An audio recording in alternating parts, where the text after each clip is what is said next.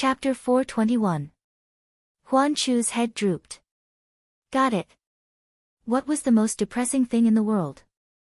It was knowing a shocking secret but not being able to share it with others. Huan Chu felt that it was better if he didn't know. Gu Xingyin was amused by his dejected look. Next, Enoch brought Gu Xingyin around Tempest Planet. Huan Chu had already tactfully asked his brother to find a place to drop him off in the car. He was happy to stay, but looking at his brother's expression. TSK, Huan Chu had no doubt that if he dared to stay, he would be skinned alive by his brother when he got home. So by the end of the day, Gu Xingyin had seen all the characteristics of Storm Star and gained a boyfriend. Enoch sat in the car and gave Gu Xingyin a flying kiss without hesitation. He smiled and said, "Remember my number." Gu Xingyin raised her hand, indicating that she got it. Admiral. Gu Xingyin's two guards saw their behavior and were in disbelief. Is there a problem? Gu Xingyin asked. Of course there was. The two guards' hearts were like cats scratching an itch. They really wanted to ask, "Sir, what did you do this afternoon? Have you really confirmed your relationship? How far have you gone?" But under Gu Xingyin's gaze, the two could only put on a serious face and emphasize, "There is no problem." The emissary of the Galaxy Empire stayed on Storm Star for 7 days. After 7 days, Gu Xingyin would return to the Galaxy Empire with the Star Hawk. The day before leaving, Gu Xingyin deliberately took a day out to accompany her lover. Everyone, including Enoch, felt that the relationship between the two of them was really incredible. He was sure that he liked this woman very much. No, it should be said that he loved her. He loved this woman so much that he wouldn't hesitate to die for her. She was the same. Who was Situ Jean? For so many years, he had never heard of any rumors about the iron-blooded female general who was famous throughout the galaxy. Yet, she actually got together with him so easily. Moreover, Enoch could feel that her feelings for him were real. But this was very strange. He had only known her for 7 days, so why did he have such deep feelings that seemed to have settled down over centuries? When they parted, he hugged her and told her his feelings with a smile. Hearing this, Gu Xingyin's eyes flashed with a hint of a smile. She couldn't tell her lover that she and he had indeed been together for countless centuries. He could only say ambiguously, "Maybe the two of us were deeply in love in our previous lives.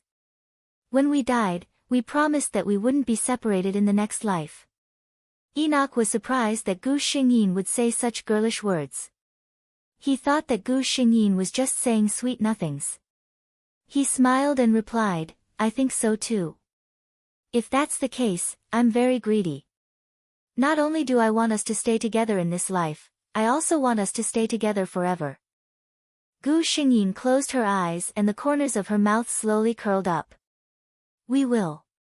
The next day, Gu Xingyin, who was dressed in a neat military uniform, boarded the battleship under the personal escort of the person in charge of the Storm Chamber of Commerce. To her surprise, Enoch didn't send her off. Gu Xingyin suppressed the faint sense of loss in her heart and waved her hand to order, "Set sail." However, reporting to the Admiral, "We've caught an outlaw trying to board the battleship." Chapter 422. Gu Xingyin looked at the red-haired man who was smiling lazily and didn't resist at all. She was so angry that she almost laughed. She waved her hand and dismissed everyone. Only the two of them were left in the command room. "Why are you here?" Gu Xingyin looked at him with a headache. As a battleship of the Violent Lion Legion, the Star Hawk's defense was naturally top-notch. However, no matter how heaven-defying the defense was, it was very difficult to stop an extremely strong SSS warrior. Enoch winked at her. "I realized that I missed you after not seeing you for half a day. Thinking about how long it would take for me to not see you, I feel very sad." Gu Xingyin. "There's a communication video." Enoch looked hurt. "Something as cold as a communication video can't comfort my desolate heart because I can't see my lover." Gu Xingyin. She took a deep breath and suppressed the ridicule that was about to come out of her mouth. In the end, she could only say coldly, since you're already here, I won't say anything else. However, your actions must be monitored by the Star Hawk. The destructive power of an extremely strong SSS warrior was simply immeasurable. Even if Gu Xingyin trusted her lover, as a commander, she had to give her subordinates an explanation. Enoch looked at the woman who had a cold expression but was actually compromising for him, and a bright smile appeared on his face. Whether a person had you in their heart didn't depend on what they said to you, but on how much they were willing to compromise for you. Gu Xingyin called her subordinates in and pointed at Enoch. This is Enoch, my friend. It was a misunderstanding that he sneaked onto the Star Hawk. In the future, you just need to remind him which places he can't casually go. The officers who didn't know what was going on all nodded in agreement. Only the two guards who had seen Enoch before had strange expressions on their faces. Her Excellency actually brought her man onto the Star Hawk. Was she going back to the capital to meet his parents? Her Excellency had already developed to this stage with him. I'm so curious. The two men looked calm on the surface, but in their hearts, they were frantically thinking. They were secretly delighted that they were the only one who was sober when everyone else was drunk. At the same time, they felt uncomfortable because they knew a big secret but couldn't share it. At this moment, the vice-captain of Star Hawk hurriedly walked over and leaned over to say something to Gu Xingyin. Gu Xingyin nodded and said to everyone, "There's nothing else. Everyone, go back to your posts." Enoch knew that she had something to do, so he followed the crowd and left. Gu Xingyin clicked on a communication device, and on the screen was a man in white casual clothes. "Your Highness the First Prince." Gu Xingyin bowed. "General Situ, I just received news that someone is planning to ambush the Star Hawk. Hurry up and order your men to change the course." The First Prince seemed rather anxious. Of course he was anxious. His mother was the first wife of the emperor and had died early. The current empress was the emperor's second wife, and her son, the second prince, was only 1 year younger than him. Although he was the first in line to inherit the throne, the second prince's mother's family was very powerful, and he also had the support of the military. Thus, his position as the successor wasn't very stable. The Situ family was his supporter, but their power was mainly in the political arena. Looking at the current situation in the galaxy, those with real power in the military were the big shots. It wasn't easy for the Situ family to produce an anomaly, Situ Jin, who was already the commander of 3 trump-card armies at such a young age. Now, there seemed to be hope for him to advance further and become the #1 person in the military.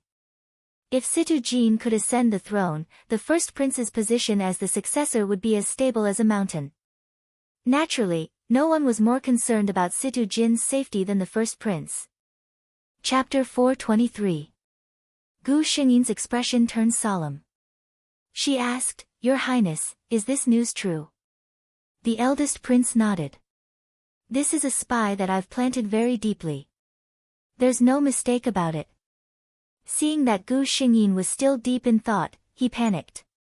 "General Situ, I can confirm that this news is true. I won't lie to you. My feelings for you." Gu Xingyin lifted her head and said sternly, "Your Highness, please be careful with your words." The eldest prince didn't say anything. He only looked at Gu Xingyin in the video with a melancholic gaze. He liked this woman. Regardless of whether it was for emotional or political reasons, Situ Jin was the woman he liked the most. Even the Situ family was very happy to see their daughter become the princess consort. However, Situ Jin wasn't willing. In the Situ family, no one could order Situ Jin around. If she didn't want to do something, no one could force her to do it. Gu Xingyin wasn't doubting the authenticity of the news. She was communicating with the system to let it verify whether this was true or not. In the super-technological dimension, the system's advantage wasn't as obvious as before. It took almost 2 minutes before it found out what Gu Xingyin wanted. "There are a few battleships hidden around the Star Eagle battleship that the host is in," the eldest prince was still urging. "General Situ, don't hesitate anymore. It'll be too late later." Gu Xingyin suddenly lifted her head, her eyes bright. "No, it's already too late. She suddenly turned on the emergency communication device in her hand. At the same time, all the soldiers on the Star Eagle battleship heard her voice. Star Eagle battleship, activate level 1 defense. Get ready for battle. The efficiency of an ace troop was extremely high. Almost at the instant they heard the commander's words, everyone reacted. From afar, a layer of blurry light started to appear on the surface of the battleship that was speeding through the galaxy. It was as if a light shield was surrounding the Star Eagle battleship. This was the defensive energy shield of the Star Eagle battleship. Just as the energy shield was raised, a blinding white light suddenly appeared in the darkness and smashed onto the Star Hawk. Looking at the energy shield successfully blocking this fierce attack on the display screen, many people showed lingering fear. If His Excellency had been a second slower, this super-powerful laser cannon would have landed on the Star Hawk. Even if the Star Hawk was made of the best materials in the Imperium, half of the operating system would be destroyed after being hit by such a blow. It was as if in an instant, more than 10 battleships had appeared around the originally empty Star Hawk. Without any warning, several light cannons shot toward the Star Hawk. This time, the soldiers on the Star Hawk knew what to do even without Gu Xingyin saying anything. Gu Xingyin glanced at it and calmly accepted the eldest prince's call, which had rung countless times. The eldest prince's anxious face appeared in midair. When he saw Gu Xingyin, he asked, "What happened over there?" Gu Xingyin replied, "It's nothing serious. Your Highness is right. Someone attacked the Star Eagle battleship just now." The eldest prince wanted to say more, but when he saw her calm expression, he felt that it shouldn't be a big problem and didn't ask further. When he received the specific news one day later, the eldest prince, who was elegantly sipping his tea, almost couldn't maintain his bearing as a member of the royal family and spat out the tea in his mouth. Being ambushed by 13 level 1 battleships was still considered nothing serious. Chapter 424. Enoch broke through the door and entered. His expression was serious. "Can the Star Hawk hold on?" Gu Xingyin nodded hesitantly. As the command ship of the Violent Lion Army, the Star Hawk's defense is top-notch in the entire galaxy. However, Enoch hit the nail on the head. However, this is a command ship, not a battleship. Without a doubt, the Star Hawk's defense was undeniable. It was hard to find another ship in the entire galaxy that was on par with it. However, in terms of attack power, it was not even comparable to the first-level battleships outside. This meant that they could only passively take a beating and would not be able to launch an effective counterattack. They had to see if they could hold on until reinforcements arrived. The only consolation was that the Star Hawk had sufficient energy.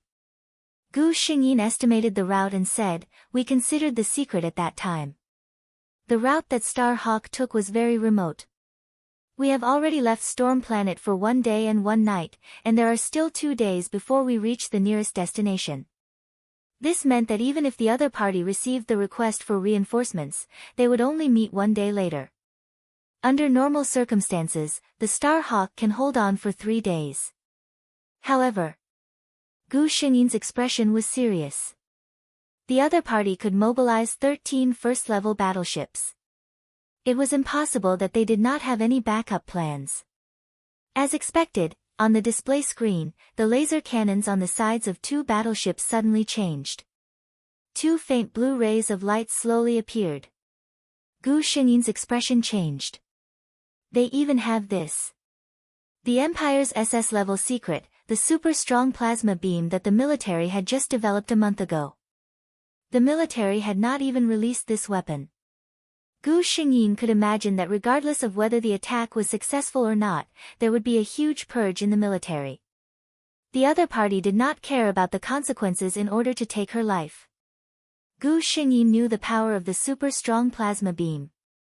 Among the trump cards developed by the military, its lethality was in the top 3. Enoch saw her expression and knew that something was wrong. He asked, "What's wrong?" "What is that?" Gu Xingyin sneered and pointed at the screen. "It's a weapon that even you, the Red Devils, don't know about. It's the result of the military's recent research." Without a doubt, Not only is there a mole in my Star Hawk, but there are also many people in the military who want my life. Gu Xingyin already knew who the mole on Star Hawk was. There were probably more than one or two of them in the military. Gu Xingyin asked the system, and sure enough, Qi Lin had been rescued. The military court is a bunch of good-for-nothings. With so many people watching, it's known as the Iron Wall of the Empire, but they still let a key suspect be rescued. Gu Xingyin scolded. As the two of them spoke, even though the Star Hawk tried its best to dodge, there were still many attacks that landed on the ship. The vice-captain's voice came in with a grave expression. Admiral, the enemy's attack power is beyond our imagination. At this rate, the Star Hawk can only last for 10 hours. Gu Xingyin nodded to indicate that he understood and turned off the communication. What do you plan to do? Enoch asked. It's not that easy to take my life. Gu Xingyin turned to look at Enoch with bright eyes. Enoch, are you willing to have a real adventure with me? Enoch loved her confident look no matter what. He smiled and said, of course. To be able to have a life and death adventure with her, just thinking about it made his blood boil. Chapter 425. In one of the 13 battleships that surrounded the Star Hawk, a man with an aquiline nose looked at the Star Hawk on the screen and laughed coldly. Situ Jean, today is the day you die. As long as she died, he would be the greatest contributor to Master. He would wait for Master in the future. The man with the aquiline nose was so agitated that his eyes turned red. It was as if he could see his infinitely beautiful future. He didn't notice that there were some small changes inside the powerful energy shield of the Star Hawk. General, you can't take this risk. After knowing Gu Xingyin's plan, a few of her trusted subordinates tried to persuade her. We will go. You stay in the Star Hawk. Gu Xingyin shook her head. The Star Hawk isn't the safest place now. Trust me. She looked determined, and there was a convincing sense of irrationality in her words. No one could say anything against her. Are you ready? She asked the others. Reporting to the general, we have already made all the preparations. The few of them spoke in unison. Gu Xingyin looked at them one by one. These people were all top-notch experts in the Violent Lion Legion. Their physiques were undoubtedly S-grade existences. Only someone with such a strong physique would be able to withstand the pressure later on. Good. All of you, prepare yourselves. I will give the order later. I hope that we can successfully meet in the imperial capital. After everyone left, only Enoch and Gu Xingyin remained. Gu Xingyin turned on her communication device and recorded an emotional video. Your Majesty, I am Situ Jean. When you see this video, I might have successfully found a way to survive, or I might have already left this world. Enoch was shocked at first, then he understood. He revealed a strange smile as if he didn't expect the iron-blooded General Situ to know how to flirt. Furthermore, from the looks of it, she was very familiar with it. After Gu Xingyin finished recording and clicked to send the video, she saw Enoch's expression. She didn't feel embarrassed and said with a teasing tone, "What's the matter?" "I'm just playing a little trick." "What's with your expression? Could it be that you think our military only knows how to charge forward?" She had purposely sent that video to the Emperor so that he would feel a thorn in his heart after watching it. Since some people in the military dared to do such a thing, they should be prepared to bear the consequences. No. Enoch couldn't help but laugh. Suddenly, he walked forward and fiercely held her waist. Without any explanation, he kissed her. Gu Xingyin froze for a moment, then reached out and hugged his waist, deepening the kiss. After a long time, Enoch finally let go and pressed his forehead against hers. "You have to be careful," Gu Xingyin said in a low voice. "Don't worry. I'll be fine. You have to be careful too." They all knew that the person who did this was actually very risky. Out of the 8 of them, only a few of them would be able to fulfill the promise of meeting in the imperial capital. Enoch gave her a final hug and walked out without looking back. Gu Xingyin also walked in that direction. She lay down in the cabin and closed her eyes. What's going on? The hook-nosed man's expression froze. He saw the energy shield of the Star Hawk suddenly flicker. This wasn't normal. Zoom in on the video. Chapter 426. The man with the aquiline nose looked at the video carefully, and his face turned green. He clearly saw the energy shield on Starhawk close for a moment. Because it was too fast, it only flashed for a moment. The moment the energy shield was shut down, 8 mini-mechs were ejected out of the shield. The speed at that moment was close to the speed of light. It was no wonder they didn't see it. "Sir, what should we do? Should we chase after them?" someone asked carefully. "Close to the speed of light. Even if the mechas bore most of the pressure, the remaining pressure isn't something an ordinary person can withstand," the man with the aquiline nose said coldly. "Situ Jean is most likely among these mechas." "But..." The subordinate who spoke earlier looked troubled. "There are 8 different directions. We can't determine which one to chase. Once we split up, we won't be able to break through Starhawk's defense." Crack. The man with the aquiline nose crushed the cup in his hand. Damn Situ Jean. He didn't expect Situ Jean to be willing to take such a huge risk. Although these mechas managed to escape for the time being, the universe was filled with dangers. In order to survive safely, not only did they need to be strong enough, they also needed to be lucky enough. Damn it. The man with the aquiline nose was troubled. He was hesitant. If Situ Jean was among these mechas, it would be best for him to send a battleship in every direction to chase after her. But what if this was just a smokescreen, and Situ Jean was actually still on the Star Hawk? Without 8 battleships and 5 first-level battleships, it would be impossible for them to break through Star Hawk's defense. "Contact Master for me." The man with the aquiline nose still couldn't make up his mind.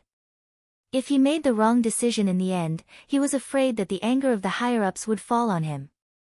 Although it would make him seem useless if he let Master make the decision, at least he wouldn't have to bear the risk. It had to be said that Gu Xingyin's prediction was right. She was betting on her luck. She bet that the people surrounding her weren't bold enough. She won the bet. By the time the man with the aquiline nose contacted Master and made the decision, they would have enough time to hide themselves. When Gu Xingyin opened her eyes again, she found herself wandering in space. His body was a little sore, and even his bones cracked when he moved. Other than that, there wasn't much of a problem. Gu Xingyin concluded that the others should be able to withstand this level of pressure. As long as they were not discovered by the pursuers or were unlucky enough to encounter a black hole, there should not be much of a problem. She looked around and carefully observed her surroundings before driving in a certain direction. She didn't dare to turn on her communicator because she was afraid that the other party would activate detection and lock onto her communicator number. If that was the case, opening the communication channel would be no different from exposing himself to them. Fortunately, she could still roughly identify her direction. If she walked in that direction, she wouldn't deviate too much. When the first prince received the news, it was already noon the next day. He put down the teacup in his hand and said sternly, "What did you say?" "The Star Hawk has been besieged by the universe's terrifying forces, and we've lost contact with General Situ." Chapter 427. The messenger lowered his head and said carefully, "This is the latest news. We've only lost contact with General Situ, but there's no bad news," the first prince said in a low voice. "Search. Mobilize all our forces and find General Situ at all costs." The messenger hurriedly replied, "His Majesty and the Situ family have also received the news. It's said that the second prince is also searching." The first prince's gaze turned cold. Father and the Situ family were fine, but the second prince probably didn't want a living Situ Jean. "We must find her before the second prince does." "Yes." The subordinate also knew how important General Situ was to his side, so he immediately accepted the order and left. On the 4th day, when the Star Eagle successfully returned to the Galaxy Empire, the news could no longer be hidden. The news that the general of the Empire had been ambushed and no one knew if she was alive or dead quickly spread throughout the Empire. The entire galaxy was shaken. Damn it! The news is already out, but we still haven't found Situ Jean. In a luxurious room, a handsome man with a gloomy expression was cursing fiercely. He looked at the people kneeling below and was furious. A bunch of trash. 13 first-class warships. It's enough to destroy a small planet. You can't even deal with Situ Jean. Get out of here. Continue searching. Your Highness, please calm down. A gentle voice sounded, and someone handed a cup of hot tea to the man. The second prince was very annoyed and wasn't in the mood to drink tea. He raised his hand and swept the tea to the ground. Some of it even splashed onto the skirt of the person who came. The person didn't mind and only said gently, Your Highness, there's no need to be anxious. There's still no news, right? Situ Jean is still drifting in some corner. She might have already died in space. You can't say for sure. The person who spoke had a gentle face and a gentle expression. It was Qi Lin, who had been sent to the military court by Gu Xingyin. The man in front of her was the one who had secretly rescued Qi Lin. He was the second-in-line successor of the empire, the second prince. She comforted him gently, but the second prince didn't appreciate it and only glared at her angrily. It's all your fault, woman. What kind of rotten idea did you come up with? You asked me to mobilize 13 first-level warships to ambush that woman, Situ Jean. You swore that you would succeed, but what happened in the end? Now, father is already suspecting me. There aren't many people who can use the super-strong plasma beam. Even if I don't get implicated this time, I will lose half of my wings. The second prince felt his heart ache when he thought of this. It was not easy to arrange a force in the army. The forces that he could command now were almost all relying on the forces of his mother's family. This time, he would definitely suffer heavy losses. Your Highness, please forgive me. I never thought that Situ Jean would be so cunning. Facing the furious second prince, Qi Lin could only kneel and beg for forgiveness. She lowered her head as she spoke, and her eyes were filled with disdain and mockery. How could such an idiot be the second prince of the empire? It would be great if he could really become the emperor of the Star River Empire. With such an emperor around, he would be able to destroy the empire on his own. She was wearing a light pink dress today. When she lowered her head, most of the skin on her neck and back was exposed. It was white and flawless. The second prince looked down and didn't know why, but he suddenly felt his mouth go dry. He only felt that the milky white skin was so alluring. The second prince had never restrained himself when he wanted a woman. Chapter 428. He reached out and pulled her up. Qi Lin stumbled and fell into his arms. So fragrant. The second prince took a deep sniff at Qi Lin's neck and praised. Qi Lin did not say anything. She only glanced at the second prince as if she wanted to say something. Her meaning was obvious. The second prince's heart melted at this look. He only felt an impulse spread from his lower abdomen to his entire body. He raised his hand and picked her up by the waist. The two of them walked to the back and instantly rolled together. When the second prince's subordinate came to report the news, he heard some unspeakable sounds inside. He sighed and resigned himself to his fate and left. His master was working. He should not disturb him. Gu Xingyin did not know how long she had been drifting in the galaxy. Fortunately, she had the system, so she could find out some things. When she first woke up, the system could not be contacted for some reason. It took a long time before it reappeared. Fortunately, the system told her that she had chosen the right direction. System, can you find out about the other people? Also, how long will it take for me to reach the empire? Gu Xingyin asked. The system checked for a while. Among the 8 people who came out with the host, 5 of them are still alive. 2 of them are close to the host. Based on the current speed, it will take half a month to reach the empire. Gu Xingyin's heart sank. There were only 5 people whose vital signs could be detected, which meant that 2 of them had met with mishap. Her heart suddenly tightened.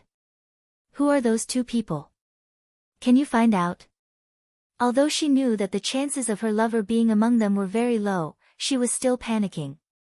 The system checked for a while. According to the strength of their vital signs, the two who died should be S-class elites.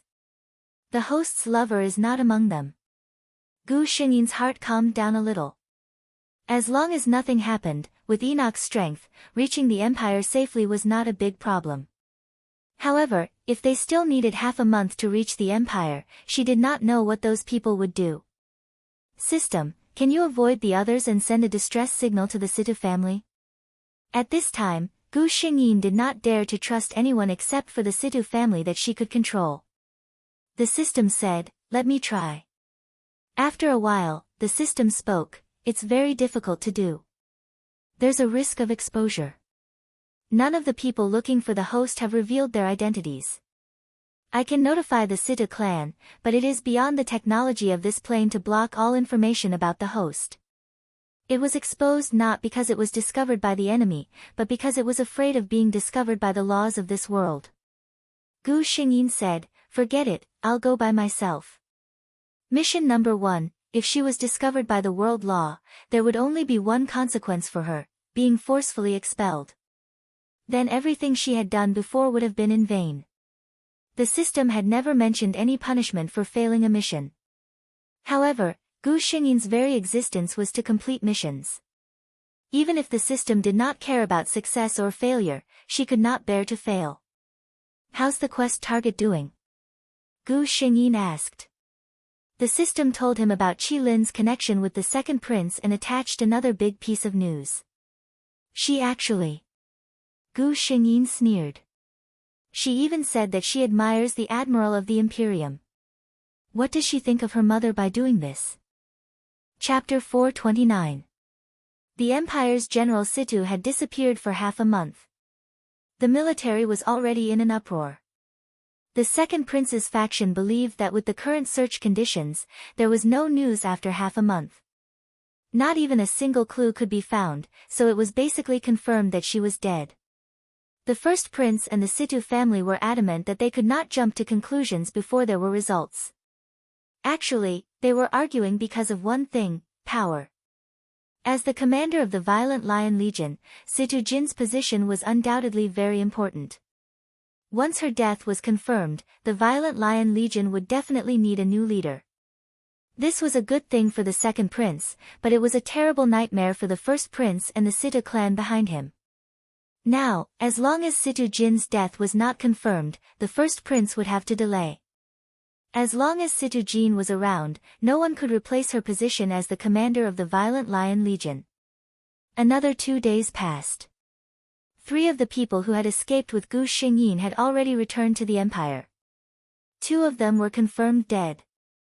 "Boss," the man standing by the window suddenly turned his head. "How is it?" The person who came to report the news was silent. Enoch's expression dimmed. "There's still no news, right?" The person nodded with difficulty. Enoch looked up and said calmly, "You can leave. Continue to search. As long as there's no news, continue to search." "Yes." After the person left, Enoch raised his right hand to cover his face, as if he was running away from something. "You'll definitely be fine. You're Situ Jin." A low sigh sounded in the empty room. After another 3 days, the other 2 people were found, but there was no news of Situ Jin. The second prince's faction used this opportunity to spread rumors that Situ Jin had died in the uninhabited galaxy. At the same time, they contacted the military to pressure them, saying that the 3 trump card legions could not be without a commander.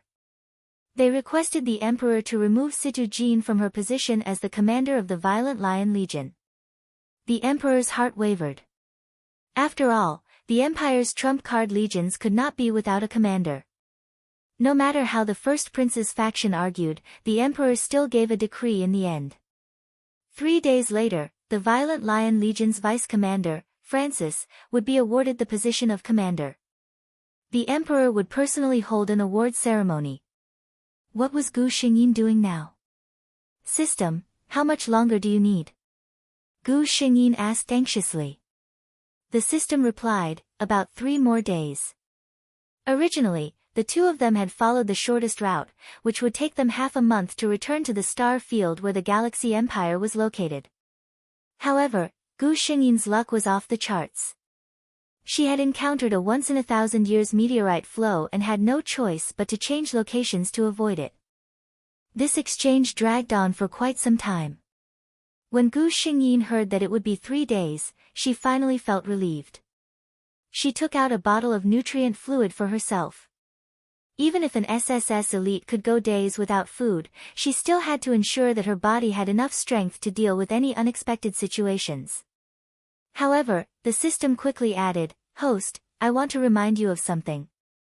As there has been no news of you for many days, the Emperor of the Galaxy Empire has decided on the successor of the tyrannical Lion Legion. The awards ceremony will be held in 3 days. Gu Xingyin, System, find me the fastest and shortest route." Chapter 430. 3 days later. The Empire's Glory Plaza. Lieutenant General Francis was a middle-aged man with sharp eyebrows. His expression was solemn as he stood there in his military uniform. He thought that he would never have the chance to become a Legion commander in this life. Although he worshipped his superior and felt sorry for her, at this moment, it was undeniable that Lieutenant General Francis's joy was greater than the regret of his superior's early death. However, many of the Violent Lion Legion's officers didn't look too good. As a Legion commander, Situ Jean was undoubtedly a success. She had led this trump-card legion to countless victories and was the goddess in the hearts of all the soldiers and officers of the Violent Lion Legion. However, today, the position of the goddess would be replaced by another person. Even if that person was the lieutenant general they worshipped, these people still couldn't accept it. The Violent Lion Legion is the glory of the Empire. The Emperor began to stand on the platform and read out a lengthy line. Colonel Shannon raised his head. The sun was a little bright today and the sunlight was very dazzling. Even tears almost came out. He didn't listen to the Emperor's beautiful words that were obviously embellished by countless clerks. He thought in his heart, if only the Admiral could appear here right now. She would always be the commander of the Violent Lion Legion in his heart. There were many people who had the same thoughts as Shannon, and some of them even had red eyes. They didn't believe that the Admiral had died, but today's award ceremony meant that the Empire had indirectly admitted the Admiral's death.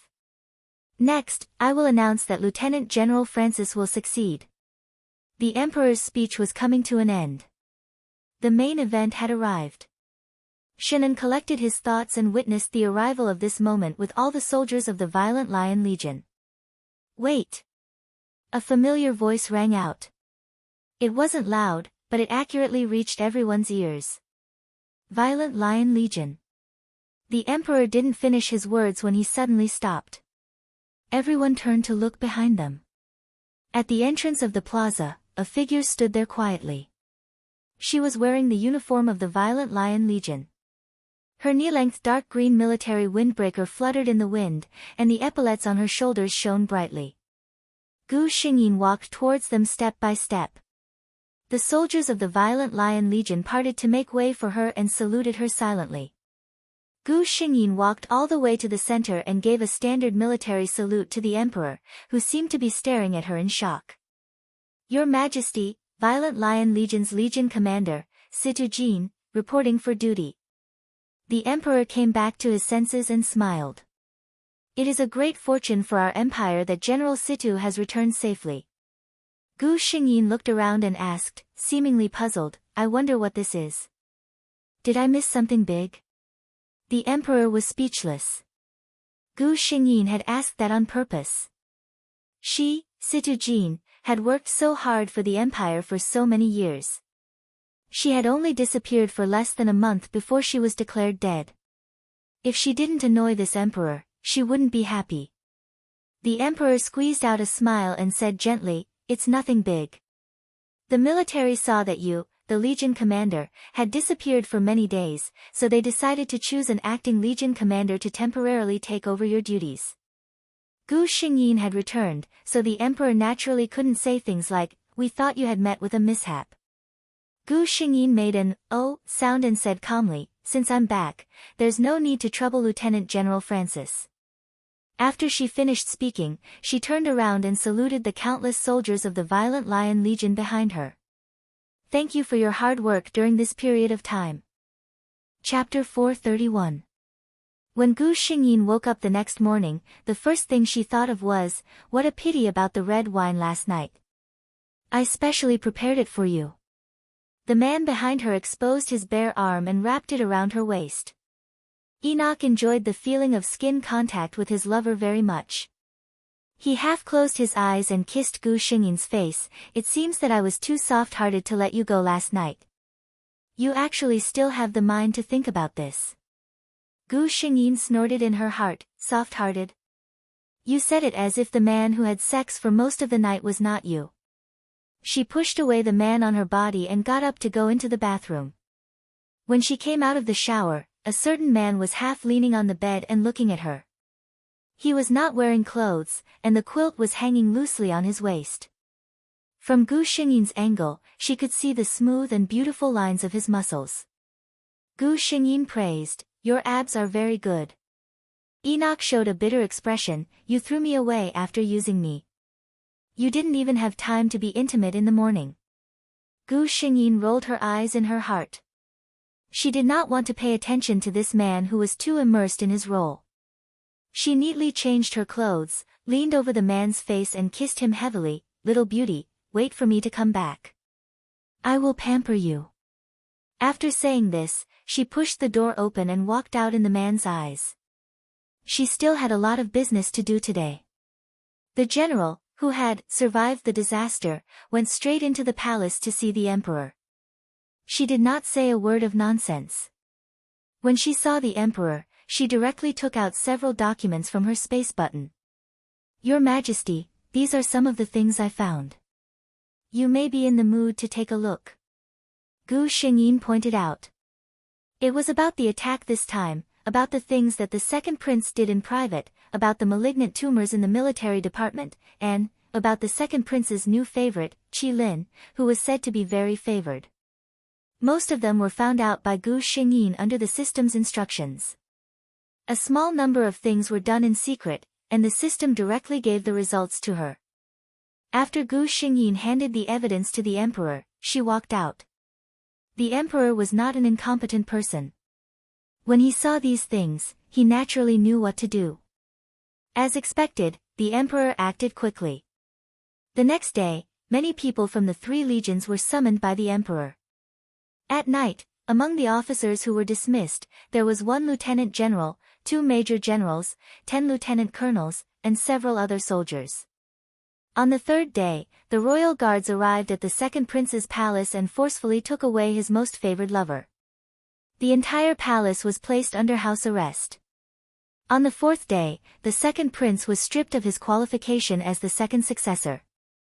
Before these things were done, there was not the slightest bit of news in the palace. Therefore, when His Majesty's swift and decisive actions were announced, the entire upper class of the empire was shaken, and the people were even more confused. What exactly happened? After this incident, the entire empire was jittery for a few months. Everyone was in danger. Everyone wanted to be as low-key as possible. They were afraid that if His Majesty was unhappy one day, he would take his anger out on them. Your emperor's methods are quite impressive. The Federation will have to avoid the Empire's sharp edge for the next 1,000 years. Enoch held a wine glass and commented lightly. Gu Xingyin raised her eyebrows. Of course. Those old fellows in the Federation, in the name of democracy and freedom, are busy fighting for power every day. They are not even unified internally. How can they be a match for our empire? Chapter 432. Gu Xingyin went to the prison to see Qi Lin. This time, she was not in the military's prison, but the royal family's special prison for important prisoners. Those who entered this place would never be able to leave. Generally, those who entered this place had no future to speak of. It was conceivable that the guards would not spend too much effort on them. At least, when Gu Xingyin came in, Qi Lin's appearance was quite miserable. Her light purple dress was covered in dark stains. There was her own blood here, as well as the dust on the ground. Hearing the voice, Lin only came back to her senses after a long while.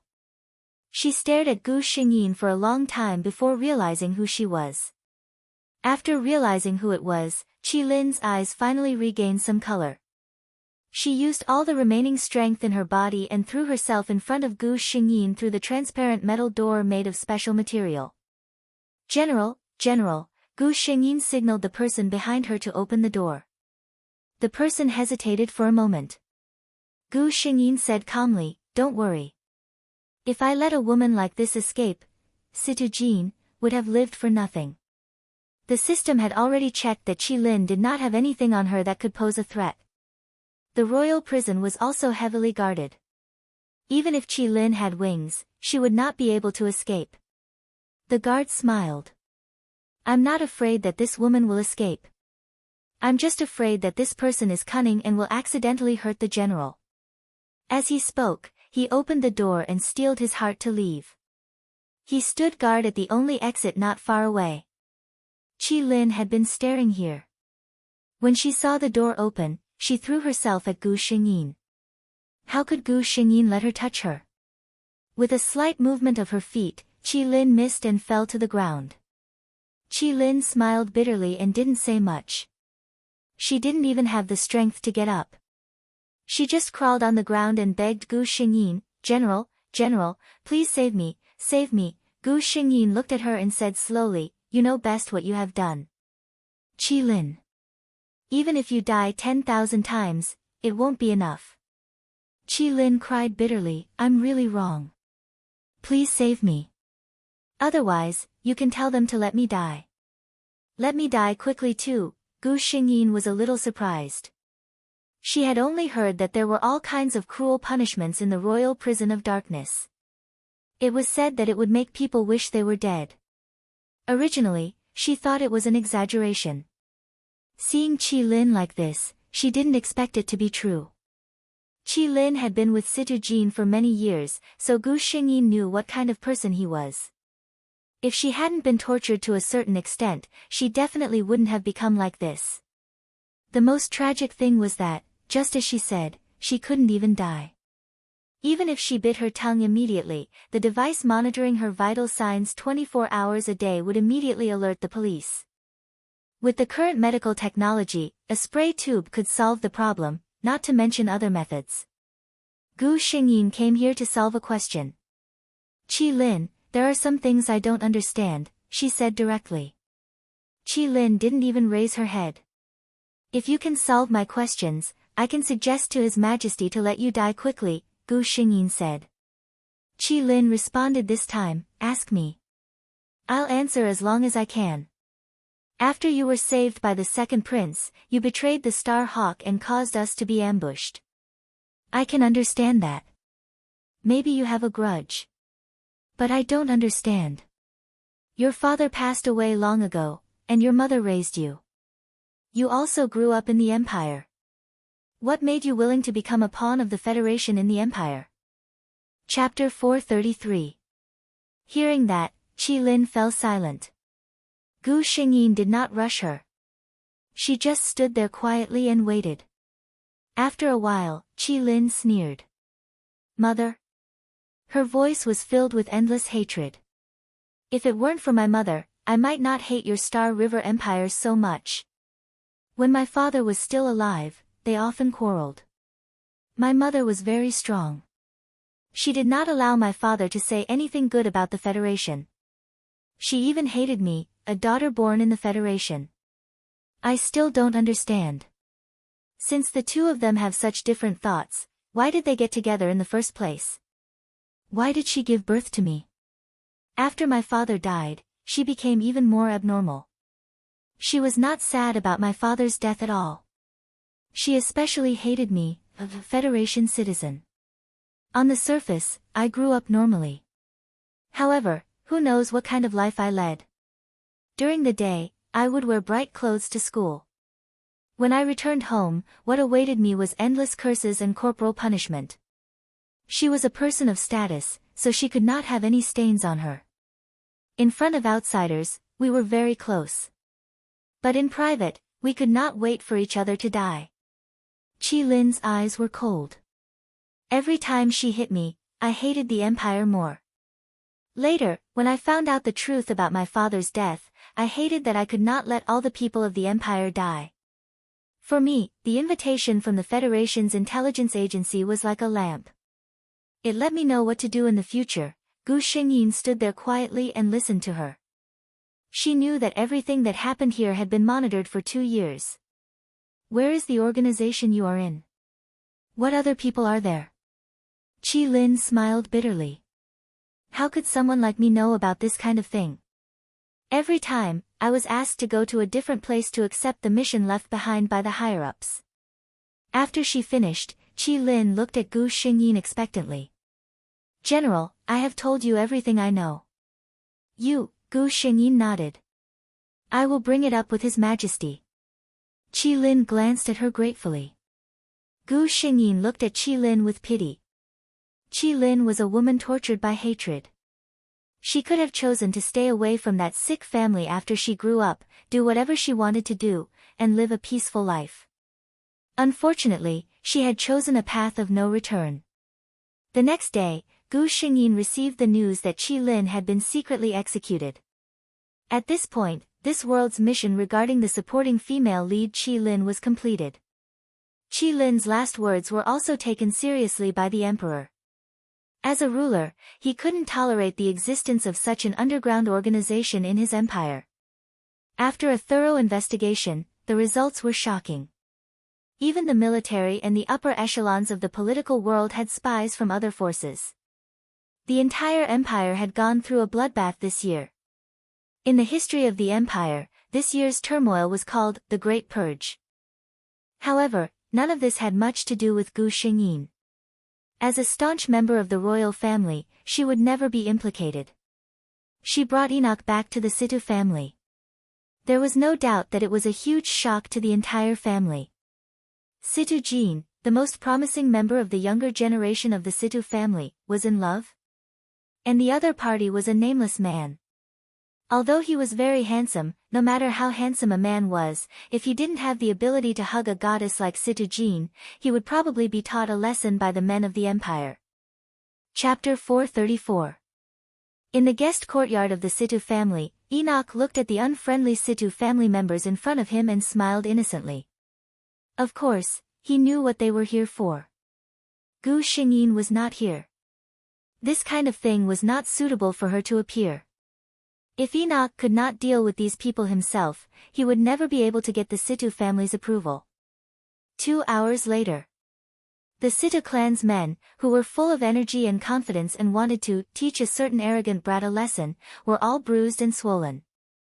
They limped out of Enoch's courtyard while supporting each other. You really didn't hold back, Gu Xingyin said. Enoch snorted coldly. These guys want to separate me and my wife. How can I not give them a good beating?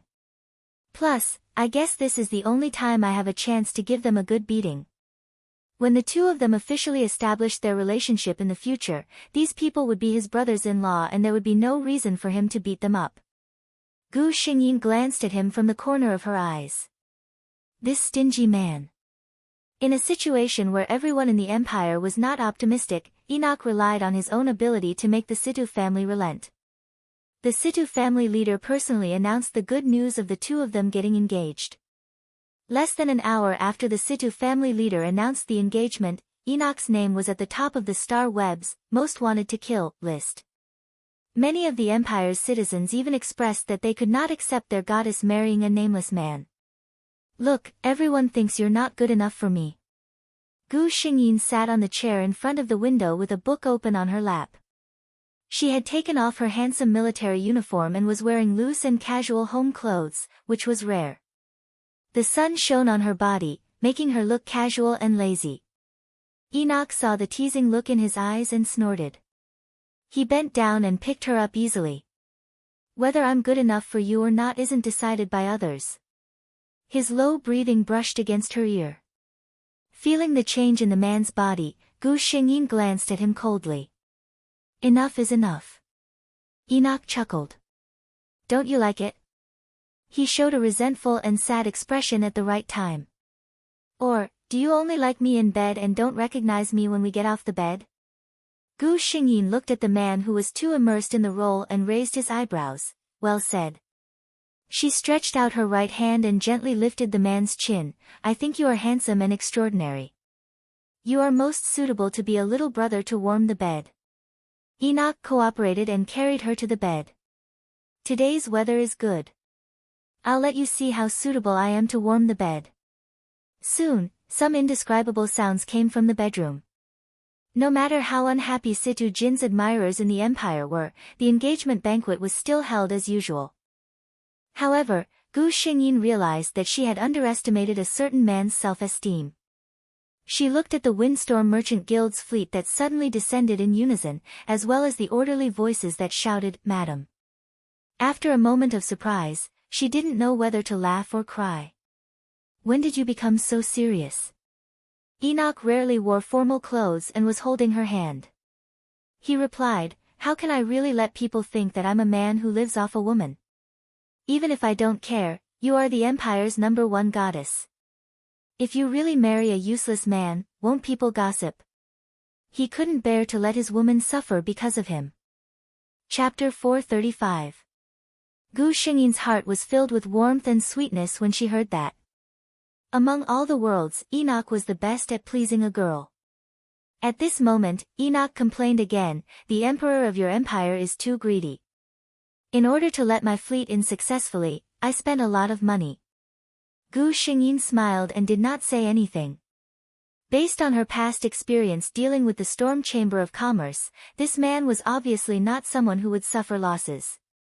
Sure enough, the next second, Enoch spoke again, the red crystal production this year is not good. I have to tell them to sell it sparingly. Gu Xingyin secretly lit a candle for a certain emperor. After this wedding banquet that was broadcasted live across the entire empire, all the mocking and disdainful comments disappeared in an instant. Gu Xingyin applied for a month's leave from the emperor, and the two began their honeymoon journey. On the starship that was in autopilot mode, Enoch hugged Gu Xingyin as they stood in front of the transparent window and looked at the starry sky outside. The first time I saw you, I felt that you were very special, Enoch said slowly. Gu Xingyin did not comment. Which history book did you read about this ancient way of chatting up girls? Enoch laughed when he heard that. Gu Xingyin leaned into his arms and could clearly feel the man's entire chest vibrating. He said, you're really not romantic at all. He gently kissed the ear of the person in his arms, this is not sweet talk. I was really mesmerized by you the first time I saw you. He could not describe that feeling. When he saw her figure walking down from the Star Hawk on the Storm Planet, he felt that he could not take his eyes off her. It was like a signal from the depths of his soul. The voice in his heart told him that it was her, and he wanted her. He had seen this face in the information before, but he had never seen it with his own eyes. He was deeply shocked. He originally thought that the path he was pursuing would be very difficult, but he did not expect the indifferent person to nod without hesitation after hearing his words. Okay. He thought that this was probably the luckiest day of his life. Enoch hugged the person in his arms with a satisfied expression. Suddenly, a memory flashed through his mind. His expression froze, and all of a sudden, many unfamiliar fragments poured into his mind. Gu Xingyin suddenly felt that her body was a little heavy. The inexplicable pressure made it hard for her to breathe even though she had an SSS physique. What's wrong? She sensed that something was wrong.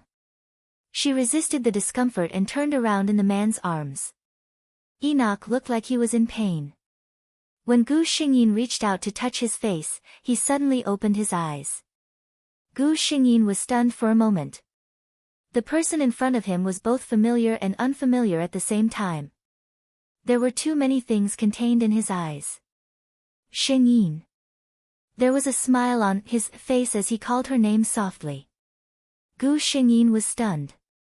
Who are you? She asked warily.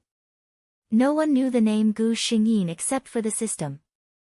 She did not know why, although she was vigilant, she subconsciously felt that this man would not hurt her. System. She called the system in her mind, but the system did not respond. Ah Zhen, Cici, Nika. He said the familiar names one by one. Gu Xingyin covered her mouth in disbelief. Chapter 436. You.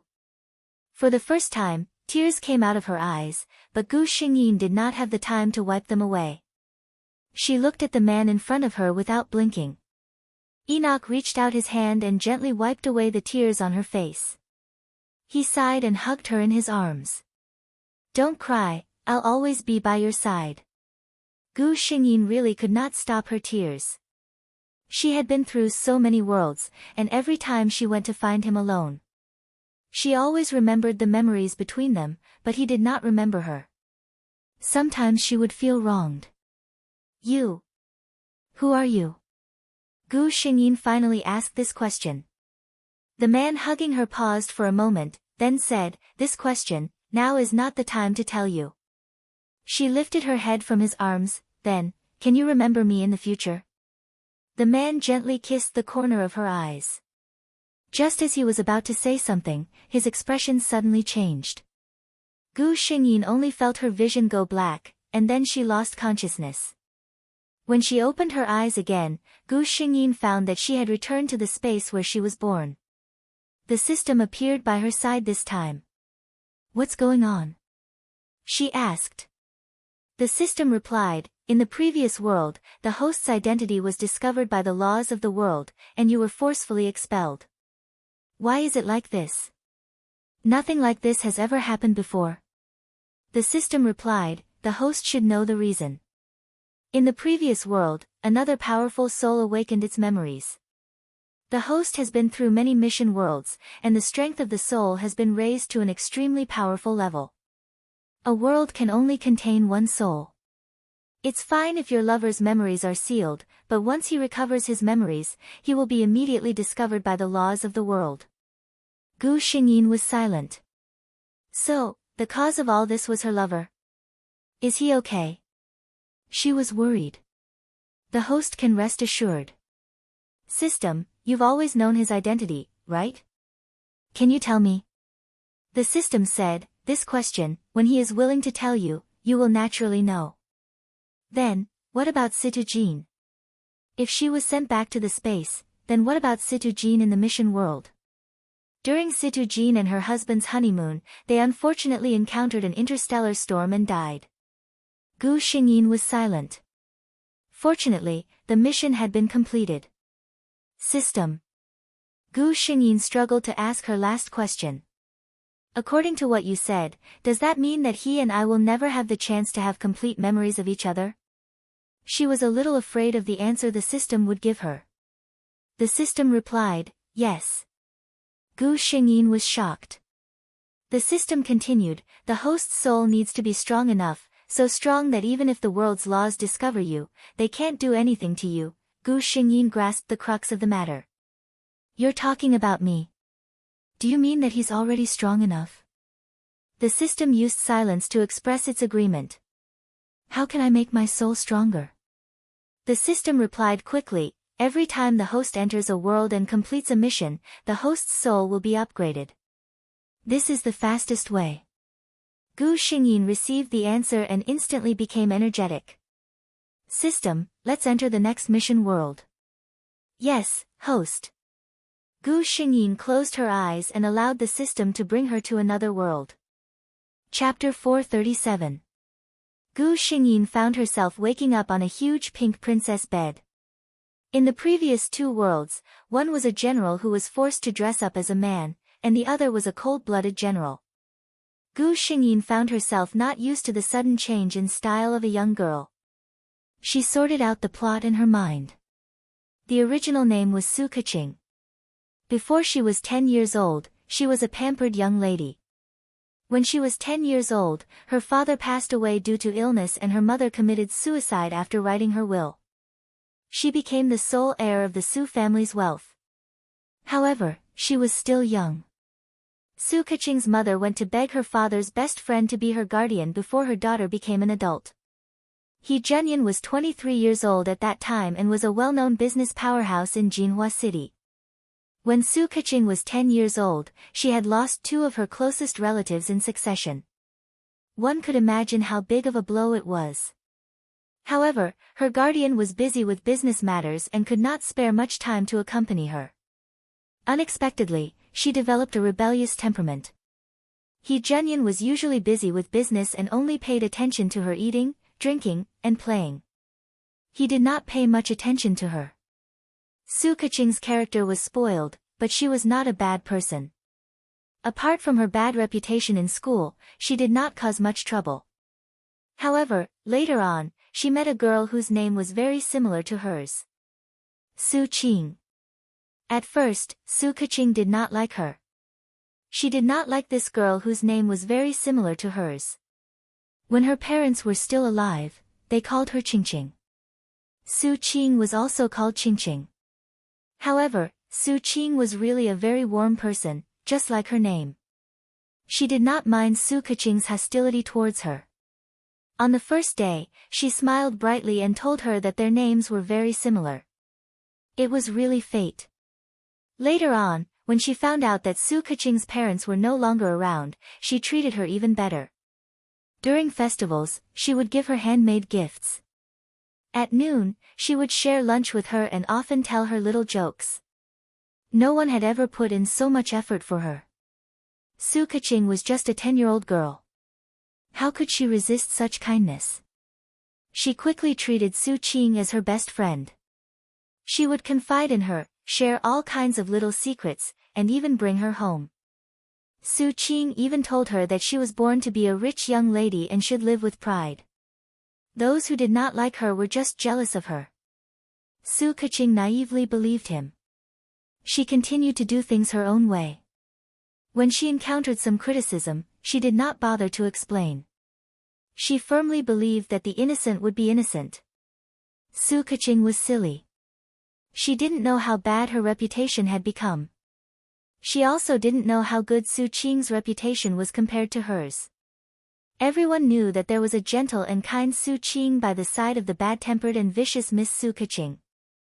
The two of them went to junior high school and high school together. Su Keqing even used her connections to go to the same university as Su Qing. Until her graduation, until her guardian returned all her assets to her, she even personally invited Su Qing to join her company. This was the beginning of all the nightmares. Su Qing was promoted step by step under her green light and quickly received unanimous praise from the company. Su Keqing had never felt any sense of crisis. She was happy for her friend. Until Su Qing threw a signed share transfer agreement in front of her. Su Keqing, do you know that I've tolerated you for a long time? Chapter 438. Su Qing had told her that she had always hated Su Keqing and that she had only been pretending to care for her all these years. She was jealous of Su Keqing. She could not accept that she was better than Su Keqing in every aspect, yet she could only be Su Keqing's backdrop. Su Keqing did not even know when she had signed the share transfer agreement. She had been kicked out of her company. In a daze, Su Keqing had driven her car into a guardrail and ended her life. Gu Xingyin finished reading the entire plot and felt that Su Keqing was really stupid. She was so stupid that she was pitiful. However, she also understood her. She had never enjoyed warmth, and no one had treated her so well. When she suddenly met someone like Su Qing, it was like a person who had fallen into the abyss and finally saw a ray of sunshine. She just couldn't let go of it once she grabbed it. As for Su Qing, Gu Xingyin's eyes turned cold. People who played with other people's true feelings were always so disgusting.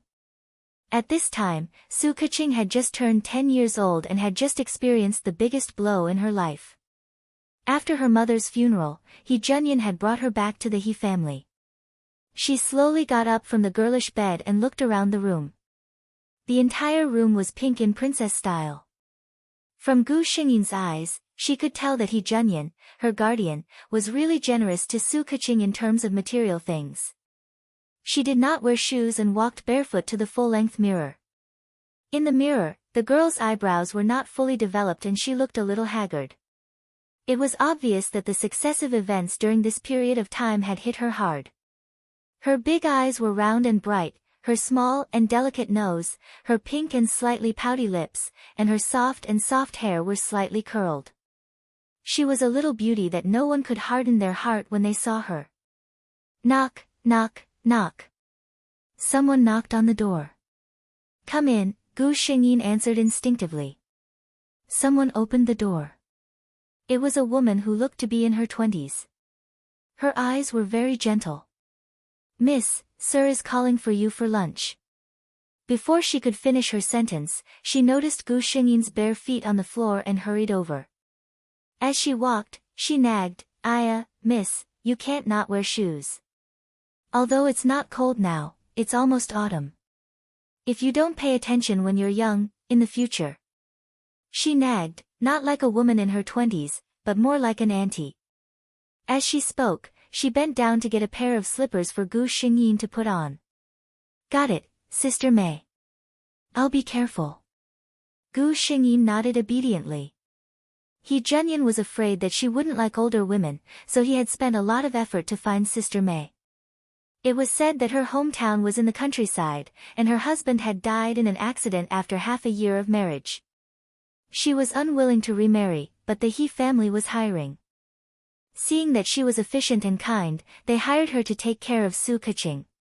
When Sister May found out about Su Keqing, she had always felt sorry for her. Unfortunately, the original Su Keqing had always despised her for being too long-winded and had always been annoyed by her.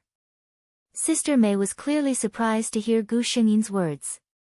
Miss Su had been in the He family for a few days and had always been indifferent to everyone. Everyone pitied her for having just lost her parents, so they understood. What was wrong with her today? Gu Xingyin saw her expression and blinked her big eyes.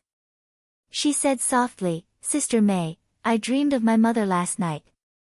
She said that she wants me to listen to Uncle He and be an obedient child.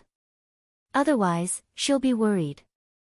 Sister May's eyes moistened when she heard this. She looked at the little girl who seemed to have grown up in an instant and nodded. Yes, yes. Miss, if you listen to Sir and live happily, your mother will be at ease. Chapter 439. Gu Xingyin tidied up and went downstairs. There was already someone sitting at the dining table. The dishes were laid out on the table, but no one was eating.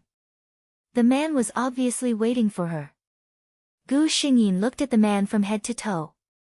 Since they were at home, he wasn't dressed very formally. He didn't wear a tie on his shirt and his sleeves were rolled up slightly, revealing half of his forearm. Looking up, his silhouette was slightly deeper than normal. His eyes were deep and spirited, his nose was straight, and his sexy thin lips were slightly pursed. This was a handsome man. Gu Xingyin suddenly remembered a saying, people with thin lips were often heartless. Thinking about He Junyan in the original plot, he was indeed heartless. He Junyan didn't move and allowed her to look at him. At the same time, he was also looking at Gu Xingyin. She still looked the same, but he felt that something had changed. Hello, Uncle He. Gu Xingyin greeted him obediently. He Junyan was a little surprised. This was the first time Su Keqing had taken the initiative to greet him in the week she had lived here. He looked at Gu Xingyin carefully. The arrogant little girl seemed to be looking at him nervously. Although her expression seemed calm, he could see the hidden nervousness in her eyes and the trace of dependence in her big cat eyes. He suddenly remembered the time when he went to the Su family before the new year. The little Su Keqing had acted like a little adult and questioned him about who he was. His heart softened instantly. He softened his expression and smiled. Qingqing, come and eat. He saw that after he spoke, the little girl's expression immediately relaxed and she revealed a big smile. Then, she sat down on her seat and ate obediently. He Junyan didn't live with the rest of the family, so there were only 2 masters in this huge villa. After the meal, the servants in the house finished packing up. He Junyan sat there and looked at Gu Xingyin, who was standing there hesitantly. Finally, he couldn't help but ask, what's the matter, Qingqing? This silly child. She had been standing here for so long. He suspected that if he did not speak, she would stand here for the entire afternoon. Hearing his words, the little girl in front of him seemed to have gained her courage. She walked up to him, opened her arms, and hugged his waist. He Junyan felt awkward for a moment. He didn't like to interact with people. Even his own parents rarely had physical contact with him. He was about to push away the little girl in his arms when Gu Xingyin suddenly raised her head and looked at him with her big unblinking eyes. Uncle He, everyone says that since my parents are no longer around, Qingqing will only have Uncle He. Is that true? When the little girl said this, the sadness in her eyes made people want to erase all the things that made her unhappy. He Junyan couldn't bring his hand down no matter how hard he tried. In the end, he sighed and changed the direction of his outstretched hand to pull Gu Xingyin into his arms. You still have Uncle He. Uncle He will make sure Qingqing grows up happily and be the happiest little princess. But everyone says that Uncle He will get married in the future and have children. When that time comes, no one will want Qingqing anymore. Gu Xingyin despised herself for acting cute at her age. But after thinking about it, she felt that it was okay to act coquettishly in front of her lover, so she went all out. Chapter 440. He Junyan hugged her gently. That won't happen. Uncle He promises that no matter what happens, I'll love Qingqing the most. Really? The young lady's large eyes sparkled as she stared unblinkingly at He Junyan. He Junyan couldn't help but nod. Really? Gu Xingyin happily buried her head in his chest and hugged him even tighter. Uncle He is the best. He Junyan broke into a smile at her childish words.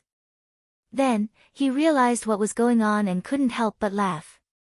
Since when did he become so easily affected by others? But looking at the young lady in his arms, his heart softened. What did it matter if he doted on such a pitiful and adorable young lady? Gu Xingyin leaned her entire body into her lover's arms, her heart peaceful. The system said that as long as she experienced more worlds and completed various tasks, one day her soul would be strong enough. One day, she would be able to stay in the same place as her lover, who had complete memories. Unknowingly, 2 years passed. In these 2 years, Su Keqing and He Junyan's relationship grew better and better. He Junyan had pitied her in the beginning, but now, he had truly placed this young lady in his heart. He looked at the young lady's increasingly dependent gaze and felt an inexplicable sense of satisfaction. The melancholy and uneasiness in the young lady's eyes faded, replaced by pride, willfulness, and high spirits. These were all things that he had brought to her. Uncle He. As soon as he stepped through the door, Gu Xingyin dashed over and threw herself into his arms. He Junyan lifted her up with practiced ease. You've gained weight again, he teased. Gu Xingyin pouted and said unhappily, No, Uncle He, you're lying. Ha ha ha ha, Qingqing has to report to the new school tomorrow, but Uncle He is very busy tomorrow. What if I don't have time to accompany you? He Junyan teased her on purpose. Sure enough, the young lady, who had been in high spirits just a moment ago, was stunned when she heard this. Even her large eyes lost their light as she sat there with her head drooping. It doesn't matter. Uncle He, your company matters are more important. I'll let Sister May accompany me. The little girl clearly looked like she was about to cry, but she still tried to comfort him. He Junyan's heart softened at once. He quickly pulled her into his arms and coaxed, Uncle He is here to tease you. How can Uncle He not attend such an important day? As soon as he finished speaking, the little girl in his arms revealed a sly smile. He, I lied to you. I knew it was impossible for Uncle He not to accompany me. You were deceived by me. When Gu Xingyin said this, her eyes were full of smiles. Looking at her arrogant little face, He Junyan realized that he wasn't angry at being lied to at all. He sighed helplessly. This little devil was really sent by the heavens to jinx him. He reached out and pinched Gu Xingyin's face. Qingqing, you've learned bad things. Gu Xingyin said with a serious face, even if Qingqing has gone astray, it's still Uncle He's favorite Qingqing. He Junyan's face was full of indulgence. Although he looked helpless on the surface, he was happy on the inside. Only a little girl who had been pampered, and never had any worries or troubles would have the guts to say such proud and self-righteous words. For 2 whole years, he had used his heart full of tenderness in exchange for such a precious gift from the heavens. Chapter 441. He Junyan personally held Su Keqing's hand as they walked into the school. This school was an elite private high school and had a good reputation outside. There were almost no negative reports about it. This was also the reason why He Junyan had sent Su Keqing here. Today was the first day of school. It was rare for the school to be so lively. There were parents walking their children everywhere. But even among so many people, He Junyan and Su Keqing were the most eye-catching couple. "Mommy, Mommy, she's so pretty.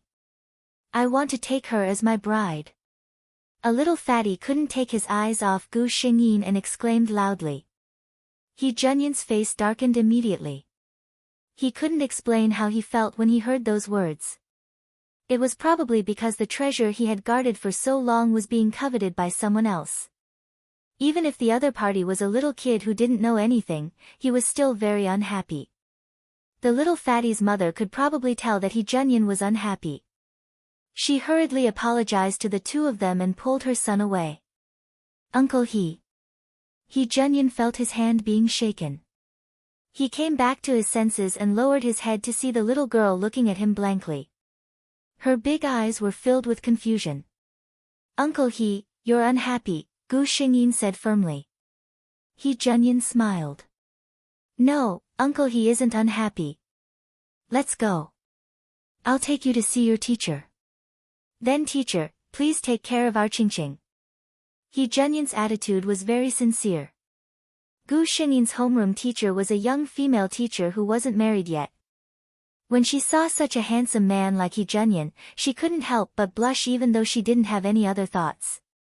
"Don't worry, Mr. He. Then Qingqing, Uncle will leave first. I'll pick you up after school." He Junyan patiently squatted down and said goodbye to Gu Xingyin patiently. Gu Xingyin nodded obediently. "Okay. Goodbye, Uncle He. Qingqing will definitely be obedient."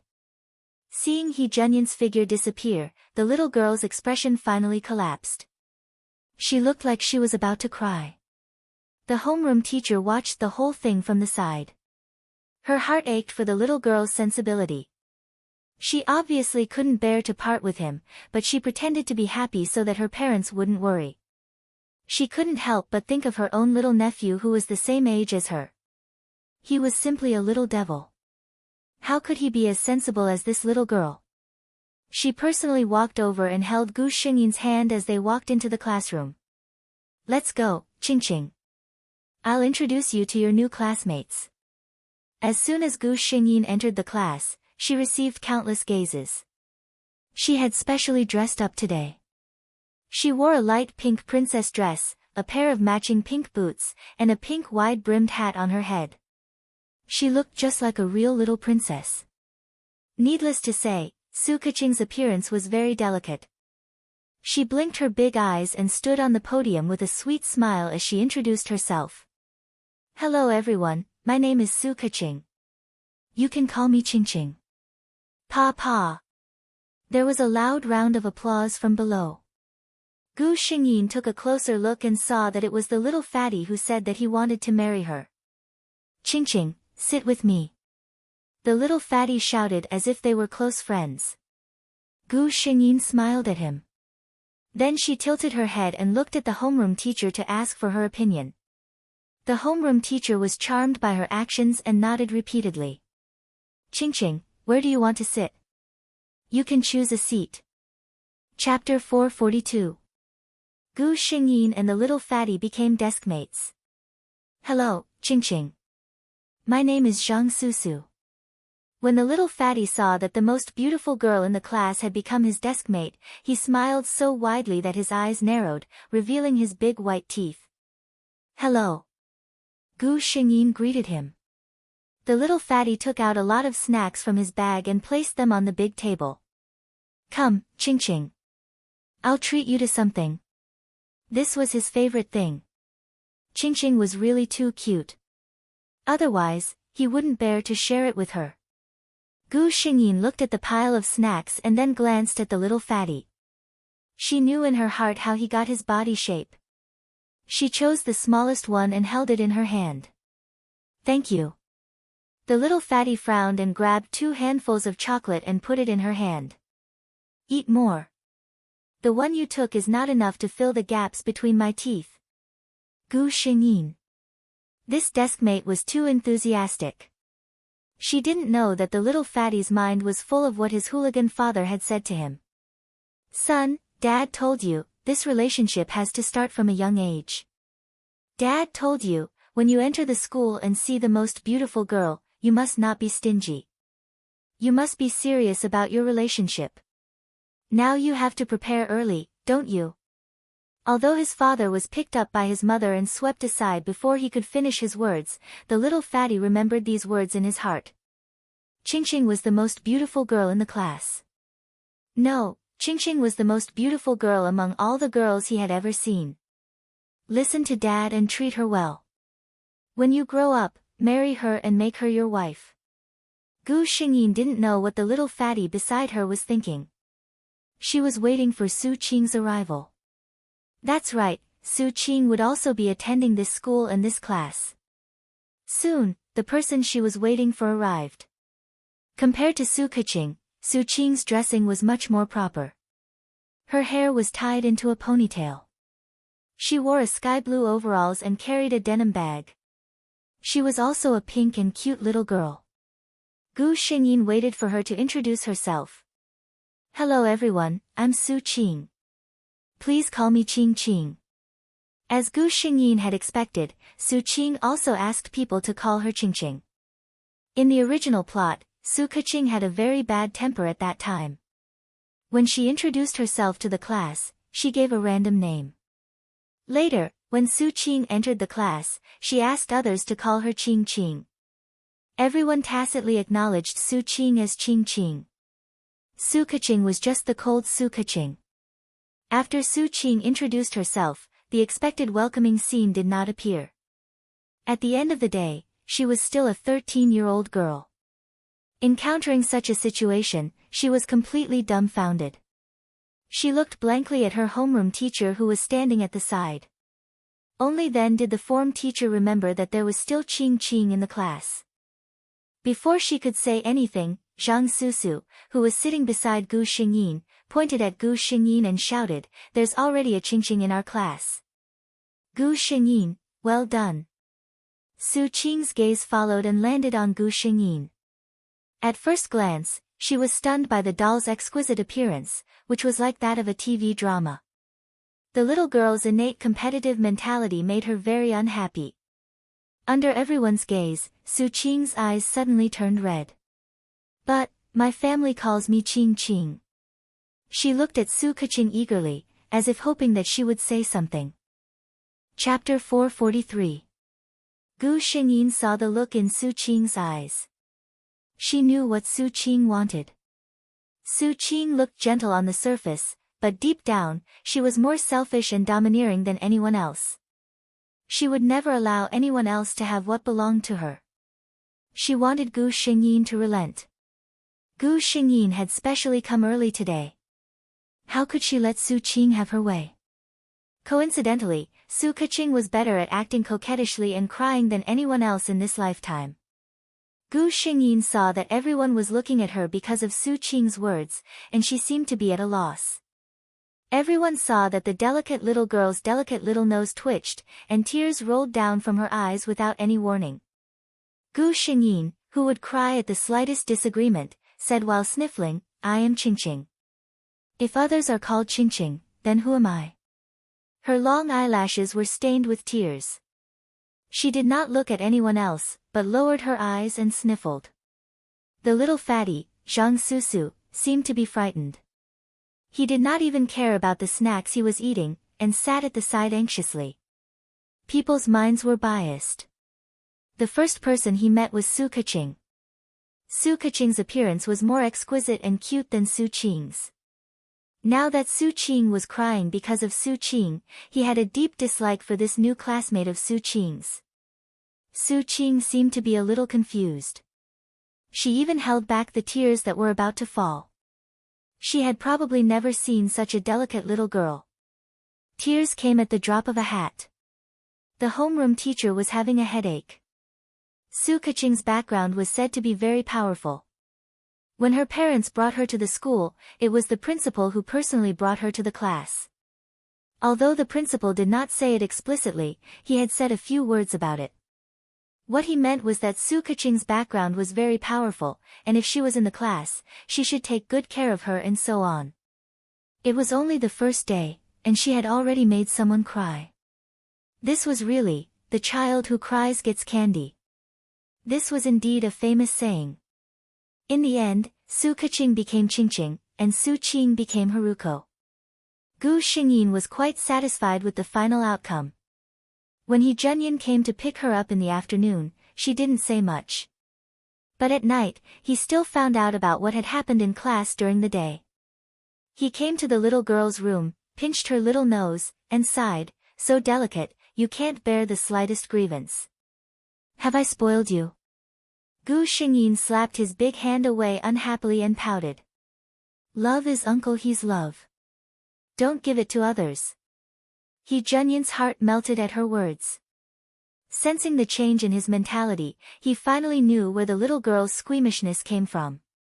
It was clearly because he spoiled her. Fine. He Junyan seemed to have accepted his fate. After all, Uncle He will always be there to protect you. So what if my Qingqing is a little spoiled? My little princess Qing, no matter how spoiled and domineering she is, it doesn't matter. Moreover, her Qing had always been so obedient. CEO He, where are your principles? Where's your bottom line? Oh right, Uncle He, I made a good friend in school today. Gu Xingyin tried her best to act as a little girl who was presenting a treasure to an adult. She excitedly introduced her new friend, Zhang Susu, to He Junyan. At this moment, He Junyan's mood was not so good. That little fatty must be up to no good. He learned how to seduce girls at such a young age. He didn't learn well at all. Qingqing, listen to Uncle. In school, you have to keep a distance from the boys. Good girls will not play close to boys. He Junyan spouted nonsense with a straight face. Chapter 444. Gu Xingyin was laughing in her heart, but on the surface, she looked puzzled. Why, Uncle He, Teacher Xiao said that we should love each other. He Junyan smiled gently. Good girl, Qingqing. Your teacher means not to throw a tantrum in school, and to be generous and sincere to others. You still have to keep a distance. Gu Xingyin stopped teasing him and nodded obediently. Gu Xingyin's junior high school life went smoothly. She was good-looking, had good grades, and was especially generous to her classmates. Although she was a little arrogant, coupled with her exquisite face, everyone just thought that she had a straightforward personality. Su Qing was not so happy. Although their names differed by only one word, Su Keqing was better than her in every aspect. Even the people she knew from other classes knew that there was a particularly famous Su Keqing in Class 1. Some even mistook her for Su Keqing. The thing that made her the most unhappy was that Su Keqing alone got 80% of the votes in the class committee election. Although she was second, the gap was too big. If that was the case, then so be it. But Su Keqing actually said that she did not sign up for the class after the results were out. She did not want to be the class monitor. Su Qing became the class monitor as she wished, but when she heard the results announced by teacher Xiao, she was not happy at all. Su Keqing did not like it and did not want it, so it was her turn. The things that she, Su Qing, wanted should be fought for with her own dignity, not thrown to her like a piece of trash. Su Qing was very sullen as the class monitor. One of Gu Xingyin's fun every day was to see Su Qing suffer. 2 of her fun was to be a foodie deskmate. 3 of her fun was to tease a certain serious uncle. Perhaps because she was still young, Su Qing did not have many bad thoughts. Although she did not like Su Keqing, she did not hate her. And because Su Keqing's personality was too different from the plot, Su Qing did not have the chance to enter Su Keqing's heart. Gu Xingyin, on the other hand, was much more direct. She directly expressed her dislike for this classmate whose name was very similar to hers. Perhaps it was because her personality was too simple. If she liked someone, she liked them. If she didn't like them, she didn't like them. Her classmates all liked to be friends with her. Everyone understood why she didn't want to get close to Su Qing. According to Qing Qing's temperament, it would be strange if she liked Su Qing, who had the same name as her. On the third day of the Lunar New Year, Gu Xingyin made great progress in her mission. 2 years could really change many things. Su Keqing, for example, had changed from a delicate doll to a tall girl with delicate eyebrows. Her temperament was still as arrogant and willful, but more and more people were looking at her. Su Qing, for example, had always been gentle and kind. After being the class monitor for a few years, she had gained a good reputation in the class. However, the one who changed the most was the little fatty, Zhang Susu. Since he entered the third day of the Lunar New Year, no one knew what he ate or how he grew. His body suddenly lengthened rapidly, and the fat on his body disappeared. In just half a year, the little fatty had become a handsome and youthful teenager. At the age of 15 or 16, it was the time when love was first awakened. What's more, Zhang Susu had believed his father's words from the beginning and had some feelings for Gu Xingyin. Chapter 445. Gu Xingyin could sense the change in her deskmate. Zhang Susu's attitude towards her was no longer as natural as before. Sometimes, he would stammer when he spoke. Gu Xingyin could feel him sneaking glances at her when she was doing her homework. Sometimes, he would blush when he looked at her. The attractiveness of Su Keqing's body was undeniable. Moreover, she had been spoiled by He Junyin too much. The luxurious life she led made her look even more arrogant, just like a little princess who lived high up in an ivory tower. Such a girl was fatally attractive to adolescent boys. Zhang Susu was a very good boy. This was the conclusion that Gu Xingyin came to after being deskmates with him for more than 2 years. Looking at his daily habits and dressing, Gu Xingyin could tell that her deskmate came from a wealthy family. However, she could not see any of the bad habits of a rich family's son. He was not arrogant in the slightest, whether it was towards Gu Xingyin or other classmates. Before he lost weight, Zhang Susu's popularity in Class 1 was surprisingly good. Now that he had become a handsome guy, it was even more obvious. It was obvious that he had feelings for Gu Xingyin. Gu Xingyin had really treated him as a friend for the past 2 years. It was because she had taken him to heart that she did not want to see him fall deeper and deeper. She was destined to only give her heart to that person. Why should she give others unrealistic hope? When Zhang Susu finally could not help but confess to her, Gu Xingyin firmly rejected him. Zhang Susu was obviously hurt. Gu Xingyin did not leave any room for negotiation. "I'm sorry. I've always treated you as my best friend. I don't have any siblings. I've always treated you like my older brother." Her eyes were very sincere. Zhang Susu stared at her for a long time and a daze. Finally, he smiled. He reached out his hand and rubbed the girl's hair. He smiled and said, "Sigh, I, Zhang Susu, am also a handsome guy. I didn't expect that I would be such a failure in love. My first confession was rejected so coldly. Forget it. Even if I can't be your boyfriend, I can still be your big brother. If I have a girl who's the campus belle, I'll be proud to tell others, right? But today, you have to comfort my wounded heart. Treat me to a meal." Zhang Susu looked at her casually. Gu Xingyin smiled and said, "All right, what do you want to eat? Just say the word." Zhang Susu also laughed. "I know you're a rich woman. I have to take advantage of you." There wasn't much awkwardness between the two of them as they walked forward while talking. After the two of them left, a figure in white appeared at the originally empty corner of the stairs. Su Qing looked in the direction where the two of them had left. She had bitten her lower lip so hard that it had lost its color. He really did like her. Su Qing felt the imbalance in her heart rising higher and higher, almost unable to suppress it.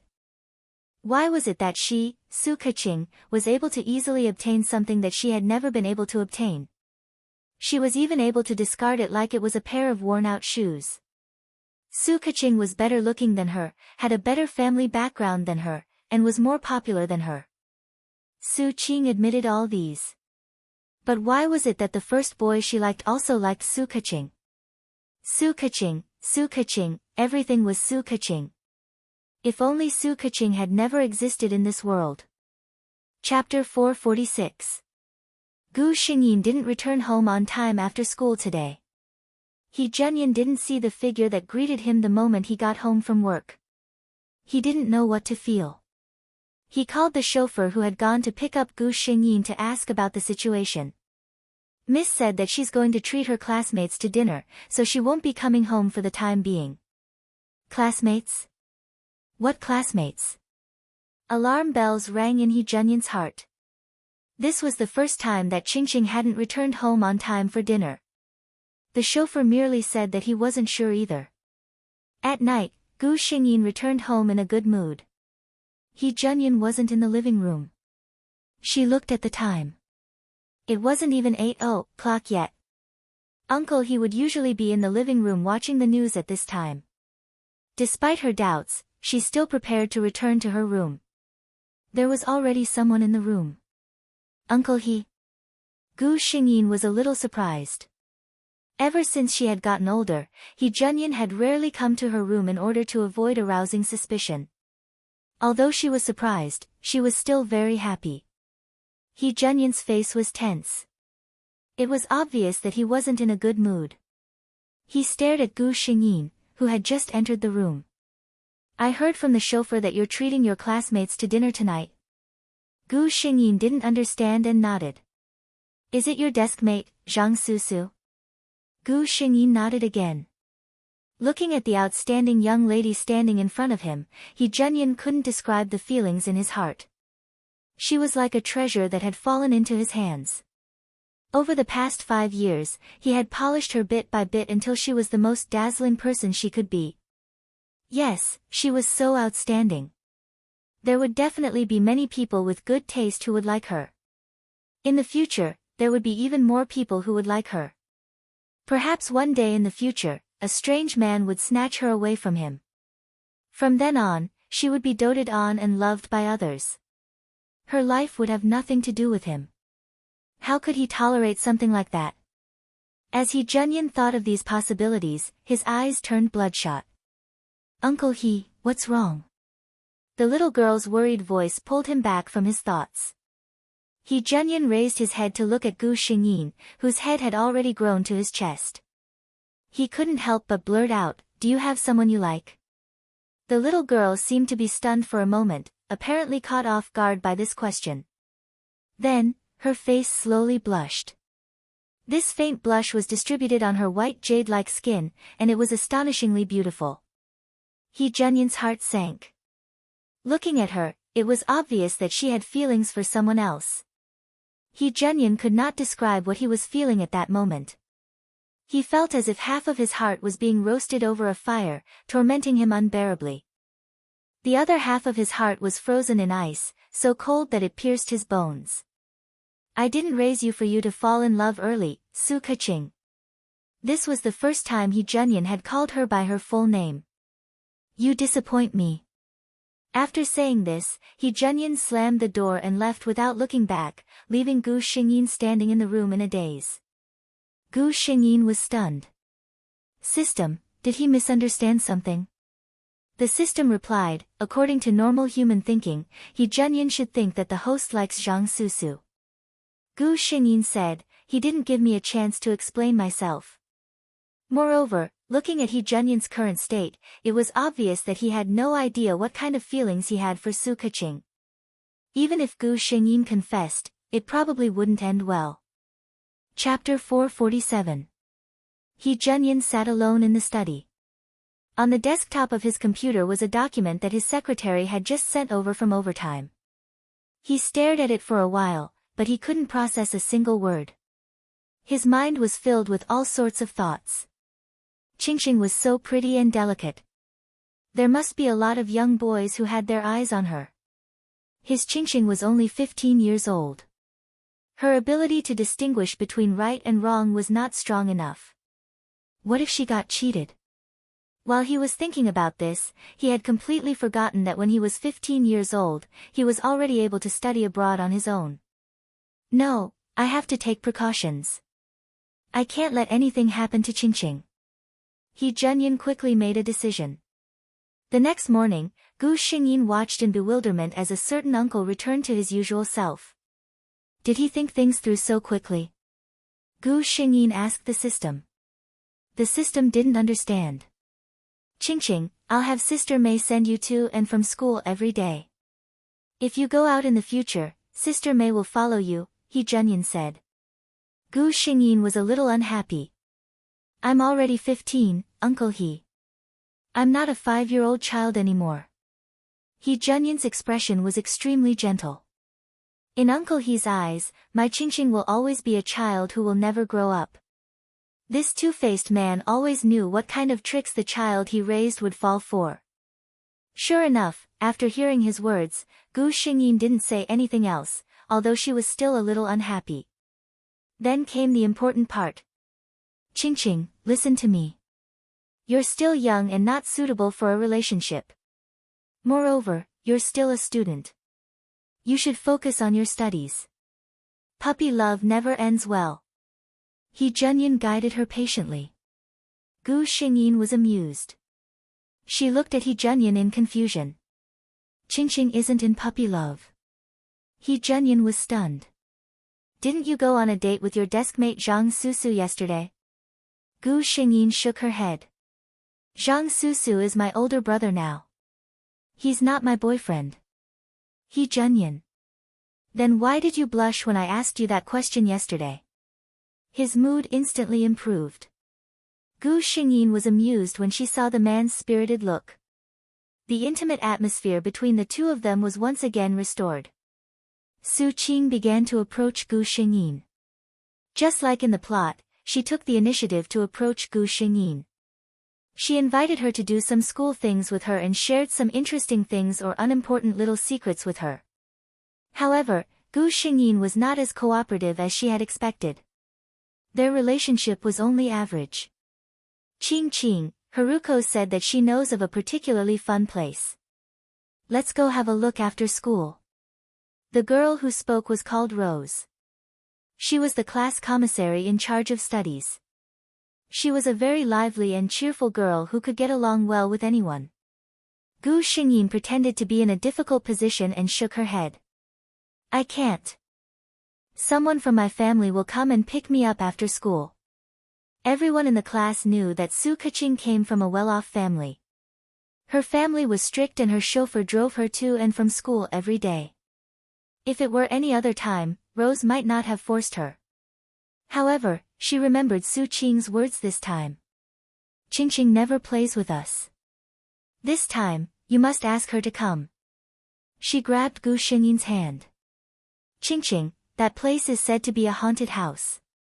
It must be really fun. You've never played with us before. Let's go together. Chapter 448. Gu Xingyin seemed to be annoyed by her and nodded helplessly. After school, I'll tell my family that you guys will come with me, okay? Rose nodded excitedly. Okay. After school that day, other than Gu Xingyin, Su Qing, and Rose, there were 4 other girls who were quite interested in the haunted house. Zhang Susu had wanted to go with them when he heard that they were going to have fun, but Su Qing refused. We girls are going out to have fun. You're a boy, why are you joining us? Gu Xingyin walked out of the school gate and said to Sister May, who was waiting at the side, Sister May, I'm going to have some fun with my classmates. Let's have a meal together, so I won't be going back with you. Sister May looked troubled. But Sir said, Gu Xingyin took her hand and said coquettishly, Sister May, I'll talk to Uncle He myself. You see, there are so many of us, nothing will happen. Sister May said helplessly, Okay. Miss, you must remember to come back early, or Sir will be worried. Gu Xingyin nodded quickly. After settling Sister May, Gu Xingyin gestured a victory sign to where the girls were standing and walked briskly towards them. Su Qing looked at her bright smile and thought of the place they were going to soon. She sneered in her heart. I don't know if you can still smile later. Gu Xingyin didn't miss the smile on Su Qing's face. She knew that Su Qing was up to no good, so she wanted to beat her at her own game. They got on the bus. Gu Xingyin really hadn't taken this bus before. Rose looked at her curious face and said exaggeratedly, Qingqing, you haven't even taken a bus before, have you? Gu Xingyin nodded. Many passengers on the bus had already noticed this girl who didn't fit in with the surrounding environment. A few young girls even looked at the brands she was wearing with shining eyes. If they were not mistaken, many of the clothes she was wearing were famous brands that often appeared in fashion weeks. Any one of them was worth several months of their salary. Hearing the conversation between the two of them, many people were still thinking that it was probably the eldest daughter of a wealthy family who came out to experience life. The place Su Qing mentioned was really far away. They even changed buses and finally arrived at Su Qing's place after more than an hour. Heavens! Jinhua City actually has such a place. The girls all came from well-off families. At the very least, their parents were white-collar workers. Otherwise, they wouldn't have been able to afford the expensive tuition fees of Gu Xingyin's elite school. Even the roads nearby were full of potholes. Low houses of different heights were everywhere, and some of them had even been demolished. No one had cleaned up the garbage around them. The whole place was dirty and messy. Immediately, two girls showed a look of disgust. They usually saw high-rise buildings. How could they know that such a place was hidden in a bustling international city? What is this place? Why don't we head back? Since they were already here, how could Su Qing let them go back? She hurriedly comforted them. We're not going in here. Don't forget what we're here for today. Follow me. After she finished speaking, she walked towards a place by herself. The girls looked at each other and chose to follow her. Gu Xingyin took out her phone from her bag, sent a text message to a number, and followed her. Chapter 449. Su Qing brought them to a place. This place was different from the previous place. That place was noisy and dirty, but this place was quiet. There was not even a trace of human habitation. This was a huge cement factory. It seemed that no one had been here for a long time. The whole place revealed a sense of vicissitudes and darkness, and the ground was covered with a thick layer of dust. The factory did not have a door. From the outside, it looked dark inside, and they could not see clearly what was inside. In the quiet environment, it was like a monster with its bloody mouth wide open, waiting for them to walk into the trap. Gu Xingyin looked around and thought that this place indeed had the potential to be a haunted house. Rose was full of confidence before, but she started to feel afraid before they even entered. She pulled Gu Xingyin's sleeve and said, Qingqing, why don't we not go in? It looks quite scary here. Gu Xingyin did not say anything. Su Qing smiled and took out a flashlight from her bag. We are here to explore a haunted house. If it is not scary at all, how can it be called a haunted house? The rest of the people also gathered their courage and took out the flashlights that they had prepared. Yes, it is boring if it is not scary. Su Qing added faintly, this used to be a very big garment factory. Later, it was said that there was an accident and several people died. Slowly, there were rumors of ghosts. It made people panic. Later, the boss went bankrupt and committed suicide. This place was deserted, and no one dared to buy this place. It has been abandoned. The sky was already dark, and a cold wind blew, as if in response to Su Qing's words, making the few of them shiver. Even the girl who was not afraid of the heavens and earth earlier had a timid look on her face. Gu Xingyin also cooperated and held Rose's arm tightly. Su Qing looked at their faces and was quite satisfied with the effect that she had caused. Let's go. At this point, no matter what, they had to go in and take a look. The girls steeled their hearts, turned on their flashlights, and walked in. Gu Xingyin had already asked the system to check that there were no supernatural events in this place.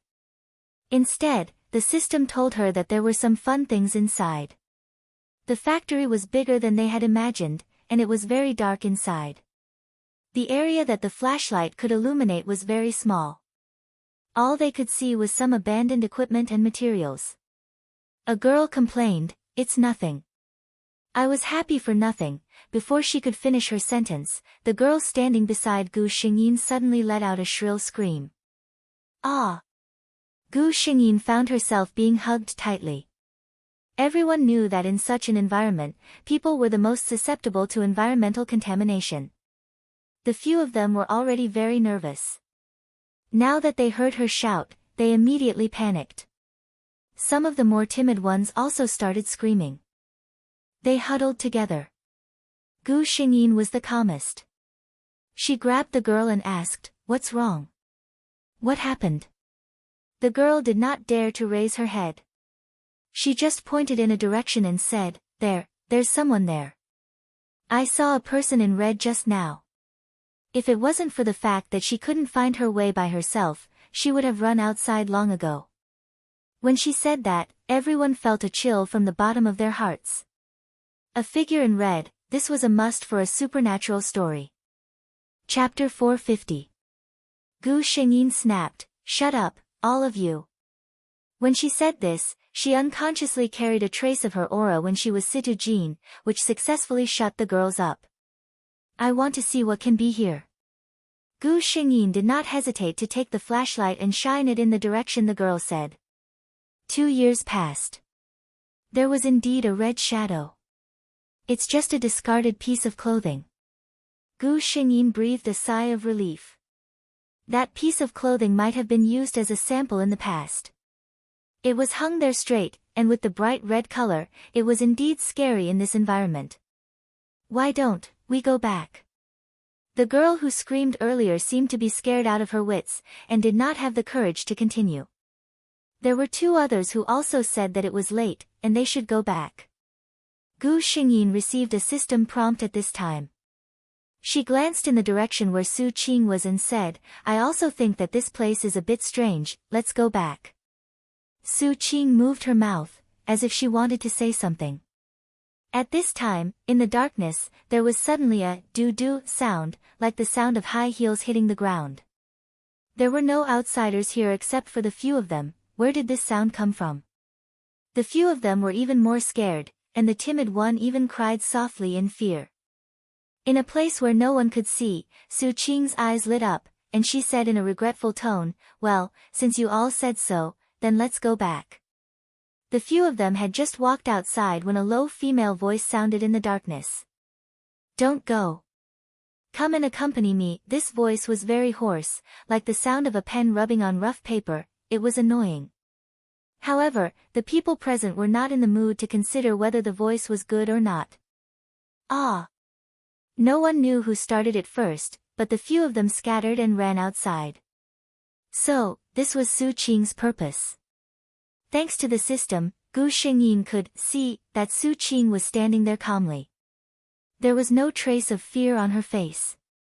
Presumably, that voice was also designed by her, right? Gu Xingyin had more or less guessed what Su Qing's purpose was. Gu Xingyin pretended to run out in panic. Suddenly, a pair of hands stretched out from behind and grabbed her feet. At the same time, a sinister voice sounded, "Since you're here, don't even think about leaving. Come and accompany me," Gu Xingyin sneered. As expected, he was waiting for her here.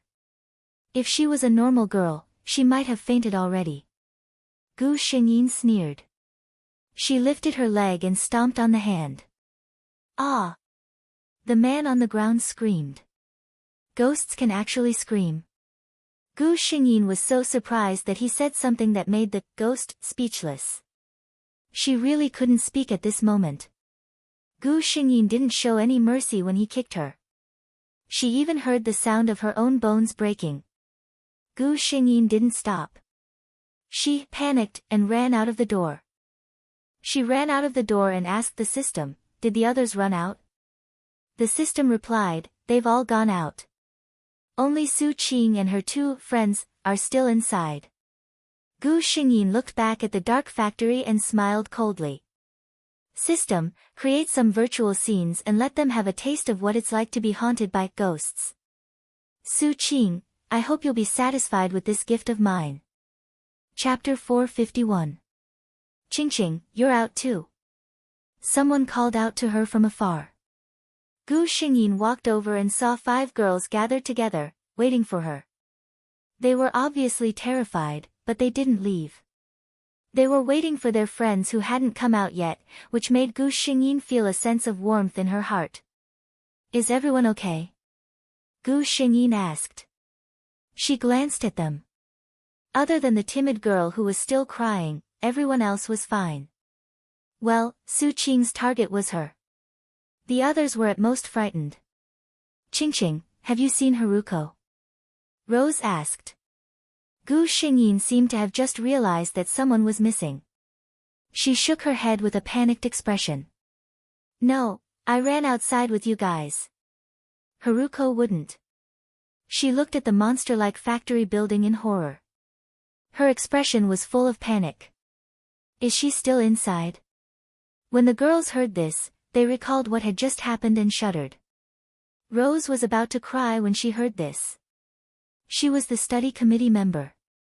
At this moment, she felt that she should do something. She couldn't just leave her classmate inside. But if they were to go in again to look for her, looking at the girls' frightened expressions, even Rose didn't dare to go in again. Why don't we call the police? Gu Xingyin suggested. The girls snapped out of their daze. Yes, yes, yes.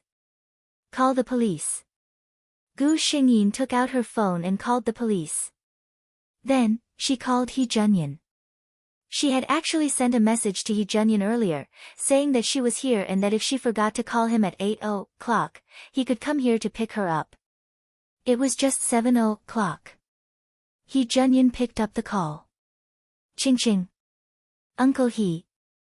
In order to act more convincing, Gu Xingyin started crying the moment she picked up the phone. He Junyan hadn't returned home yet. He was socializing outside. When he heard Gu Xingyin's crying, he panicked. What's wrong, Qing? I heard from Sister May that you went out to play with your classmates. Gu Xingyin only cared about crying and didn't say anything. He Junyan left the noisy area and asked directly, where are you now? Uncle He will come and pick you up. Gu Xingyin gave him an address. He Junyan frowned when he heard this. Why would a few girls go to such a remote place? Be good and find a place to wait for Uncle. Keep your phone connected. Uncle will be here soon. He Junyan pushed open the door of the private room and simply excused himself, saying that he had something urgent to attend to. I say, Mr. He, that's not very kind of you. Everyone is having a good time. Some of the drunkards refused to give up. He Junyan suddenly looked straight at him. The pressure in his eyes made him lose his voice. Everyone, I'm really sorry. I really have something urgent to attend to today. I'll come back another day to ask for forgiveness. Everyone in the private room watched as he walked out of the door. On the other side, when they saw Gu Xingyin calling home, it was as if a certain valve had been turned on. The girls all took out their phones to call home. For a moment, there was a commotion of crying. Gu Xingyin understood them. After being frightened today, it was a good thing that they could cry. The few of them didn't dare to enter the factory again, but they also didn't dare to leave Su Qing alone. They could only watch from afar, hoping that Su Qing would run out on her own in the next moment. However, Gu Xingyin was determined to let Su Qing reap what she sowed this time. She instructed the system to treat her well. How could she let her out so easily?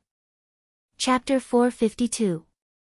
Half an hour later, there was still no sign of Su Qing coming out. The girls' faces had already darkened. They had already imagined countless scenarios in their minds. Beep! Beep! An ear-piercing sound was heard, and a blinding light shone on them. It was a police car. They had never thought that the police were so cute. They were overjoyed and quickly waved in the direction of the police car. The car stopped near them, and a few uniformed police officers got out of the car. "Did you call the police?" Rose nodded fiercely. "Sir, we still have a classmate inside. Hurry up and save her." The police officer's face was grave. "What happened?" Rose forced herself to calm down and told them what had happened that day. When she mentioned the factory, she couldn't help but shiver. She looked at the police officer in front of her and pleaded, "My classmate hasn't come out for more than half an hour. Hurry up and go see her." The police officer who asked the question was a young man in his 20s. He didn't believe in supernatural things at all and said, "You're obviously scaring yourselves. How could there be a female ghost? Your classmate might have left long ago, right? Have you tried to contact her?" Rose nodded. "I called, but no one picked up." "Okay, since you don't dare to go in, just stay here obediently. We'll go in and take a look." 4 policemen came. One of them stayed outside while the other 3 walked in with bright lights. Gu Xingyin had already asked the system to stop when the police arrived. It had been so long, and she had already taught them a lesson. Just as the police entered, another car came from behind. Gu Xingyin recognized it at a glance. It was He Junyin's car. "Uncle He." He Junyin had just opened the car door when a figure jumped into his arms. He quickly pulled her away and looked her up and down. When he saw that Gu Xingyin was just a little panicked and was fine, he breathed a sigh of relief. "What's wrong? What happened?" When Gu Xingyin saw He Junyin, the delicate temperament she had cultivated all these years came out. Tears fell from her eyes and she hugged He Junyin's arm tightly, refusing to let go. Okay. Uncle He is here. Don't be afraid. Be good. Tell me, what happened?" He Junyin allowed her to hug him and coax her in a gentle voice that he was used to. His expression was so gentle that water could drip from it. His appearance made the girls beside him stare blankly at him. They even forgot to be afraid. They all knew that Qingxing had an uncle who had a good relationship with her. She was even raised by him. All this time, the uncle in their minds was a middle-aged man with a benevolent face and a big belly. Who would have thought that he was such a young and handsome man? Sobbing, Gu Xingyin told He Junyin everything that had happened. He Junyin's expression turned serious. He had thought more than these young ladies. Of course, he didn't believe in ghosts. These girls were probably just scaring themselves. However, Qing clearly said that someone had grabbed her feet when she ran out. There were some problems in this. He Junyin lowered his gaze, concealing the cold glint that flashed across his eyes. He didn't say much and continued to gently comfort the little girl in his arms. There were some things that he should not tell her for the time being. Chapter 453. While the 2 of them were talking, the 3 policemen who had entered the warehouse had already come out. Gu Xingyin could tell at a glance that each of the 3 policemen was carrying a person on their backs. Wasn't the one in front being carried by the young policeman Su Qing?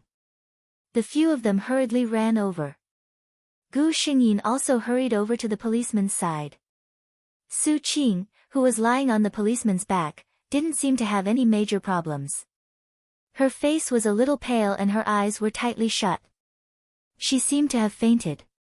However, when they saw the people on the back of the 2 policemen, the few of them looked a little strange. They were also 2 girls. Their faces were smeared so messily that it was impossible to tell their faces and ages. Their long hair was loose and they were wearing loose dresses. The people present weren't stupid. Looking at their dressing and thinking about the ghosts they had encountered earlier, they were shocked and could roughly guess what was going on. The 3 policemen didn't look too good either. Originally, when they received a report from the girls saying that there was a ghost, they didn't take it seriously. However, from the looks of it now, there was indeed a ghost. It was just that this ghost was man-made. The leading policeman looked at the few of them. He had originally planned to ask them to go to the police station to make a statement. Gu Xingyin tugged at He Junyin's sleeve and said softly, Uncle He, I want to go home. He Junyin patted her head comfortingly and said to the policeman, Officer Comrade, I think they were all scared out of their wits today. These few. He pointed at the 3 people who were still unconscious. It's best to bring them to the hospital for a checkup. They look quite serious. Can I take my child home first? Don't worry, tomorrow, I will personally send her to the police station to cooperate with you. This was originally against the rules. When the young policeman heard this, he frowned and was about to say something when the older policeman patted him on the shoulder. No problem, no problem. We will send the others home first. Mr. He, you can just take this young lady home first. However, we will have to trouble Mr. He to make a trip tomorrow. He Junyin nodded at the few of them and got into the car with Gu Xingyin. As for the remaining girls, those whose parents came over were picked up by them, while the rest were sent home. He Junyin brought Gu Xingyin home. After they got out of the car, Gu Xingyin stuck close to He Junyin, tugging on his sleeve and not daring to leave his side. He Junyin was both heartbroken and amused. That's all you've got, and you dare to go to a haunted house to explore, hmm? Gu Xingyin looked aggrieved. I didn't want to go, but they insisted on dragging me along. He Junyin's face hardened. Speaking of which, I haven't settled the score with you yet. You lied to me about going out for dinner with a few classmates. You're old now, aren't you? You've learned how to lie to me. Gu Xingyin looked at him pitifully. I was wrong, really. Uncle He, I was wrong. I won't lie to you anymore. I'll report everything to you in advance. Her attitude was unbelievably sincere. He Junyin guessed that the young lady was really scared this time. It's good to learn a lesson, he said hatefully. Seeing the obvious tiredness on Gu Xingyin's face, he patted her head. Go take a bath and relax. Rest early. I'll call your teacher and ask for leave for you. Gu Xingyin rolled her eyes internally. She had to ask for leave for such a small matter. If she was really that old, she would be spoiled to the heavens. Chapter 454. After saying goodbye to Gu Xingyin, He Junyin returned to his room. However, less than an hour later, there was a knock on his door. He Junyin raised his eyebrows. Only a certain young lady would disturb him at this hour. Sure enough, He Junyin got up and opened the door to see Gu Xingyin standing pitifully at the door, hugging a pillow. She was wearing white pajamas and her hair was slightly messy. She looked like a timid rabbit. Before he could speak, the young lady looked at him pitifully. Uncle He, I'm so scared that I can't sleep, He Junyin sighed. He realized that he really didn't know what to do with her. He stepped aside to let her in and closed the door. He Junyin looked at her helplessly. Don't we already know that there are no ghosts? Gu Xingyin only looked at him pitifully. But I'm just scared.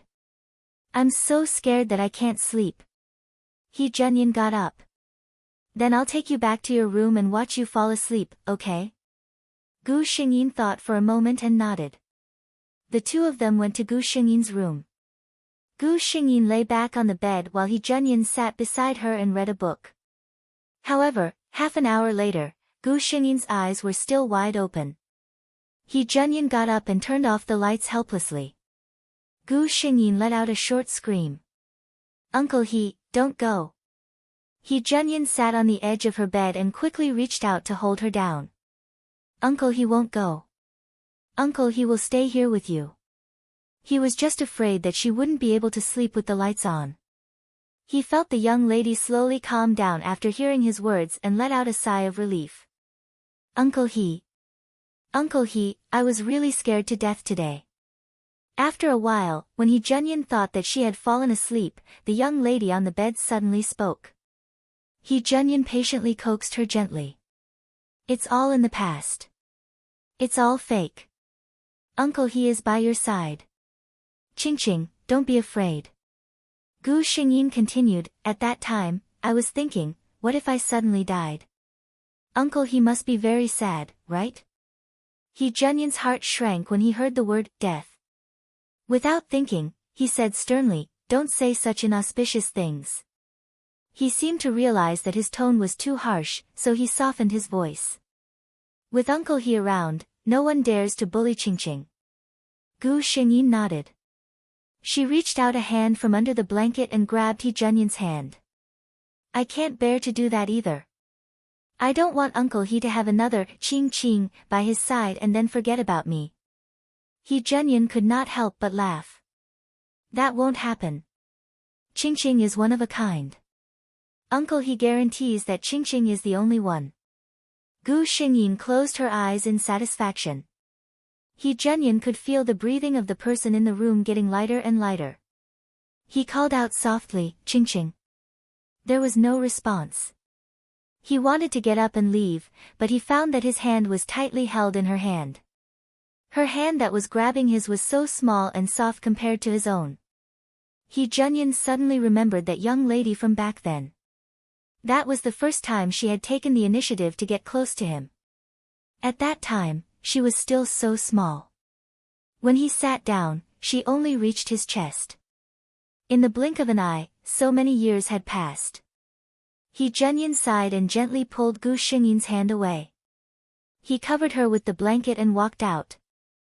Chapter 455. Gu Xingyin slept soundly. When she woke up in the morning, it was already 9 o'clock. After washing up and changing her clothes, she went downstairs and saw He Junyin sitting in the living room. Good morning, Uncle He. Then she saw Sister May and said coquettishly, Sister May, you didn't wake me up today. He Junyin smiled faintly. I told her not to wake you up. You're sleeping so soundly. Breakfast is still warm. Hurry up and finish it. We still have to go to the police station. Gu Xingyin nodded. When the two of them arrived at the police station, they found that two other girls had also arrived. Gu Xingyin was called in alone to record her statement. When she came out, Rose pulled her aside and said worriedly, I wonder how Haruko is doing. Gu Xingyin said, she should be fine. Didn't she say that she was just a little frightened? Rose was still worried. I asked the police. They didn't say anything. She glanced at Gu Xingyin again and suddenly said in a low voice, when I came out of the bathroom earlier, I heard two policemen chatting. They said that someone deliberately led us to the haunted house this time. She looked scared. Luckily, we had more people and called the police in time. Otherwise, who knows what would have happened. The next day, the police called and said that the truth was out. They asked the people involved to go and find out more. The class teacher, Li Xiaoxiao, went with them. Surprisingly, they were not asked to go to the police station. Instead, they went to the hospital. What did you say? You mean that this haunting incident was planned by my student? Or the class teacher, Su Qing, who had always been obedient and good in her eyes? Teacher Li couldn't accept it. The police looked at the class teacher with pity. One of her students planned such an incident to hurt other students. As the class teacher, she was in big trouble. Moreover, according to the confessions of those people, they didn't just do it as a prank. It was a real crime. How could Haruko be such a person? Rose couldn't believe it. This incident was planned by Su Qing. Her goal was to deal with Qingqing. Rose thought that she must be hallucinating. I want to go in and ask her myself. Gu Xingyin, who had been silent all this time, suddenly spoke up. The others followed him into the ward. In order to make it easier to guard, the three of them were arranged to be in the same ward. When the door opened, everyone in the room shrank back as if they had been frightened. Gu Xingyin glanced at the three of them. Their faces were pale and their eyes were red. Not bad, it seemed that the system was indeed very powerful. The system replied, thank you for your compliment, host. My virtual reality simulation technique is enough to make them unforgettable. Rose looked at the policeman behind her in confusion. What's wrong with them? According to the police, the three of them were there to scare her, but from the looks of it, the three of them were the ones who were overreacting. The policeman smiled helplessly.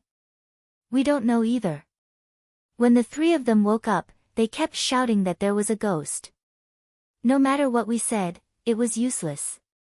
They insisted that it was their retribution for harming others. We didn't even interrogate them, but they confessed everything. Now. He pointed at the three of them. It's better to give them a sedative. Otherwise, the three of them look like they're about to go crazy. Su Qing had been staring at Gu Xingyin since she entered the ward. Chapter 456. Su Keqing, I was wrong. I shouldn't have been jealous of you. I shouldn't have tried to harm you. I was really wrong. I admit my mistake. She said incoherently to Gu Xingyin. Gu Xingyin seemed to be frightened by her behavior. She took a step back helplessly and a hand supported her from behind. It was He Junyan. At this moment, among the few people who had been guarding the bed, a well-dressed middle-aged man and woman walked up to Gu Xingyin. This must be Su Keqing, right? I'm Su Qing's mother. I'm really sorry about what happened to Qing this time. The woman looked to be in her 30s. Her well-maintained face was deeply apologetic. We're all classmates. Can you forgive our Qing? The woman looked at Gu Xingyin eagerly. She listened to her daughter. This incident was actually targeted at this girl. If this girl named Su Keqing didn't take it to heart, the subsequent incident wouldn't be so serious. From the moment Su Keqing entered the room, she had been sizing her up. This girl's clothes and accessories were out of the ordinary. Her eyes were filled with arrogance. One look and she could tell that she was a pampered young lady who grew up being pampered by her family. This kind of girl was the easiest to soften her heart. He Junyan frowned and pulled Su Keqing behind him. He said coldly to Su Qing's mother, Madam, we're all parents. I can understand that you're thinking of your daughter. But as Su Keqing's guardian, I can't tolerate other people harboring evil intentions on her. Let's get to the bottom of this first. What did your daughter intend to do to our Qing? Su Qing's mother looked at her daughter worriedly. They had been guarding her the whole night. Su Qing had basically said everything she wanted to say. This was what Su Qing's mother was thinking. From another perspective, if someone had wanted to do that to her daughter, she would have fought them to the death. How could she forgive them? Sure enough, when He Junyan found out that Su Qing had only wanted to scare Su Keqing out of jealousy, and had even wanted to tear her clothes and ruin her innocence, his handsome face could only be described as dark clouds. You don't have to apologize. I have no reason to forgive this. He Junyan looked coldly at Su Qing's parents, who seemed to be ashamed. What should we do? That's it. We've seen them. We'll leave first. He nodded at the two policemen and left with Gu Xingyin. The other girls and teacher Li Xiaoxiao who stayed in the ward were shocked.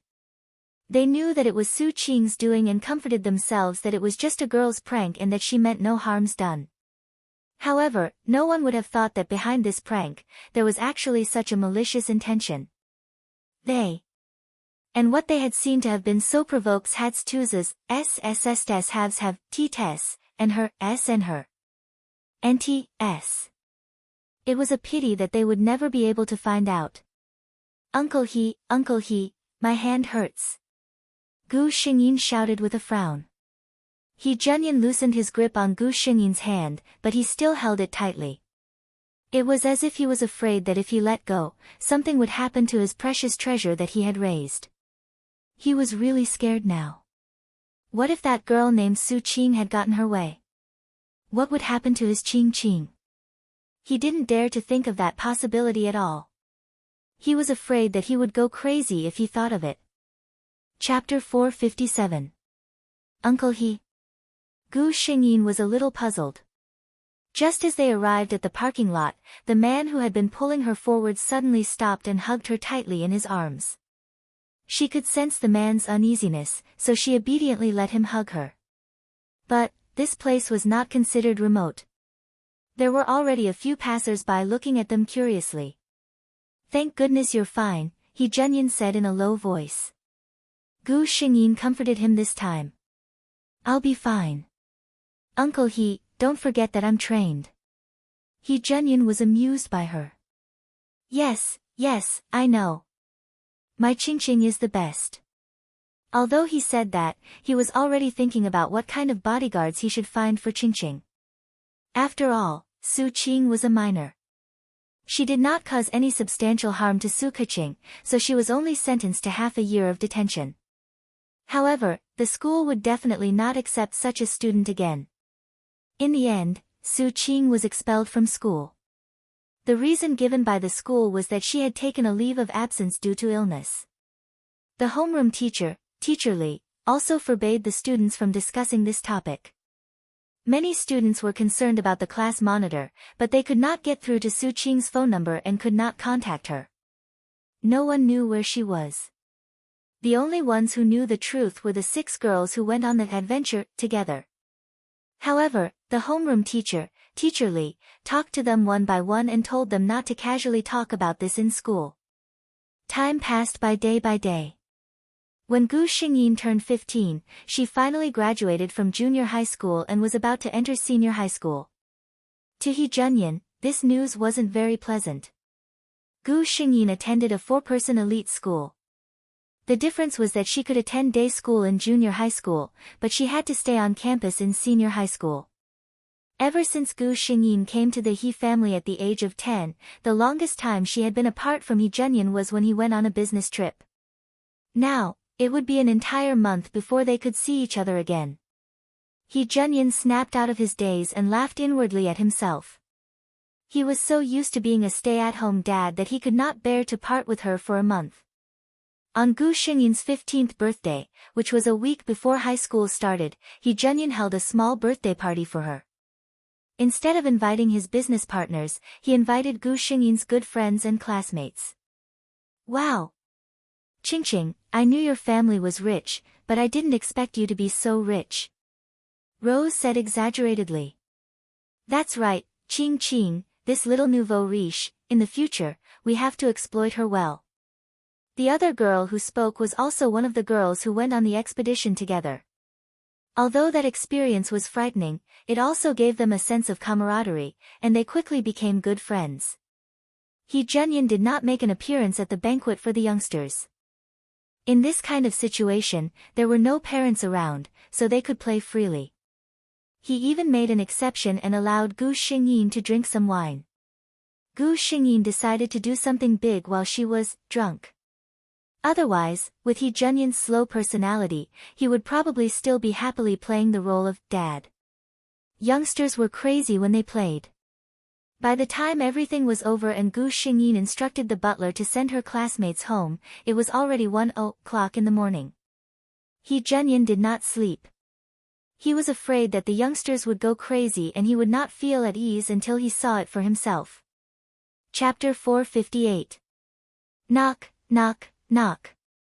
Someone was knocking on his door. Before he could open the door, the person outside pushed the door open and walked in.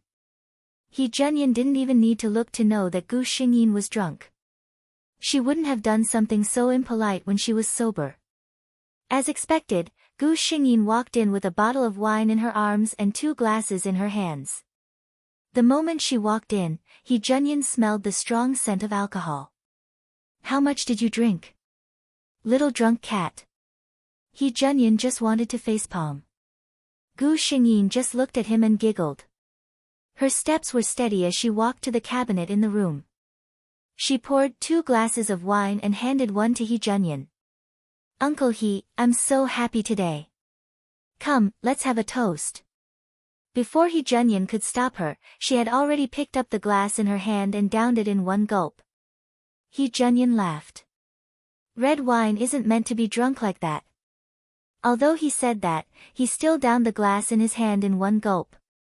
Gu Xingyin suddenly stared at him without blinking.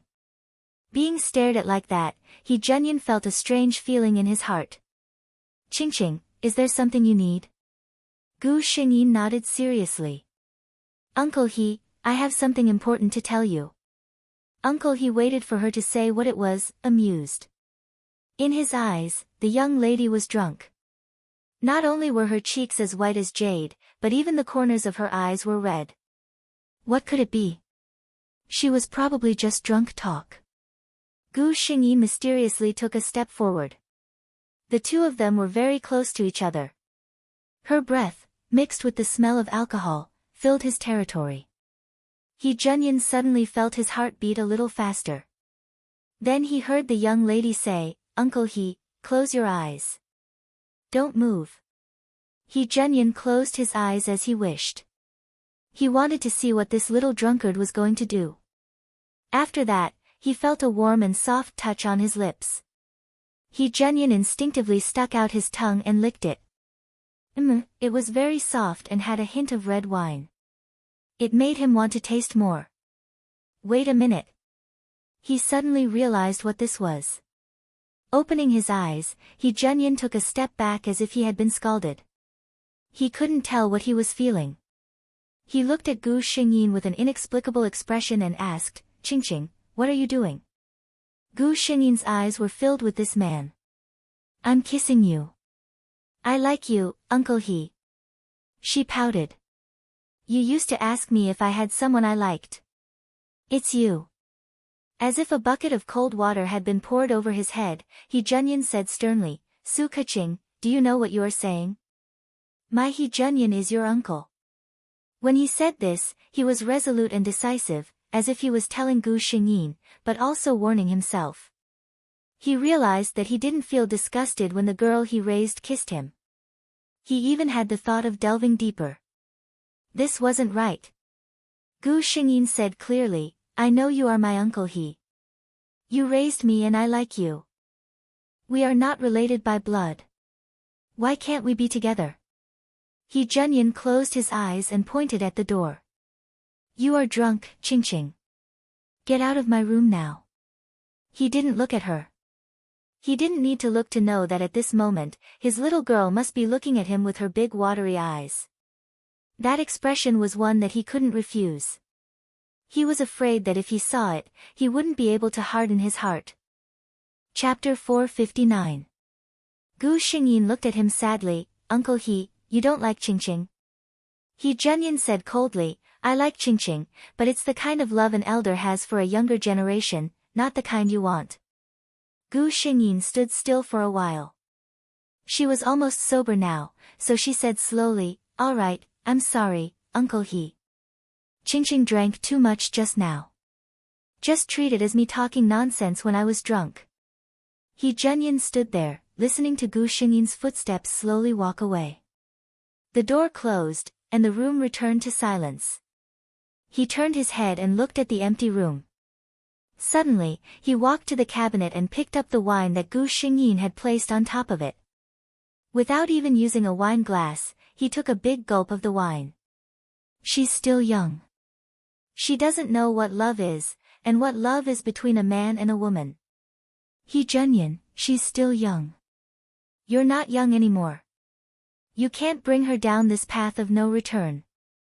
That night, He Junyan did not sleep at all. Gu Xingyin, who was supposed to be awake the whole night, slept soundly instead. The next day, He Junyan was nowhere to be seen when she went downstairs. Gu Xingyin looked disappointed. She asked the busy person beside her, "Sister May, where did Uncle He go?" Sister May did not know what happened between the two of them, so she replied, "Sir said that there's an important project in the company these few days.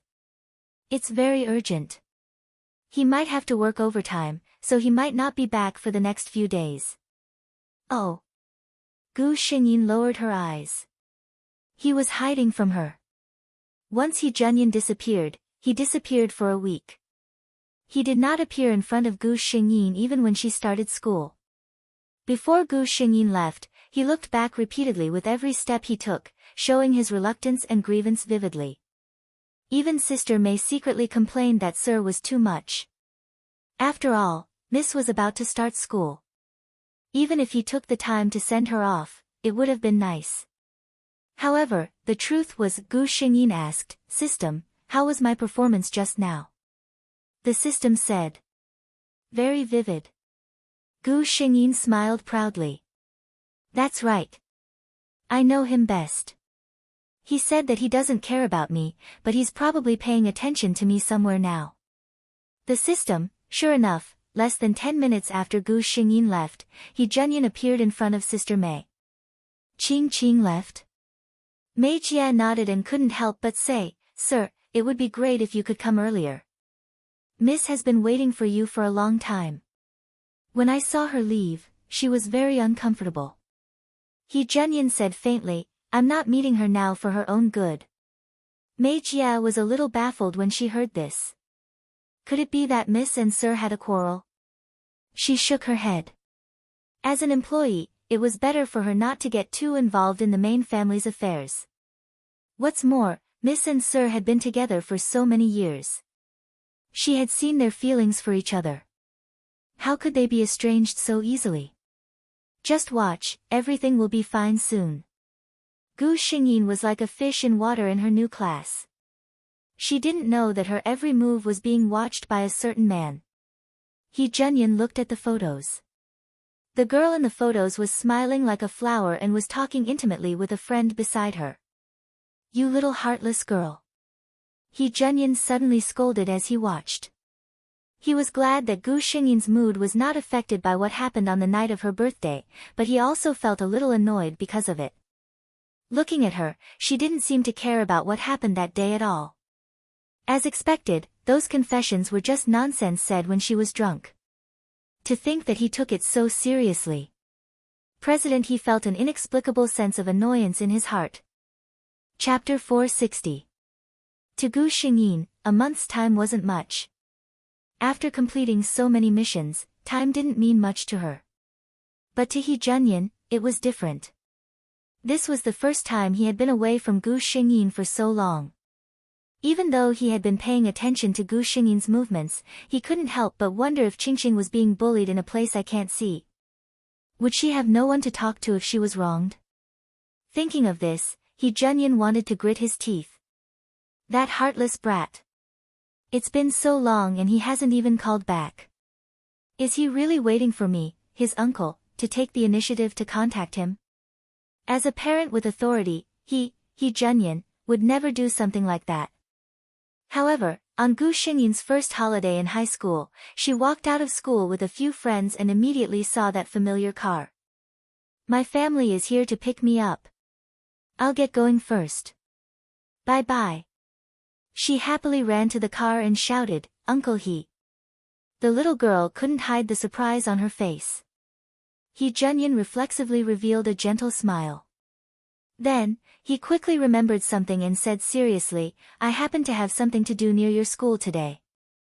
I remembered that you guys were on holiday, so I came to pick you up." Gu Xingyin snickered in her heart, but on the surface, she said knowingly, I know. It's on the way." This man really cared about his face. He Jianyan looked at the smile on her face and gritted his teeth. "Let's go. Uncle will take you to eat first." The two of them arrived at one of the more famous restaurants in Jinhua City. He Jianyan familiarly ordered Gu Xingyin's favorite dishes. Gu Xingyin propped up her chin and looked at this man without blinking. Sigh, other than being a little slow, this man was perfect in all other aspects. After He Jianyan finished ordering, he saw that the little girl opposite him was looking at him. He couldn't help but smile and teased, "What's wrong? It's only been a month and you don't recognize Uncle He anymore?" Gu Xingyin stuck her tongue out mischievously. "I'm just saying that Uncle He is becoming more and more handsome." He Jianyan glared at him. "You even dare to tease your uncle? You're really, Mr. He." A pleasantly surprised voice came from behind them. Gu Xingyin looked behind her. It was a woman wearing an off-the-shoulder gown. The fitting cut of the gown accentuated her slender figure. She wore a pair of white high heels on her feet. Her hair was loosely tied up, and she had a generous temperament. She was a very beautiful woman. Gu Xingyin knew who she was. She was one of the many women who liked He Jianyan. However, Su Keqing shouldn't have known. She looked at the woman in confusion and asked, "Uncle He, who is this?" He Jianyan was at a loss for words. This woman was the daughter of a company in Jinhua City. The company's CEO had always admired He Jianyan and had expressed his desire for a marriage alliance many times. However, He Junyan had always rejected him. The last time he was suddenly confessed to by Gu Xingyin, his heart was in a mess. In a daze, he actually thought of finding a woman to try this trick on. Coincidentally, the CEO had suggested that the two of them meet. He didn't refuse. But speaking of which, the two of them had only met once. He Junyan realized that he had no interest in her at all. However, this woman didn't seem to think that way. Chapter 461. Upon hearing Gu Xingyin's words, the woman instinctively looked over. The moment she laid eyes on Gu Xingyin, a trace of shock flashed across her eyes. This girl was so exquisite. Women's innate desire to compare made her unconsciously use her most critical gaze when dealing with outstanding members of the same sex. However, the woman helplessly realized that there was nothing she could find fault with this girl's facial features.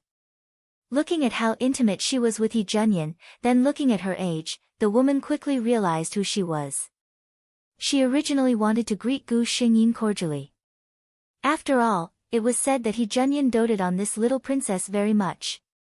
However, He Junyan's words made her dispel that thought. He Junyan said as if he was trying to hide something, the eldest daughter of the Dingshan Group. I have worked with the CEO of the Dingshan Group before. He didn't even give a basic introduction. When he said this, his eyes were only on the girl opposite him, as if he was afraid that she would misunderstand. The woman suddenly felt unhappy. She felt that their meeting last time had been very pleasant, and there was even a possibility that they could have gone further. She felt that He Junyan was also very satisfied with her, but today, he deliberately distanced himself from her so clearly. There could only be one reason. She looked at Gu Xingyin. She was indeed as pampered as the rumors said. He Junyan was probably afraid that this girl wouldn't be able to accept this at the moment. The woman suddenly laughed. This must be Qingqing. I heard Junyan mention you before. You are indeed a beautiful little princess. I hope that we can get along well in the future. He Junyan frowned when he heard this. When did he and this woman become so close? To the extent that they were calling each other by their names? After all, her father was his senior, so He Junyan restrained himself from embarrassing her. Under such circumstances, it would be strange if Su Keqing didn't think too much. Gu Xingyin decided to throw a little tantrum. Who told you to attract some rotten peach blossoms outside? Her face quickly fell and she looked straight at He Junyan. Uncle He, what do you mean by getting along well in the future? Are you going to find me an aunt? I don't want it. The young lady's expression was unusually ugly. He Junyan could even see that her eyes were brimming with tears when she asked that question. He Junyan opened his mouth, but the woman beside him had already taken the opportunity to speak. Qingqing, why are you so insensible? Your uncle He is of age, and he lacks someone who understands him well. Besides, you can have one more person who loves you, right? Gu Xingyin's reaction was to get up and run outside. By the time He Junyan reacted, she had already run out. He stood up and was about to chase after her when he saw the woman still standing by the side.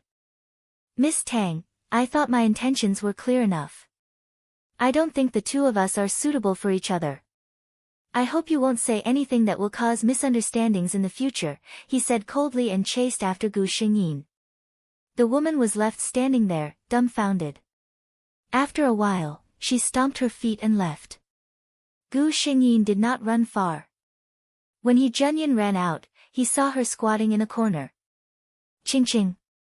He walked over to her side. The girl stood up, revealing an expressionless face. He Junyan's heart skipped a beat. Qingqing had cried and laughed in front of him before, but she had never shown such a dead expression. Chapter 462. Qingqing, let me explain. He Junyan didn't know why, but when he saw Gu Xingyin like this, he actually panicked. You don't have to explain anything to me, Uncle He. Gu Xingyin raised her head and said seriously, who you want to find and what kind of life you want to live is your own business. It has nothing to do with me. You've taken care of me for so many years in the He family. I'm already indebted to you.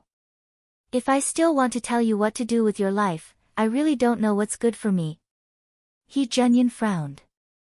Ching, what are you saying? Gu Xingyin smiled. It's the truth. I won't be willful anymore. I won't get in the way of Uncle He's matters anymore. He Junyin looked at Gu Xingyin and only felt anger burning in his heart. What did she mean by, his life has nothing to do with me? What did she mean by, I'm indebted to her for taking care of me? What did she mean by, I won't get in the way? This mouth that used to sweetly call him Uncle He, why would it spit out such heartless and cold words? How could he Junyin, allow that? After she filled him with every little detail of his life, how could she act like nothing had happened? How could she just ignore him like that? Your mind is filled with impulsiveness right now. I won't talk to you anymore. Be good, let's go eat. Uncle will take you home after that. Gu Xingyin didn't want him to take her home with him. She had to force this man to see his heart clearly today. Uncle He, I'm no longer a child. I have my own consciousness and the right to choose my life.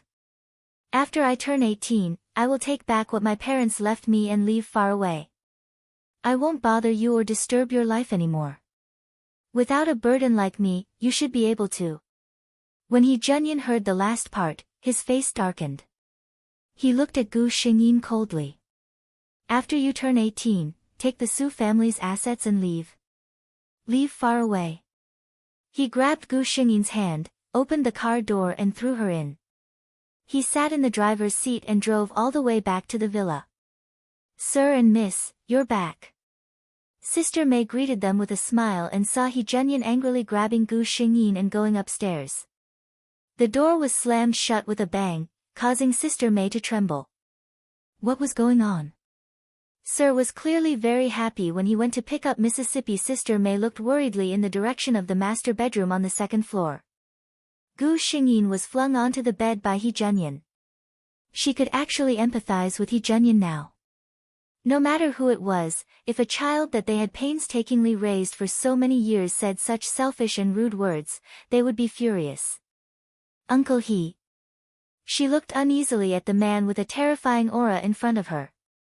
He Junyin had always been a gentle gentleman in front of Su Keqing. She had never seen such a scary side of He Junyin. He Junyin smiled coldly. Go on, go on. Tell me all your plans for the future and what you want to do with me. If you don't want to have anything to do with me, then tell me all about it. A guilty look flashed across Gu Xingyin's face, but she seemed to have thought of something. She turned her face away stubbornly. That's right. Didn't my existence get in the way of your good fortune? When you get married and have children in the future, I'm afraid you can't wait to get rid of me as a burden. On the other hand, the more she spoke, the more confident she became.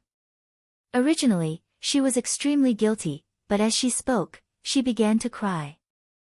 Chapter 463. He Junyin's anger was mostly dissipated by her cries. But there was still half of it left. He didn't comfort the girl who was crying. He just stood by the side and looked at her coldly. I didn't know that He Junyin, had been so devoted to you for so many years just to raise an ingrate like you. Gu Xingyin stared at him with wide eyes and said angrily, I'm not an ingrate. He Junyin said coldly, I raised you for so many years. The first thing you thought of was to leave the He family and leave me when you came of age. You told me.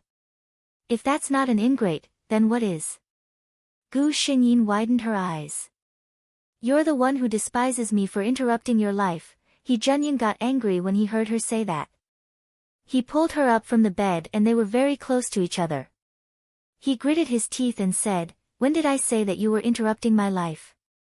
When did I despise you? Su Keqing, do you even have a heart? Haven't I treated you well enough? Do you not trust me that much? Gu Xingyin was a little confused. But you don't like me. You'll have to marry a wife and have your own children in the future. Then you won't think that way. I'll meet someone else and spend the rest of my life with him. She couldn't say the rest of her words because He Junyin suddenly bent down and nibbled on her lips. This was the second time Hee Junyin kissed her, but it was the first time he followed his heart and sucked on this little mouth that kept saying things that he loved and hated.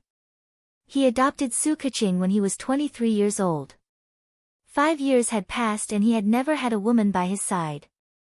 So this was what kissing felt like. Hee Junyin closed his eyes and tightened his arms around her waist, pulling her closer to him. His tongue pried open Gu Xingyin's lips and teeth and invited her to indulge in it with him. Gu Xingyin didn't understand why he was suddenly enlightened. But before she could figure it out, she was kissed into a daze by him. She clearly had the memories of every world, so why was this man's kissing technique even more familiar than hers? By the time Hee Junyin finally let go of her reluctantly, the woman in his arms had a pair of sparkling eyes and her red lips were tender and alluring. Su Keqing, you provoked me first, Hee Junyin suddenly said.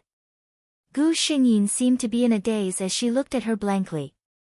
Hee Junyin's voice sounded like he was gritting his teeth. You made me lose interest in other women. You made me have feelings for the child I raised with my own hands. Su Keqing, Hee Junyin, admit defeat. Since you have the guts to provoke me, you should be prepared to bear the consequences. Gu Xingyin's face turned red as soon as he heard his words. Uncle He, you mean, you like me too? By the time she asked the last question, her face was already filled with joy. Su Keqing had been spoiled too much by Hee Junyin. There was no reason for her to beat around the bush to get what she wanted. Hee Junyin looked at her excited expression and sighed. She had considered too little. She had dared to confess without hesitation based on her feelings. He only hoped that she wouldn't regret it in the future. Hee Junyin looked at her seriously. Qingqing, Uncle He will ask you one last time. You are still young. Being with me may not be as wonderful as you think it is. Perhaps you will meet a man who will move your heart even more in the future. If you really decide to be with me, then Uncle He will not give you the chance to regret it. Chapter 464. Gu Xingyin's answer was to tiptoe and kiss him gently on the lips. Although she looked shy, she was more determined and full of admiration for the person in front of her. Uncle He, I know you think I'm young and immature. I can't prove anything to you now. I, Su Keqing, only know that after my parents left, Uncle He was the person who doted on me the most and treated me the best in the world. He was also the person I liked the most and wanted to be with for the rest of my life. Hee Junyin was moved. Gu Xingyin continued, as for whether I regret it or not, the word regret does not exist in my dictionary. Sister May found that after only one night, the originally stiff atmosphere of the gentleman and the young lady had returned to their former state. No, Sister May felt that the relationship between the two of them was different from before. It seemed that Mr. Li doted on Miss even more. Although it still felt strange, Sister May was very happy. She had been worried for the whole night, afraid that there would be a gap between Mr. Li and Mississippi. Sure enough, they had such a good relationship. How could they be estranged? Gu Xingyin heaved a sigh of relief after the two of them talked things out. However, for the two of them who had just established their relationship, the short high school holidays were really short. Uncle He, I can't bear to leave you. Gu Xingyin hugged Hee Junyin's arm and acted coquettishly. She had to go to school tomorrow. Hee Junyin pinched her nose. You're acting coquettishly again. You're getting worse. Gu Xingyin giggled. Children who are pampered don't grow up. With Uncle He pampering me, I'm not afraid. She glanced around. Seeing that there was no one around, she quickly stretched her neck and kissed Hee Junyin on the cheek. Hee Junyin wanted to chide her, but when he saw her secretly happy and secretive expression, he laughed first. The two of them were so sweet, but they didn't want their actions to be seen by others. Su Qing's eyes widened and she covered her mouth as she watched this unbelievable scene. So, Su Keqing and her uncle had such a relationship. After the two of them left, Su Qing stood up. The past half a year had been quite miserable for her. Being detained for half a year wasn't the worst part. The worst part was the nightmares that followed him like a shadow. She still couldn't imagine what had happened that night in the factory. She had only wanted to use that rumor to teach Su Keqing a lesson. Who knew that she would attract those things? For this reason, Su Qing even began to believe in Buddhism. Every day before going to bed, she would recite Buddhist scriptures for at least half an hour to calm her mind. Fortunately, after coming out, Su Qing's family had some connections and spent some money to send her to another school. None of the new teachers and classmates knew about her, and they were all very enthusiastic about her. She could be considered to have started a new life. She had thought that she, her previous school, and Su Keqing would no longer have anything to do with her. Who would have thought that she would run into this by chance? Su Qing was a little excited. Many thoughts ran through her mind. Su Keqing's surname was Su, but she clearly called that person Uncle He. She and that man were not uncle and nephew at all. Then, she thought about what she had seen today and the news about students hooking up with rich men that was often reported on the internet. Su Qing felt that she seemed to have discovered something incredible. After all, she had been frightened earlier. Su Qing only secretly remembered this matter in her heart. Once again, she looked in the direction where there was no one, and slowly walked in the opposite direction. Chapter 465. In the blink of an eye, another 3 years had passed. Qingqing, you're going to be an adult soon. He Junyan hugged Gu Xingyin and whispered into her ear. Gu Xingyin could feel the hot breath beside her ear. She understood the meaning behind the man's words. Once she was an adult and fattened up, she would be ready to eat. She didn't find it strange that her lover had needs for her. However, this man was amazing to be able to hold himself back for so long. The 31-year-old man was in the prime of his life. The impulsiveness of his youth had faded away, and his entire person was exuding an elegant charm. Gu Xingyin turned around and sized this man up. He didn't look old. He had changed into casual clothes and appeared on campus. People would even mistake him for a classy senior. What are you looking at? He Junyan saw her staring at him without blinking. Gu Xingyin raised her hand and wrapped it around his neck. She smiled proudly. I'm thinking, how did I manage to ensnare such an outstanding man? I, Su Keqing, am so lucky. She, Gu Xingyin, was also so lucky. He Junyan lowered his head and gazed deeply at her. No, Qingqing, I'm the lucky one to have met you. This silly girl only had eyes for himself. Didn't she realize that as she grew older, her exquisite facial features would fully develop and there would be more and more gazes on her body? Yes, it must be a gift from the heavens for us to meet. Gu Xingyin meant what he said. The fact that she was created, the fact that she could meet her lover during the mission, and the fact that she could meet him again and again in the reincarnation cycle was really a blessing from the heavens. When it's your coming-of-age ceremony, I'll give you a big present. Gu Xingyin threw herself into his arms and whispered into his ear. He Junyan's eyes were full of smiles. Yes, I'll be waiting for you, Qingqing. Gu Xingyin's birthday was during the holidays after the college entrance exams. They would have a long and sweet vacation. However, there were people who didn't want them to have an easy time. A week before the college entrance examination, a large number of anonymous posts appeared on the school forum. The contents of the posts were all the same. A certain tall, long-legged, fair-skinned, beautiful young lady from a good family background was actually a fake young lady. She had no blood relations with the wealthy bachelor from Jinhua City who was said to be her guardian. The post didn't say anything about the girl, but it just so happened that it attracted people's attention. She had fair skin, a beautiful face, and a good family background. She even had a close guardian. The only thing missing from the post was Gu Xingyin's name. Regardless of whether this post was true or not, if it was really an 18-year-old girl who was facing the college entrance examination, she would definitely be in a terrible fix because of this. It would definitely have a huge impact on her future exams. The sinister intentions of the person behind this were obvious. Is it Su Qing? The first person that came to Gu Xingyin's mind was Su Qing. After all, as Su Keqing, she had been staying in school for the past few years and had no enemies at all. The only person who could have a grudge against her was Su Qing. Moreover, Gu Xingyin had learned from the system that Su Qing knew about her relationship with He Junyan. The system denied it this time. It's not Su Qing. The person behind this was beyond Gu Xingyin's expectations.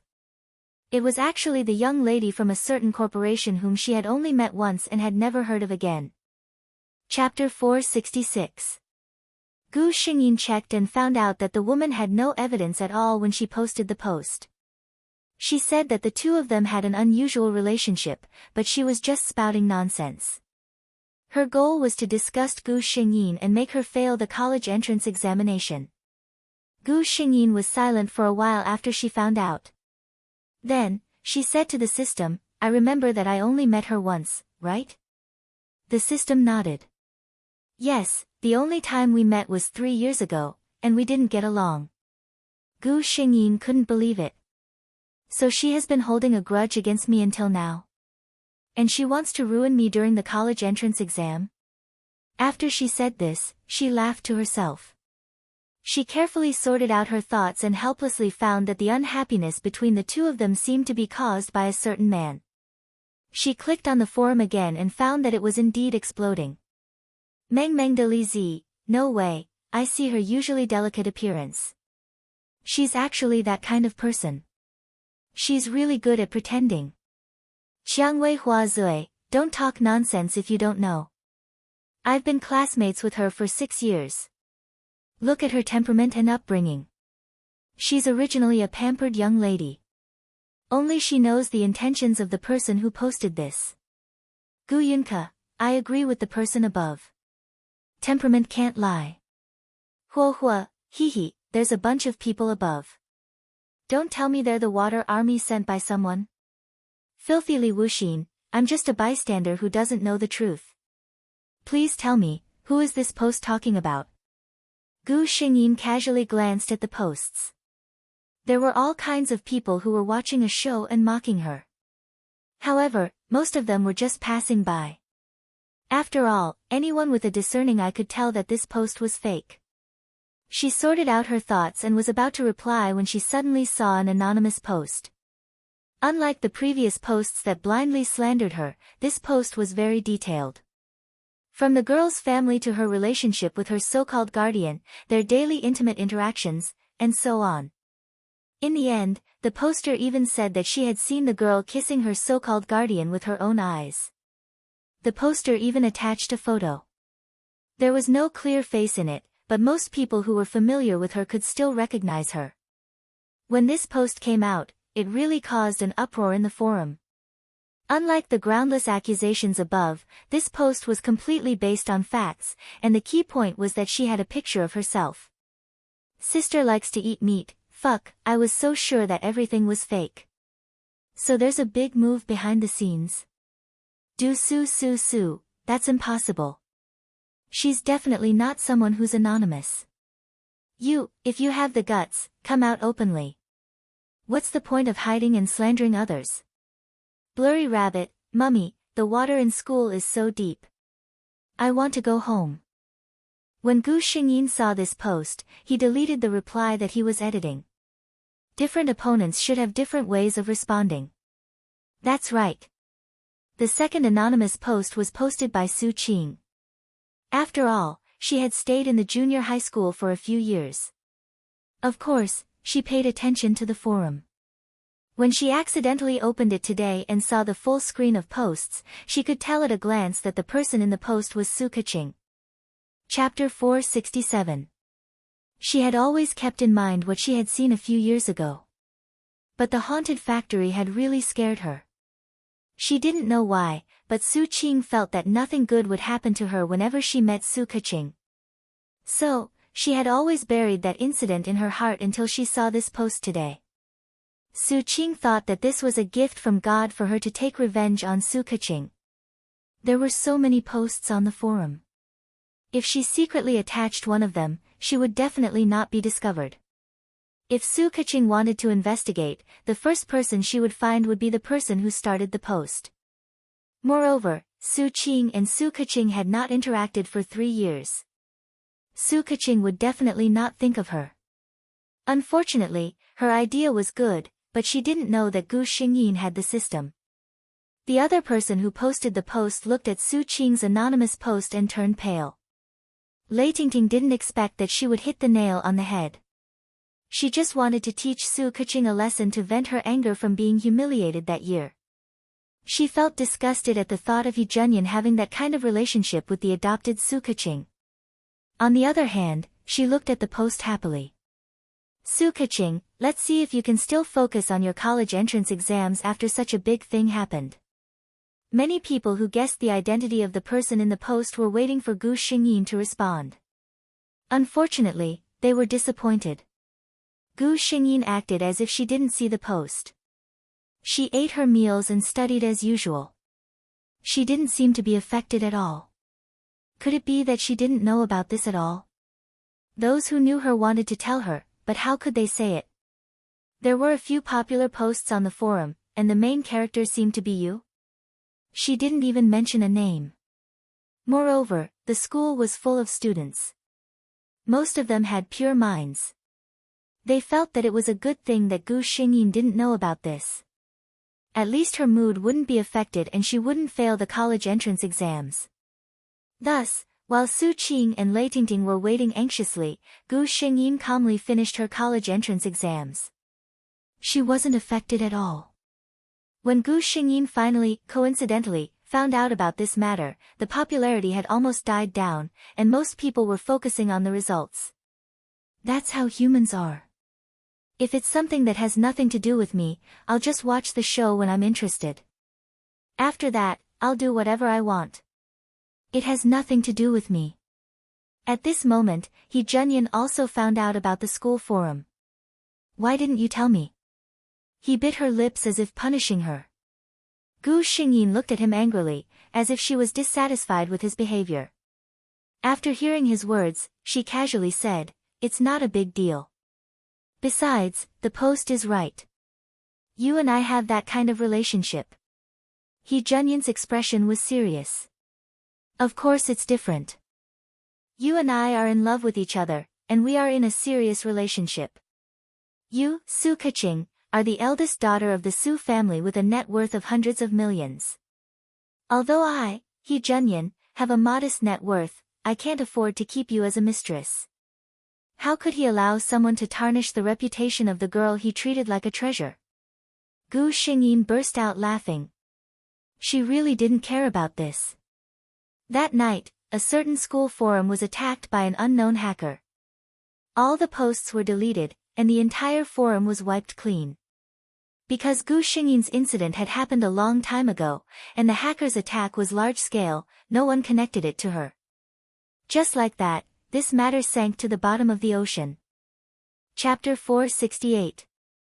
Gu Xingyin's coming-of-age ceremony at the age of 18 was very grand. He Junyan had put in a lot of effort to give her a perfect birthday party. He wanted everything to be the best. Today, in front of all the guests, I, He Junyan, as Miss Su Keqing's guardian, will return everything that belongs to Miss Su Keqing in perfect condition under everyone's witness, He Junyan said after his speech. Many of the people present had already understood what he meant. Most of the people present knew Su Keqing's identity. Many of them were even good friends of Su Keqing's parents. These people were very gratified by He Junyan's actions. However, there were some people who had other intentions who were truly surprised. They had previously discussed in private that the Su couple had entrusted their daughter and their family assets to someone else. It was no different from sending a piece of delicious meat to the mouth of a wild beast for him to keep. Most likely, it would be a one-way trip. They didn't expect He Junyan to be such a gentleman. He Junyan had a lawyer behind him. He signed a thick stack of documents and handed them to Gu Xingyin. Gu Xingyin looked through them carefully one by one and signed her name. She could have chosen not to look at them and chosen to believe He Junyan. However, she saw how serious this man was. If she really did that, she wouldn't be trusting this man. Instead, she would be letting down his painstaking efforts. He Junyan had purposely handed over the Su family's assets to her in front of all the business leaders in Jinhua City. This was to tell everyone that the real head of the Su family was back. Of course, Gu Xingyin couldn't treat this lightly. However, there was more than one unexpected thing that happened today. After Gu Xingyin signed the documents, all the guests stood up and applauded. Suddenly, the lights in the hall dimmed. The light pink lights looked especially dreamy in such an environment. Just as everyone was wondering what had happened, He Junyan suddenly took out a small box from his pocket. Gu Xingyin instantly understood what he was going to do. Although they had been married for a long time, she couldn't help but cover her mouth in surprise. In front of everyone, He Junyan knelt down on one knee before Gu Xingyin and opened the gift box in his hand. An exquisite diamond ring shone brilliantly under the light. Today, in front of all the guests, I have an even more important matter that I have yet to mention. He looked at Gu Xingyin seriously, his eyes full of affection. Qingqing, will you marry me? Ah! Some of the women couldn't help but exclaim. Everyone was stunned by this turn of events. What kind of development was this? If they didn't hear wrongly, President He was Miss Su's guardian, right? Those conspiracy theorists thought that they instantly understood what He Junyan was thinking. So that was the case. No wonder he handed over the Su group's shares so readily. It turned out that he had a backup plan. Brilliant, truly brilliant. Even the eldest daughter of the Su family had become He Junyan's. Would the Su family be far away? Gu Xingyin and He Junyan couldn't care less about what other people thought. At this moment, they only had each other in their eyes. Gu Xingyin couldn't stop smiling as she extended her hand to He Junyan. I'm willing. How romantic. A girl shouted excitedly and took the lead in clapping her hands. The guests snapped back to their senses. No matter what they were thinking, they all smiled and gave their blessings to the couple. Chapter 469. He Junyan looked at her insincere expression and smiled. Gu Xingyin saw that he was neatly dressed in his home clothes and that there was a book on the bedside table. She knew that he was just teasing her. She immediately changed her expression. She frowned and tears welled up in her eyes. This change shocked He Junyan. He knew in his heart that Gu Xingyin was most likely faking it, but he couldn't help but feel sorry for her. He bent down and asked, "What's wrong, Qingqing?" Gu Xingyin's eyes were teary. It hurts, guilt flashed across He Junyan's eyes. He knew that he had lost control last night. The girl in front of him was still very inexperienced. Unfortunately, the self-control that he was so proud of was nothing in front of Gu Xingyin. Gu Xingyin enjoyed the treatment of a queen. She washed up and dressed while He Junyan waited on her without complaint. After everything was done, she said coquettishly, "I'm so tired. I don't want to move." He Junyan didn't say another word and carried her down the stairs. He faced Sister May, who had just entered the room. Sister May had seen He Junyan propose to Gu Xingyin with her own eyes last night. At that time, she was really shocked. However, after one night, she thought it through. Anyway, Sir and Miss weren't related by blood. The two of them had always been so close. If they didn't get together like this, when Sir got married in the future, the bride might not be able to accept it. After all, she had watched Gu Xingyin grow up. Sister May naturally felt sorry for her more than others. She accepted this kind of thing without any hesitation. Now that she saw He Junyan carrying Gu Xingyin down the stairs, Sister May was experienced. How could she not know what had happened between the two of them? Sir was too anxious. Miss had just turned 18. Sister May gave He Junyan a reproachful look. He Junyan took the blame with a bitter smile. Who would have thought that it was actually the obedient girl in his arms who had seduced him last night? However, looking at the two of them now, no one would believe it. President He, just accept it. Gu Xingyin saw that Sister May did not show any difference, and she was happy in her heart. Although in the mission world, the only person she really cares about is her lover, Sister May has taken care of her for so many years. It is also a happy thing to be able to get her blessing. The two of them finished their breakfast sweetly. Anyone who saw them would feel their teeth ache. Sister May had already left the restaurant tactfully. When she left, she still had a gratified look on her face. The more Sir dotes on Miss, ah no, she will soon be Madam. The more relieved she felt. Gu Xingyin's college entrance examination results were released. Unsurprisingly, she ranked first. With her grades, she could get into any school in the country. However, under He Junyin's strong request, she still chose to study finance at a university in Jinhua City. One of them was close to home, and the two of them were at the peak of their love, so they couldn't bear to part. The other reason was that this school's finance major was one of the top in the country. It was not a disgrace to Gu Xingyin's grades. Everything went smoothly.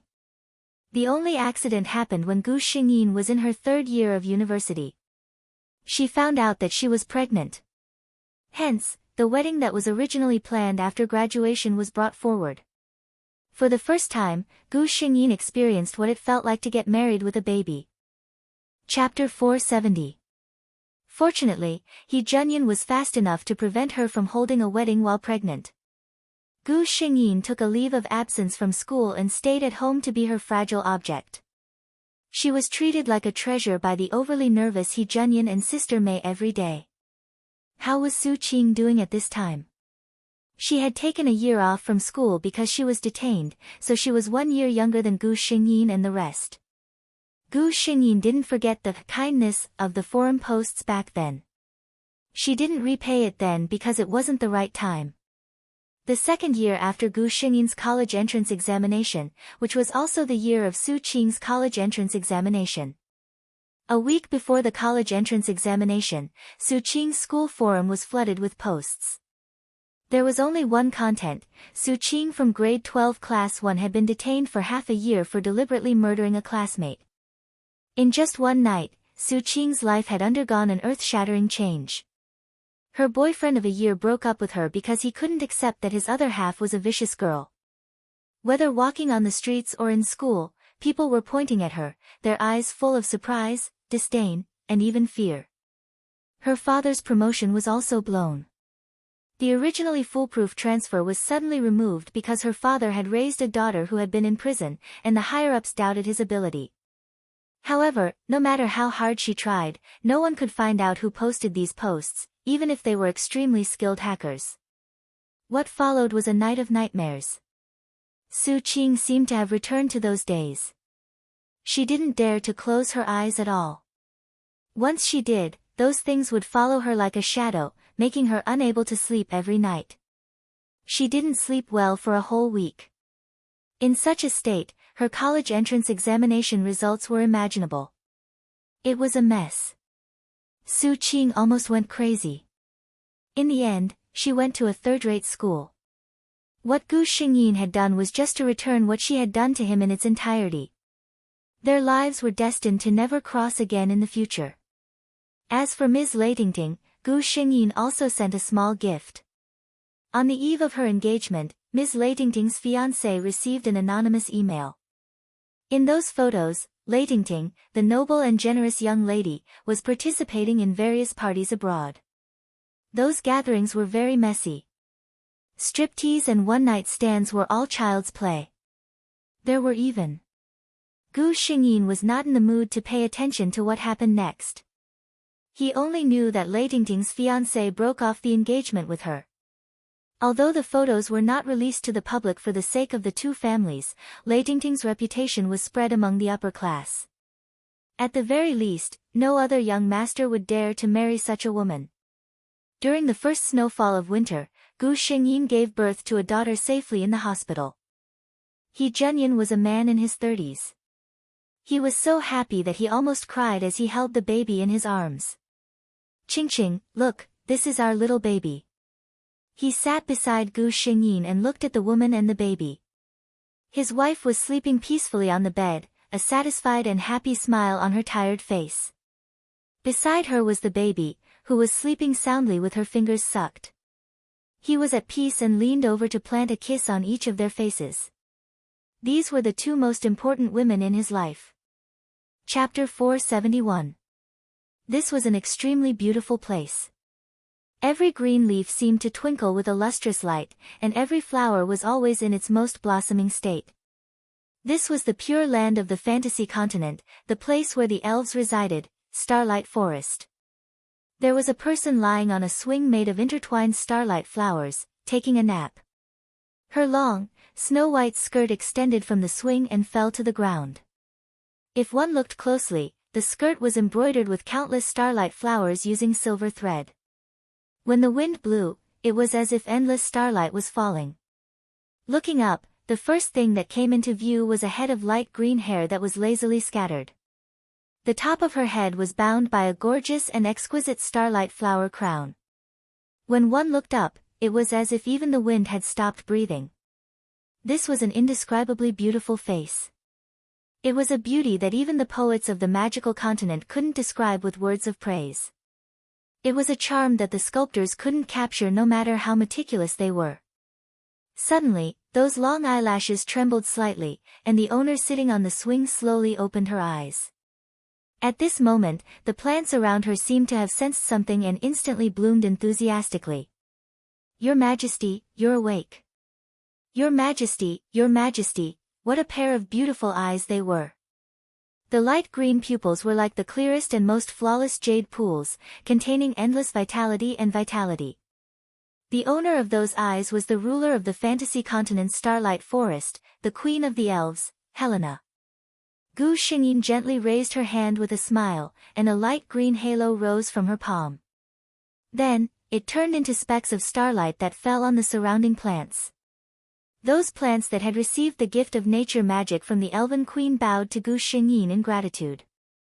Gu Xingyin sorted out the memories that the system had just transmitted to her. Elven Queen Helena, the first elf born from the Elven Mother Tree, the sacred object of the elves. She was born in her adult form and was the most powerful guardian of the Starlight Forest. She was also one of the top powerhouses in the entire fantasy continent. She was the queen of the Elven clan, who had incomparably powerful battle prowess. She was also recognized as the #1 beauty in the entire fantasy continent. However, such a powerful and beautiful elf queen was only a character that made people sigh with regret in a certain story. That story, to put it simply, was about a human girl who carried the protagonist aura. She had good luck all the way and activated countless cheats. In the end, she became a supreme master and had countless harems. In the process of her killing spree, one of her lovers was poisoned by the fire poison of Hell's lava. In the entire fantasy continent, only the Elven race's holy tree, the Elven Mother Tree, could cure her. In order to save her lover, she transformed herself and sneaked into the Starlight Forest. She got close to the youngest elder of the elf clan, Alan, and sneaked into the elf sacred ground. In the end, she disappeared with the elf sacred tree. She had left, but the entire elf clan had fallen into a great calamity. Alan knew that he had made a big mistake and was filled with remorse. He committed suicide in front of all the elves to apologize. The root of the elf clan was the Elven Mother Tree. Without the Elven Mother Tree, the entire Starlight Forest withered at a speed visible to the naked eye. The elves also began to show different degrees of weakness and aging. The entire elf clan was in imminent danger. At this time, as the Elven Queen, Helena made a huge decision for the entire elf clan. Chapter 472. The Elven Queen was born from the Elven Mother Tree after countless years of nurturing. She was the first elf between heaven and earth. As long as the fantasy magic continent was not destroyed, she would be an immortal existence. In a sense, she could replace the Elven Mother Tree. Therefore, after Helena studied countless elven magic books, she prayed to the goddess of nature in the Elven Holy Land and sacrificed herself to become the new Elven Mother Tree. She saved the entire elven race and even the entire Starlight Forest, but gave up on herself. Gu Xingyin finished sorting out the plot and sighed to herself. In the original plot, the elven race did not have a good ending. Because of the Elven Queen, the entire elven race hated that human girl and even started a war that spread across the entire continent. However, no matter how strong the elven race was, they could not defeat someone with a protagonist aura. In the end, the entire elven race suffered heavy losses and had to seal the Starlight Forest to recover. When Gu Xingyin came to the Elven Queen, there were still 1,000 years before the birth of the protagonist aura girl, She Lily. System, she has the protagonist aura. Isn't she the protagonist of this world? Gu Xingyin asked with some doubt. The system's calm voice was somewhat disdainful. How could she be considered a protagonist? She just happened to obtain something that could forcefully steal the luck of others to replenish herself. That's why she was so lucky. Host, haven't you noticed that everyone who went against her ended up very miserably? That's because their luck was all stolen by her. The true children of fate are loved by the laws of the world. For example, the Elven Queen that Host lives in will not bring misfortune to others. On the contrary, the true protagonists will even benefit the people around them. Gu Xingyin nodded to express her understanding. Your Majesty, a new elf is about to be born in the Holy Land. A lithe female elf reported to Gu Xingyin with a smile. Gu Xingyin's expression froze. Calculating the time, Alinor, who was deceived by She Lily and ended up committing suicide, was born at this time. A smile appeared on her face. I'll go take a look. Our elf is finally coming out. Alinor's birth received the attention of the entire elven race because he was the second elf after Queen Helena to be born after 10,000 years of nurturing by the mother tree. All elves guessed that after he was born, he would definitely be an extremely powerful elf. When Gu Xingyin arrived at the elven sacred land, many elves who had heard about the elven mother tree's movements had already rushed over. Upon seeing Gu Xingyin, the elves all bowed to her. Queen. Your Majesty. Gu Xingyin nodded and walked to the front to look at the holy tree of the elves. Elves were born from the elven mother tree, and the potential of newborn elves was judged based on the length of time they were born. Elves were elves birth elves for ages for nurture. Of course, as the first elf in the fantasy continent, no one knew how long Gu Xingyin had been nurtured by the mother tree of the fairies. This little elf that had been nurtured for 10,000 years naturally received the blessings of all elves. The green radiance that had been lingering around the mother elven tree suddenly became unprecedentedly dazzling.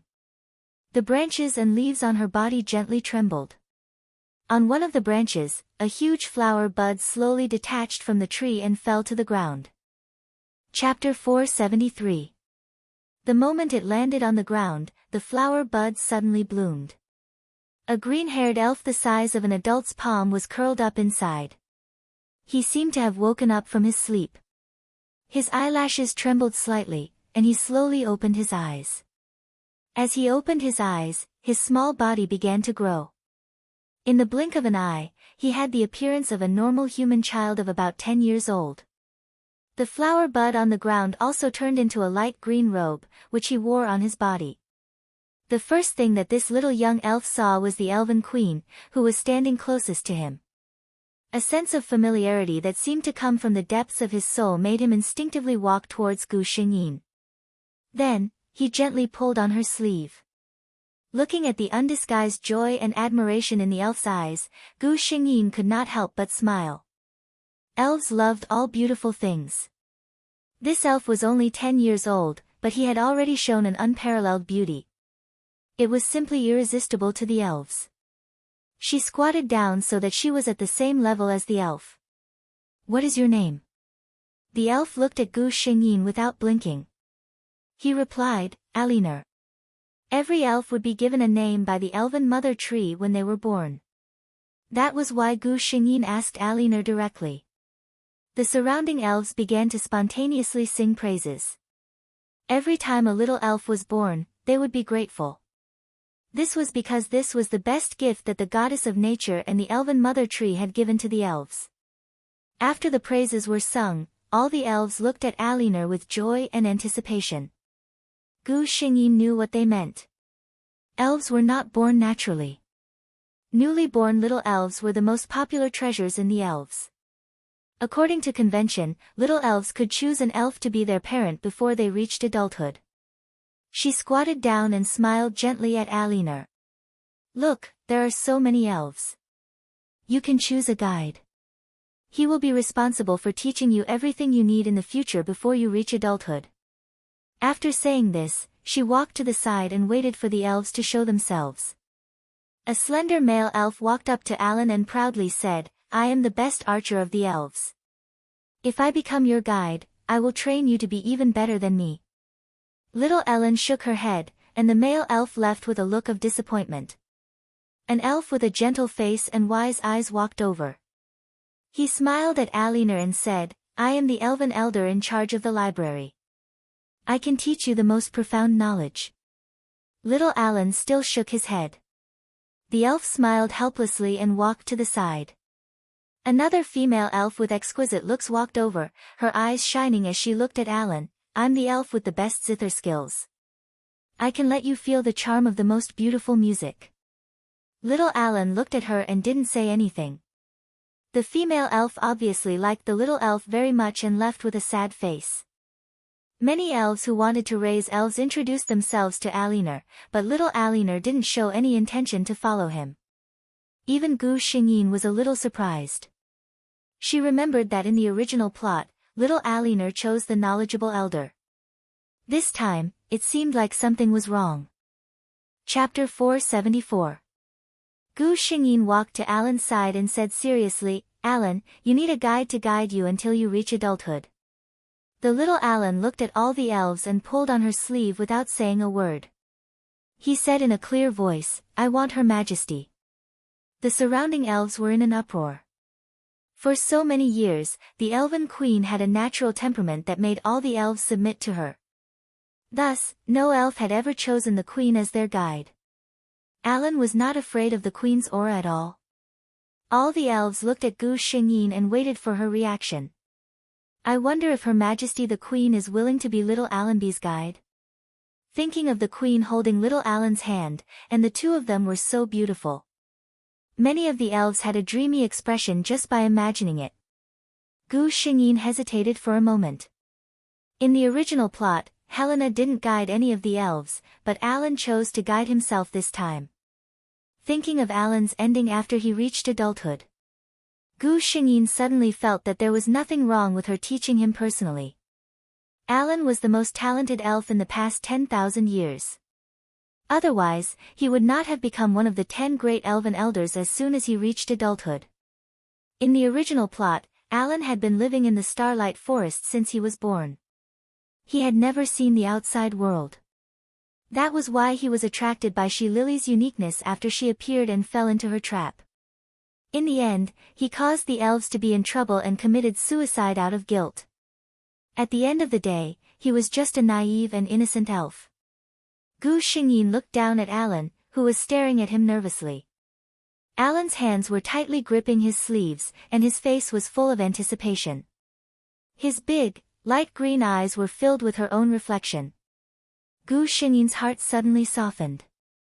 She bent down and gently picked him up. "What a clever little fellow. All right, as you wish. I, Helena, in the name of the Elven Queen, hereby announce that before you reach adulthood, I will be your guardian and guide until you can shoulder the glory of the elves on your shoulders." Alan's eyes suddenly burst with joy. He bent his eyes and smiled. He quickly leaned over and kissed Gu Xingyin's face. Then, with a move of his hand, a faint light lit up, and a beautiful wreath appeared in his little hand. "Your Majesty." The little Alan put the wreath in front of Gu Xingyin with a shy face. "This is my gift to your Majesty. I hope you like it." His action surprised the surrounding elves and Gu Xingyin. He was just born without anyone's guidance. He could use natural magic without a teacher. Although it was only a low-level magic, this talent was amazing. His first magic was to make a wreath for the queen. Gu Xingyin only felt a tingling feeling in her heart. The starlight wreath in her hair suddenly disappeared. She gently lowered her head and signaled Alan to put it on for her. Such a cute and lovable child.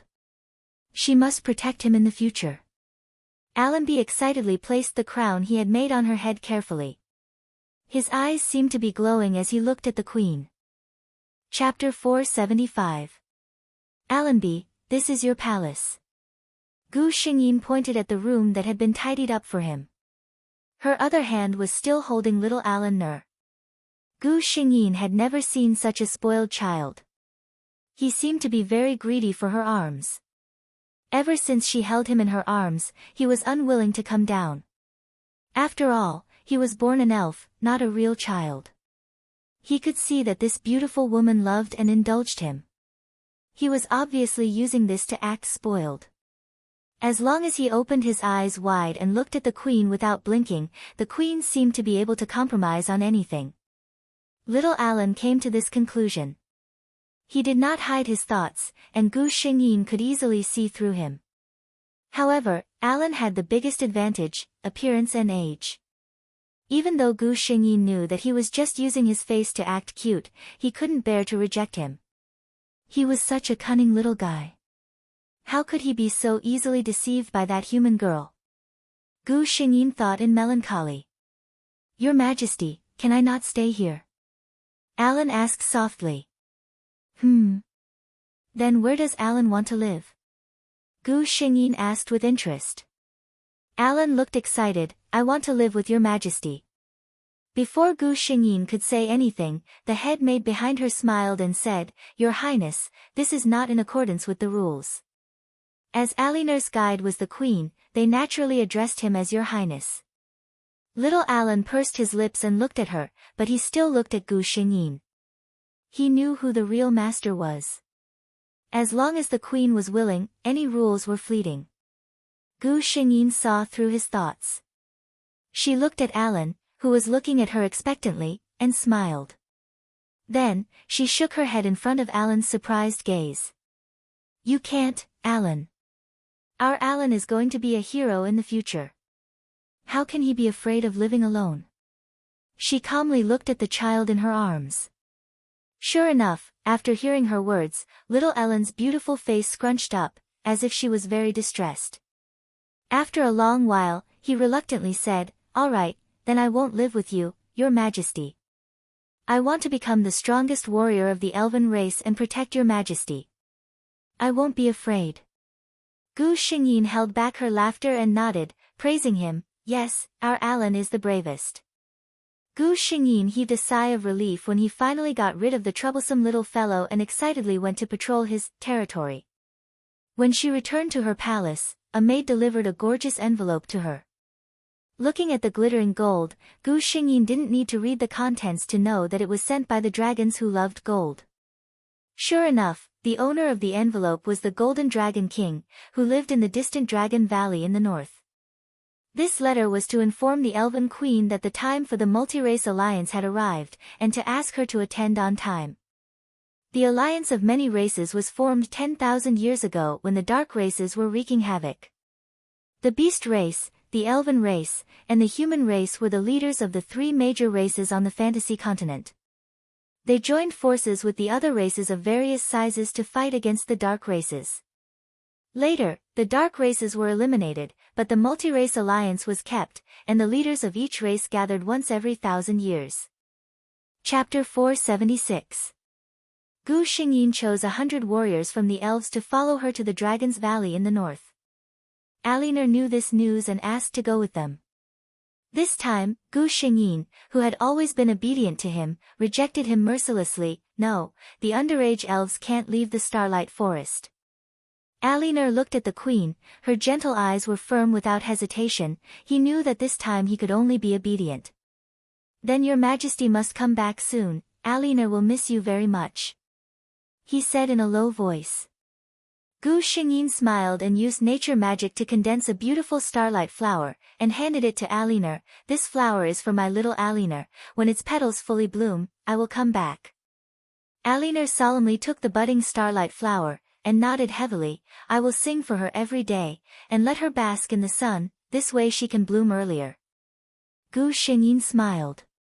He was a child after all. This kind of flower made with magic, how could it be the same as a natural flower? But, it was good to give him something to think about. Aliner stood in the middle of many elves, watching the queen leave the starlight forest with her people.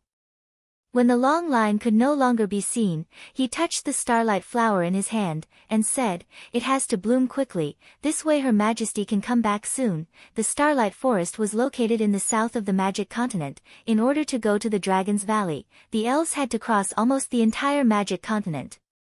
The elves liked nature, and were not used to interacting with humans. Most of them walked through deserted forests or canyons. Occasionally, they would meet a few adventurers, and the other party would even think that they were hallucinating. Or they recognized Gu Xingyin's unique mount, the Moonlight Unicorn, and excitedly wanted to get close, but in the blink of an eye, they would lose track of the elves. They moved forward in a low profile, but added a few more mysterious legends to the magic continent. The news of the number one beauty of the continent, the Elven Queen, appearing in the human world slowly spread. After half a year of travel, Gu Xingyin finally arrived at the Dragon's Valley with her elves. Different from the exquisite beauty of Starlight Forest, Dragon's Valley was filled with an imposing and rough style. Many elves frowned. Everyone on the fantasy magic continent knew that the elves and dragons were at loggerheads with one another. The former despised the latter for having poor aesthetic standards, being rude and not knowing etiquette. The latter couldn't stand the former's pretentious, arrogant, and condescending attitude. However, no matter how much both sides hated each other, when Gu Xingyin personally arrived at Dragon's Valley, she was still greeted with the highest standard by the dragons. According to the words of the dragons, although the elves were stingy, arrogant, and fussy, their beauty was undeniable. This was especially true for Her Majesty the Queen. He was willing to save up some gold just to meet her. One could imagine how popular the Elven Queen was among the dragons to be able to make the dragons, who valued wealth as much as their lives, say such words. This was one of the main reasons why the elves hated dragons. The elves entered the Dragon's Valley under the baptism of countless gazes. The master of the Dragon's Valley, the leader of the dragons, Golden Dragon Beemans, quickly rushed over after hearing the news. Actually, there was another important reason why Gu Xingyin came here this time. According to the past, his lover was likely to be either the human emperor or the behemoth. Chapter 477. However, Gu Xingyin looked away in disappointment as soon as she saw Beemans. It wasn't him. Although Beemans, who had brilliant blonde hair, a perfectly proportioned body, and a handsome face, was very attractive, in Gu Xingyin's eyes, everyone was the same as long as they were not his lovers. Beeman's eyes lit up the moment he saw Gu Xingyin. The entire continent knew that the dragons were promiscuous. The Golden Dragon King had always had some inexplicable feelings for the number one beauty of the fantasy continent, but it was just a one-sided love. If the Elven Queen really liked him, the two of them would have known each other for tens of thousands of years. They wouldn't just be acquaintances.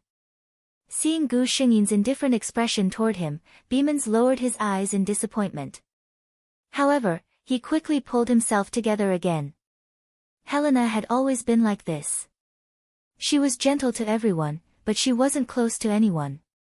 He had an endless lifespan, which meant that he had unlimited possibilities, wasn't it?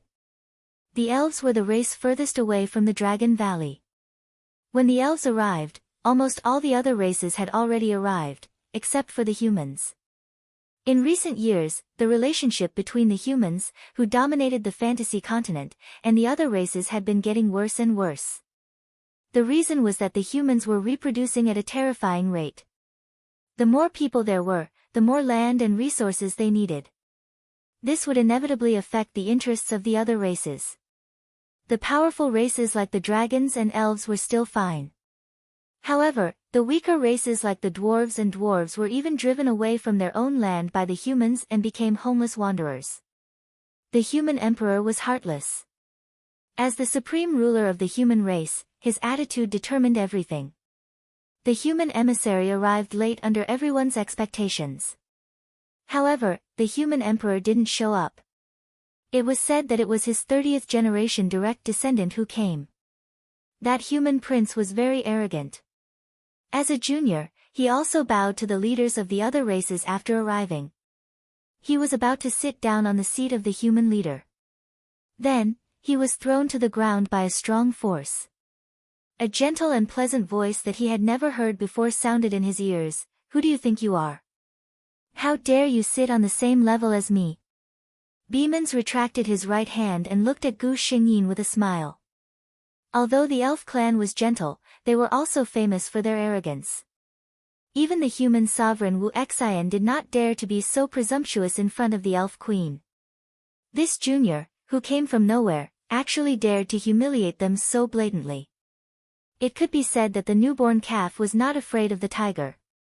The human prince was furious at being treated in such a manner. He was about to open his mouth and curse when he saw Gu Xingyin. However, he lost his voice the moment he saw her. He had seen countless beauties, but none of the beauties he had seen in his life could compare to the beauty in front of him. The other party simply sat there and looked at him with a pair of light green eyes. His gaze could be considered gentle, but it made him feel a bone-piercing chill. He knew who this person was. To be able to sit in the most honorable position, to have light green hair and eyes, and to have such a peerless beauty.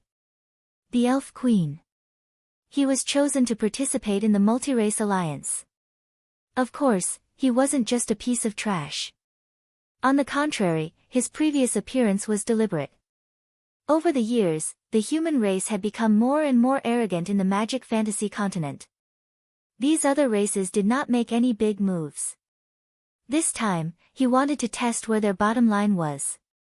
However, he didn't expect to kick an iron plate as soon as he arrived. Chapter 478. Who was the Elven Queen? No matter how arrogant this human prince was, he knew that she was one of the most untouchable existences in the entire Fantasia continent, just like his own royal family's ancestors. Gu Xingyin glanced at him indifferently. He closed his eyes and said softly, "Wu Xin, Beemans and I aren't worthy enough for you to lower yourself and come here for a chat." Her voice wasn't loud, but it seemed to have been strengthened layer by layer. Gradually, it resounded throughout the entire Fantasia continent. When everyone heard this, they were also shocked by the meaning of these words. Wu Xin. In the entire Fantasia continent, there was only one person who dared to use this name, the Supreme Emperor of the human race. The name Beemans could only be used with Wu Xin by the legendary Golden Dragon King. Then, the person who dared to call them by their names, in the entire Fantasia continent, there was only one person left.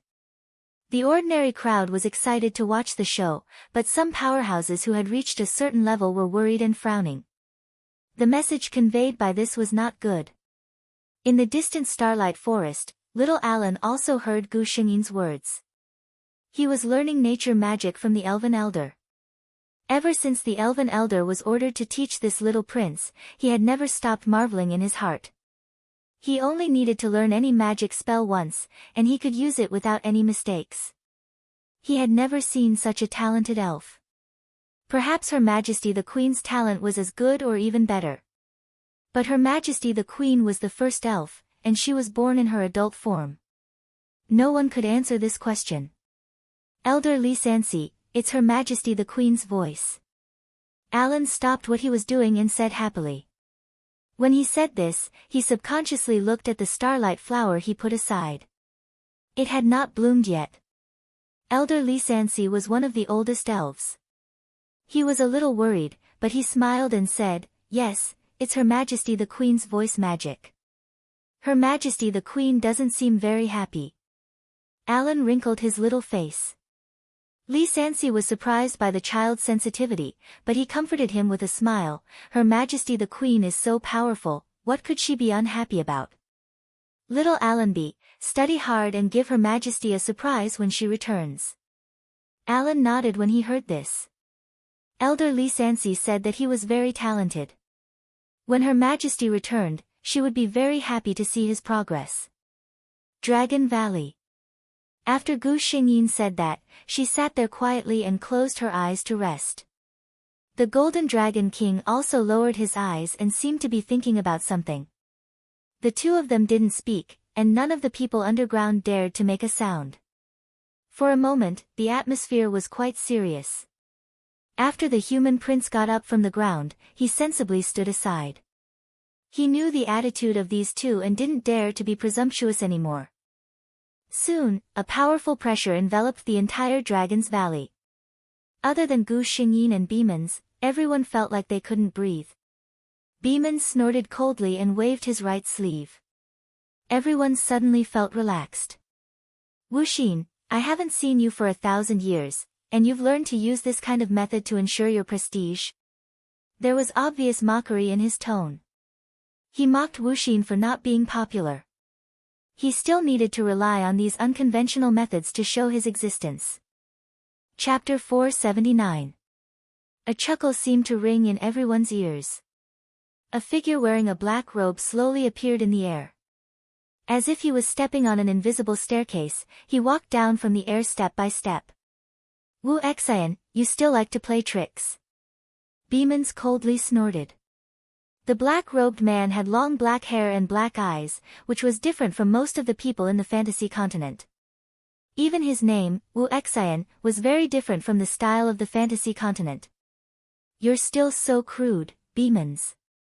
The black-robed Emperor Wu Xian's face did not show any anger, but his words were not polite at all. He then turned to Gu Xingyin and smiled, after not seeing you for so many years, Helena is still so charming, I admire you.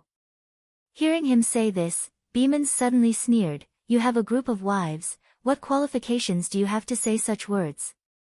Many years ago, the two of them were in love with the elf queen. In a situation where he did not get a response, the golden dragon chose to stand firm, while the human emperor began to linger around. Gu Xingyin's mood was not very good. She originally thought that her lover in this world should be either Beemans or Wu Xian, but she did not expect that it was neither of them. System, my lover, will he be in this world? Her heart was a little panicked. Her connection with him was only in every world they met. Every time, she could rely on the unique mark on his body to find him. But what if he did not reincarnate with her? If he disappeared without a trace, then wouldn't she have no way of finding him? Fortunately, the system gave her a definite answer, host, don't worry, he will be in every world. The system's answer made Gu Xingyin once again confirm that it knew many things about him, but due to some reason, it could not tell her. Gu Xingyin came back to her senses and looked at the human emperor in front of her. Wu Xian, today you. She glanced at the well-behaved prince standing to the side and raised her chin, what is the meaning of this? The human emperor smiled carelessly, it's just a child who doesn't know any better. As he spoke, he waved his hand, and his black sleeve fluttered. The prince didn't even have a chance to react before he was reduced to ashes in front of everyone. Beemans put away the smile on his face and looked at him coldly. Beemans, you are getting more and more ruthless. He killed his own bloodline without any hesitation. Gu Xingyin also frowned. The human emperor in Helena's memory was not like this. Although that person was arrogant, he wasn't someone who would kill the innocent. The human emperor didn't even bat an eyelid. He's just an ant. What's there to feel sorry for? Gu Xingyin stared at him and said, Wuxin, at the beginning, you were just one of the ants in your mouth. Unlike her and the Beemans, who were born from a powerful race, the human emperor's experience was more legendary. He was originally just a commoner in a small town in the fantasy continent. Due to some chance encounter, he received the inheritance of an ancient mage. Step by step, he became the strongest person in the continent. As expected, when Wuxin heard this, displeasure flashed across his face. He snorted coldly and said, let's not talk about the past. Gu Xingyin suddenly stood up. If it was my friend Wuxin, I would ask him if there was a problem, but, who exactly are you? Chapter 480. No one knew what happened during that multi-race meeting. After that, the human emperor fell, and the elves went into hiding. On the fantasy magic continent, the dragon clan was rarely seen. Aliner had been waiting for the starlight flower to bloom, but he waited for many days, and there was no sign of the flower changing. Until the elves who followed the queen returned to the starlight forest. Hearing the news of the elves' return, Aliner's first reaction was to take a look at the starlight flower on his bed. The petals were tightly closed, and there was no sign of it opening. Could it be that the queen lied to him? Aliner retorted. Impossible. A person like Her Majesty would not lie to him. He didn't think much, and ran out of his palace like the wind, in the direction where the elves came back. However, he didn't see the figure sitting on the back of the moonlight unicorn. The elves who came back were all depressed and angry. Alinor saw that in the middle of the team, there was a carriage pulled by several unicorns. Alinor didn't know how. He suddenly felt sad, and he didn't know where this feeling came from. He just ran to the elf at the front. "Uncle Fit, where is the queen?" Fit recognized that this beautiful and cute elf was the queen's guide. Looking at the little guy's excited and expectant face, his face darkened. "The queen is sleeping in the carriage. You can go and see, but don't disturb her." Alinor quickly walked to the front of the carriage. The carriage was very high, even higher than his head. He used the flying spell he just learned. At this time, he was still thinking, if the queen asked how he got up, should he tell her? The elder said that the queen would be very happy. He carefully opened the curtain. The carriage was very spacious. He saw an emerald green vine bed in the center, and there was a soft light inside. Alinor knew that it was a magic lamp. Her Majesty the Queen lay peacefully on the vine bed. Her beautiful face looked even more attractive under the soft light than usual.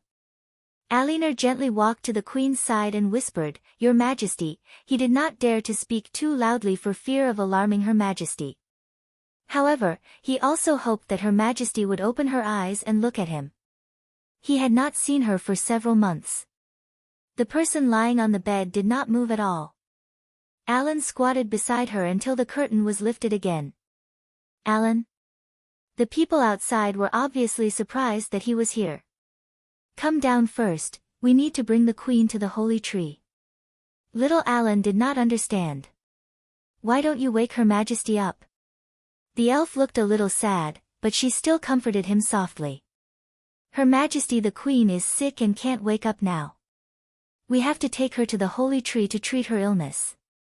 Eleanor was too small to help, so he just stood aside and watched as the elves came out. Then the elders cast some kind of magic on the sleeping queen. Finally, the queen was placed in a beautiful crystal box full of starlight flowers under the shade of the holy tree. Alan Eyre looked at the starlight flower that had yet to bloom in his hand and felt a little sad. He had learned a lot during this period of time and was prepared to show it to the queen when she returned. However, the queen could not see it now. Chapter 481. Gu Xingyin didn't know how long she had slept for. When she woke up, the leaves of the elven mother tree rustled and circles of green light fell on her body, replenishing her body's energy. This was the holy land of the elves. Gu Xingyin sat up and found that she was lying in a crystal-like rectangular coffin. Was she the Sleeping Beauty? She thought in amusement. "System, how long have I been asleep?" she asked. At that time, she recognized that the so-called human emperor Wu Xian was actually a fake. Looking at the situation, the real Wu Xian had probably been assassinated long ago. She didn't know where that person came from. She and Beemans were only able to fight to a draw with him. Although they had the upper hand, they couldn't do anything to him. There had never been an expert of this level in the fantasy magic continent. In the end, she had Beemans cover for her and used the elven race's strongest forbidden spell to kill that Wu Xian. However, the two of them had paid a heavy price. Beemans had to recuperate and she had no choice but to fall into a deep sleep because she had exhausted her magic. "Host, you have been asleep for 1,000 years. The system answered her question. Gu Xingyin was shocked. "It's actually been that long?" "Your Majesty." A surprised and unfamiliar voice appeared beside her ear. Gu Xingyin looked over with some confusion. It was a male elf she had never seen before. Like Helena, he had light green hair that reached his waist. His light green eyes were purer than the sky and were filled with pure joy. His skin was white and his appearance was more exquisite and beautiful than any elf Gu Xingyin had ever seen. She felt that his aura hadn't reached adulthood yet. Could it be that he was a newly born elf while she was asleep? Seeing the unfamiliarity in Gu Xingyin's eyes, the elf's eyes dimmed as if he was sad. "Your Majesty, you don't even remember me," ever since the queen had fallen asleep, he would come to the Holy Land almost every day to see if the queen had woken up. The starlight flower made by Gu Xingyin's magic had always been placed in his bedroom. Every day, the first thing Alan Eyre did when he woke up was to see if the flower had bloomed. However, 1 year had passed, 10 years had passed, and 100 years had passed. Little Alan had slowly grown up, and in a few days, he would reach his 1000th birthday. He would officially be an adult, but there was still no sign of Her Majesty waking up. When he woke up this morning, he habitually looked at a certain spot at the head of the bed. He thought he was hallucinating. The starlight flower that had been dormant for 1,000 years had actually bloomed. In the early morning light, the pure white bud had completely bloomed. The little star-like stamen swayed gently in the breeze, as if it was saying good morning to him. Alan could swear to the goddess of nature that this was the most beautiful starlight flower he had ever seen in his life. Realizing something, Allenby rushed to the Holy Land with a nervous and expectant mood.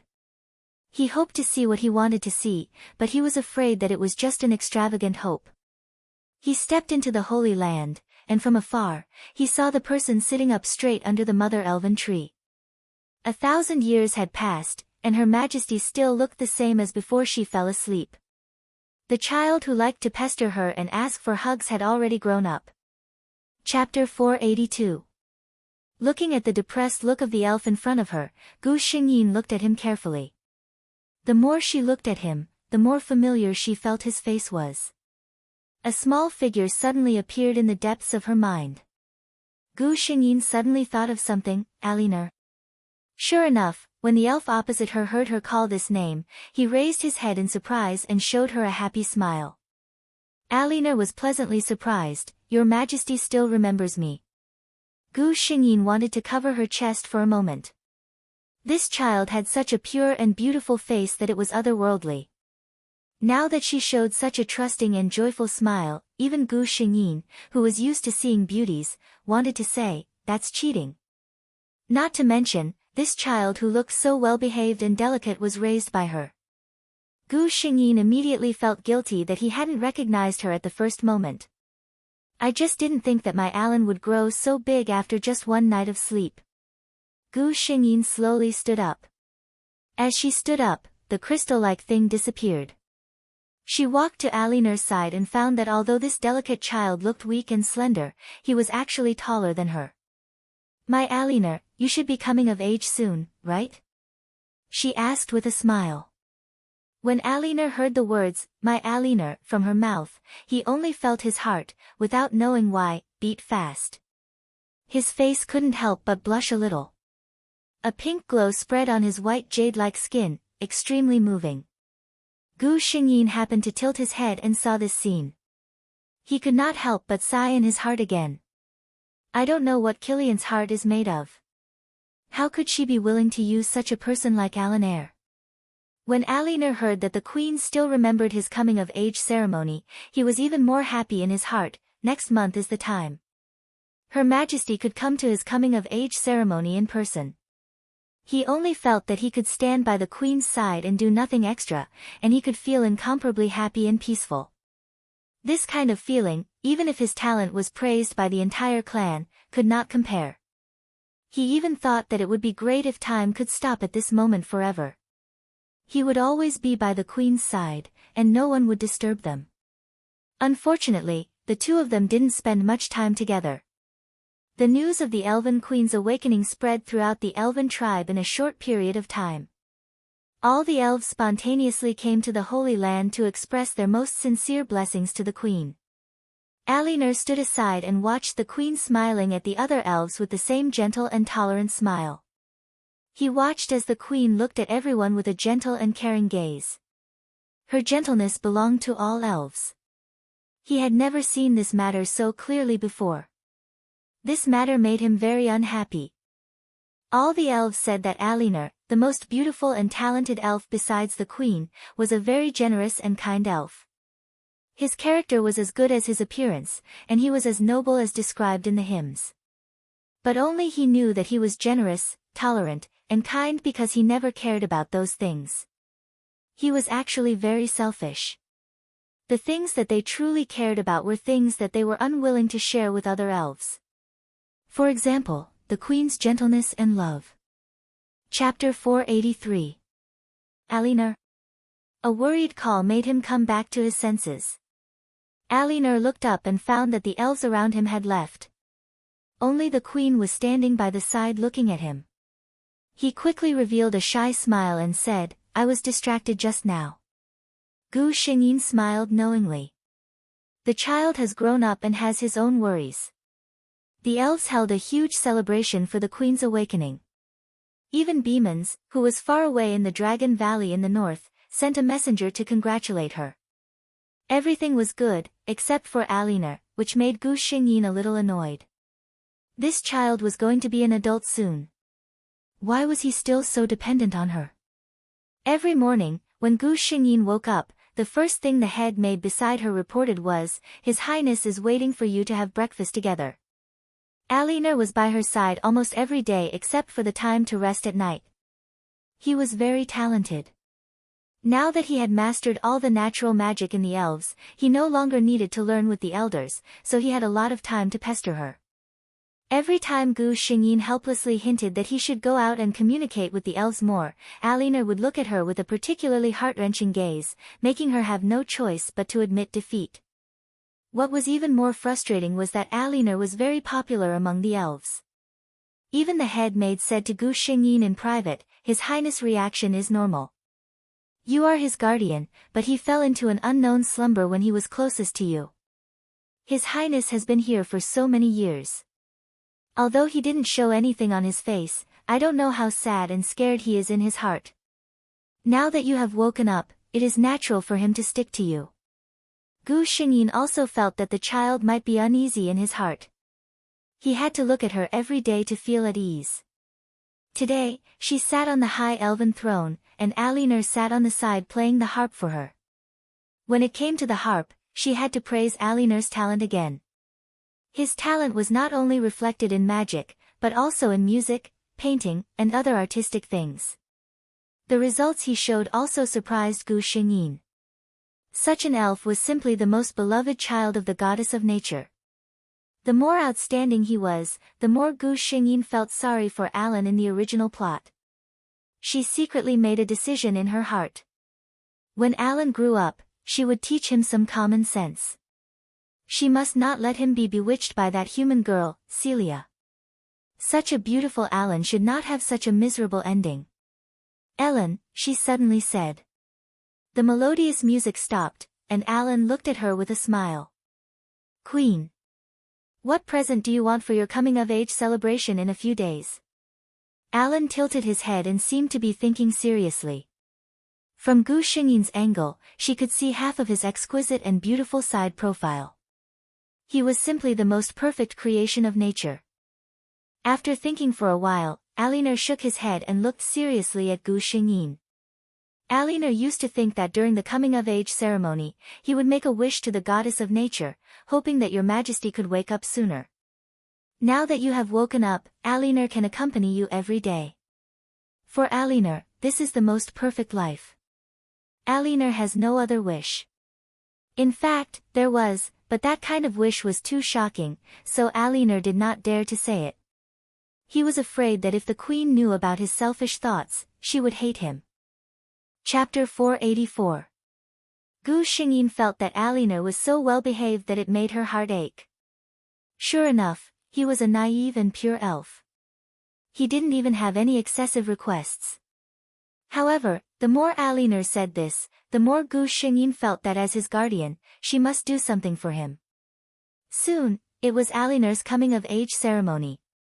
Like every elf's coming-of-age ceremony, Alinar's coming-of-age ceremony was set in the Holy Land. However, it was different from the usual coming-of-age ceremony. A few years ago, an elf elder resigned from his position as an elder of the clan because he wanted to concentrate on studying ancient books. As the most talented elf in the past 10,000 years, Alan was promoted to the position of the new elder of the elf race. This was the same as the original plot. He became the youngest elder in the history of the elves. None of the elves felt jealous.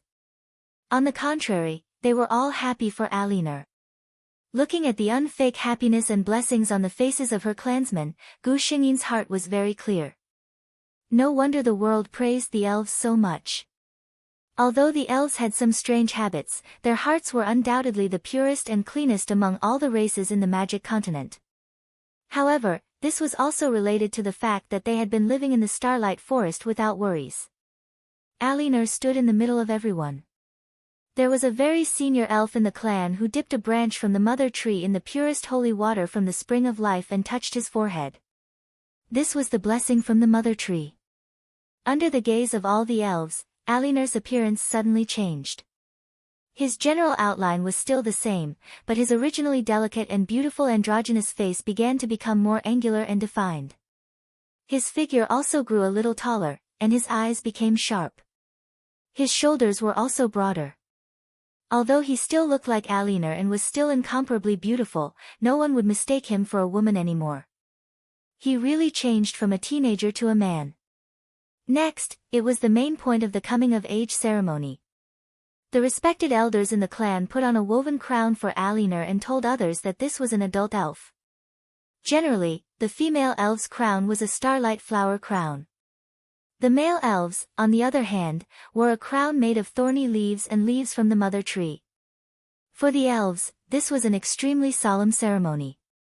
All of the elves remained silent in unison, waiting to witness this scene unfold. However, the elder who was supposed to wear the crown for Alan quietly retreated.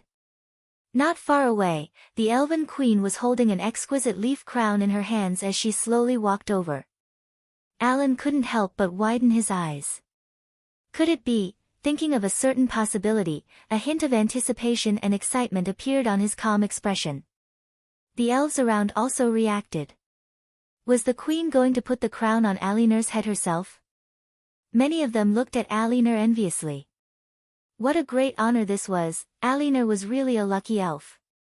Gu Xingyin stood in front of Alinur. This child, after the coming-of-age ceremony, had grown taller again. She had to raise her head to look at him. These are the thorny leaves and holy leaves that I personally picked. It took me 3 days and nights to weave them. I cast protection and blessing magic on it. I hope it will bring you good luck and happiness.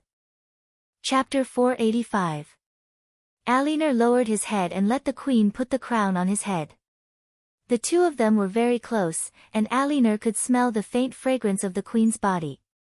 It did not belong to any plant that he knew, and it was the scent that belonged to the queen. Gu Xingyin took a step back and looked at her work with satisfaction. Compared to before, the male elf who had tied his hair behind his head had a valiant feel to him. She smiled and gently opened her mouth, completing the last step of the coming-of-age ceremony. The powerful and beautiful goddess of nature, you brought the sun, rain, and breeze to the earth. The grass sprouted under your feet, and the flowers bloomed in your hands. All the elves followed their queen and sang the praises of the goddess of nature. The elves believed in the most gentle and beautiful goddess. They believed that the elves, who were closest to nature, were created by this goddess. At this moment, Gu Xingyin realized that something was wrong. She looked at Alinur in surprise. If she did not react in time, she would have lost her composure.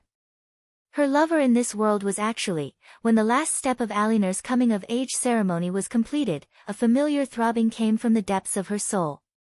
The development of this fact was somewhat unexpected to her. She looked at Alinur with a strange gaze. Could it be that the elves had a special physique, so before coming of age, she did not recognize him? System, you should have known that Alinur was him, right?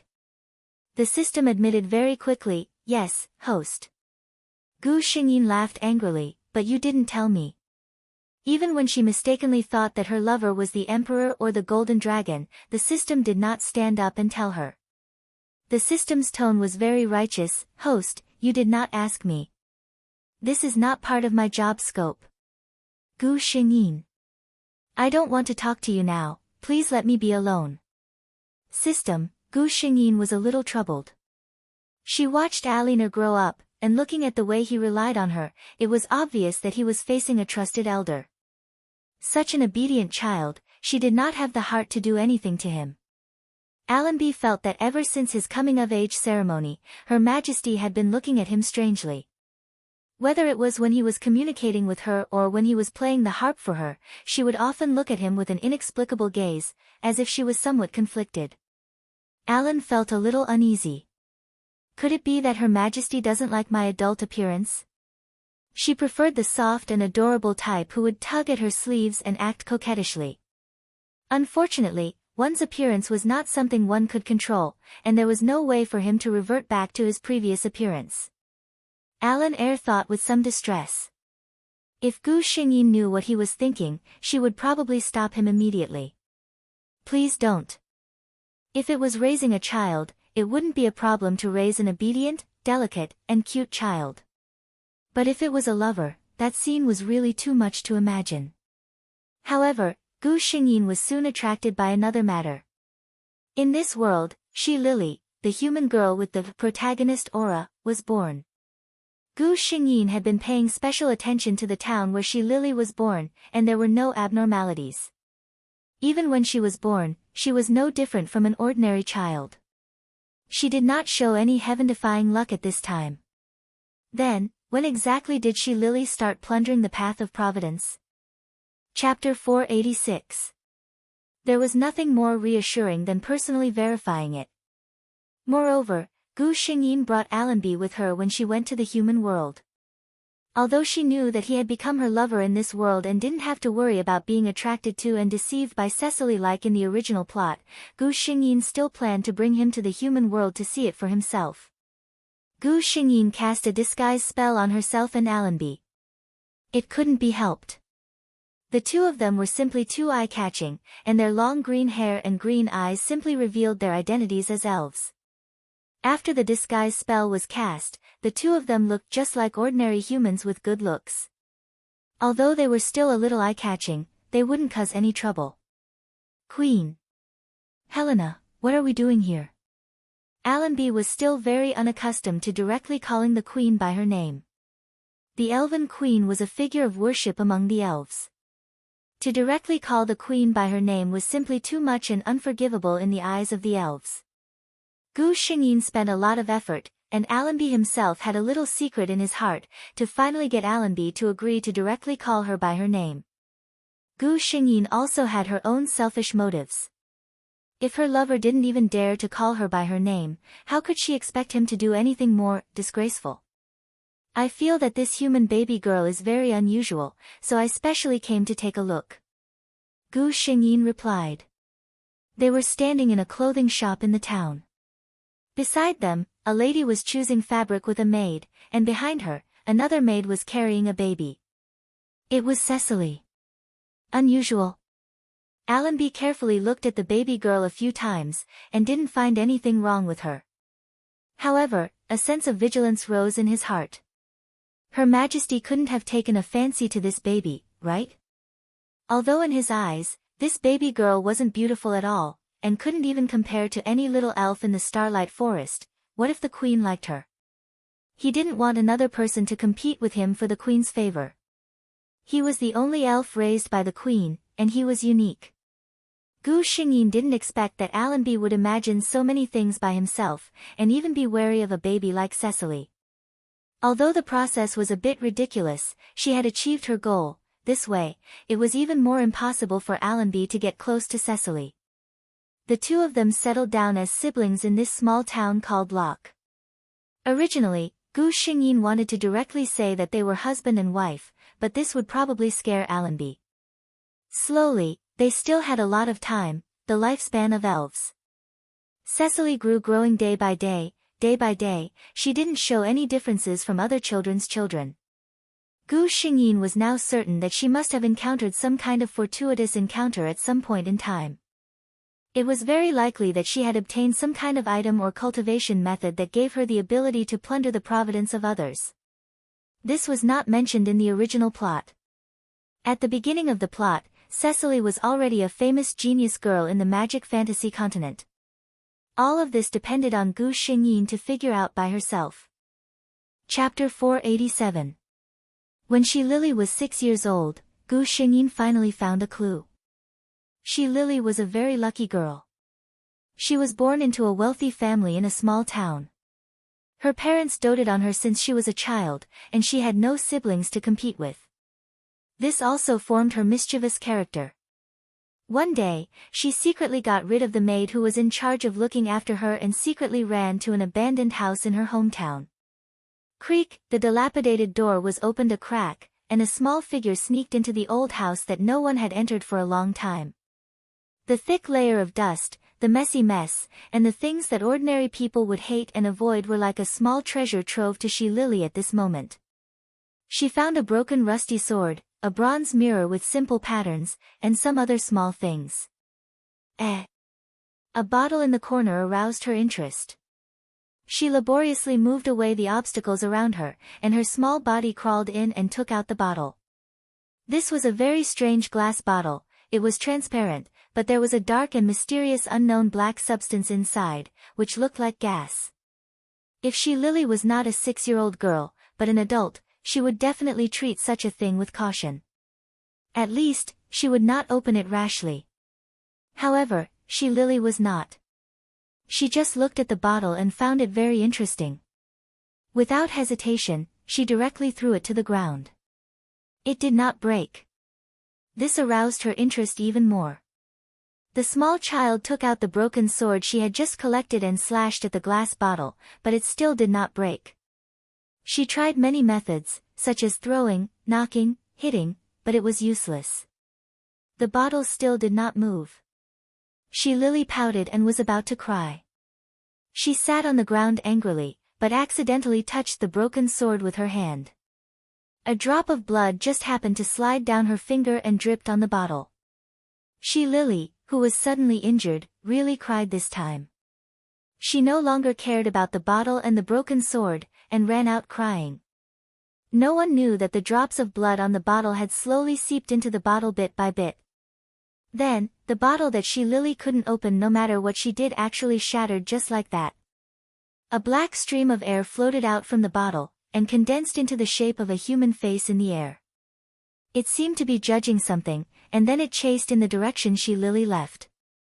It quickly caught up with She Lily and then went into her body. She Lily, who was running, suddenly stopped.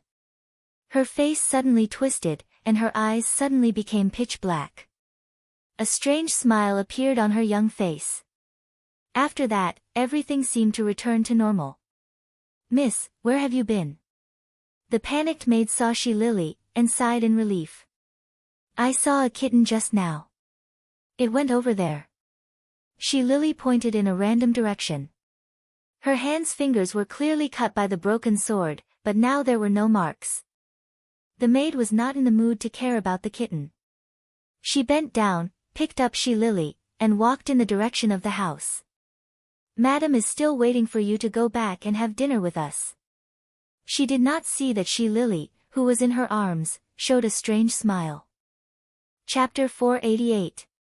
Gu Xingyin did not expect that in such a short period of time, something would happen. The system did notice this.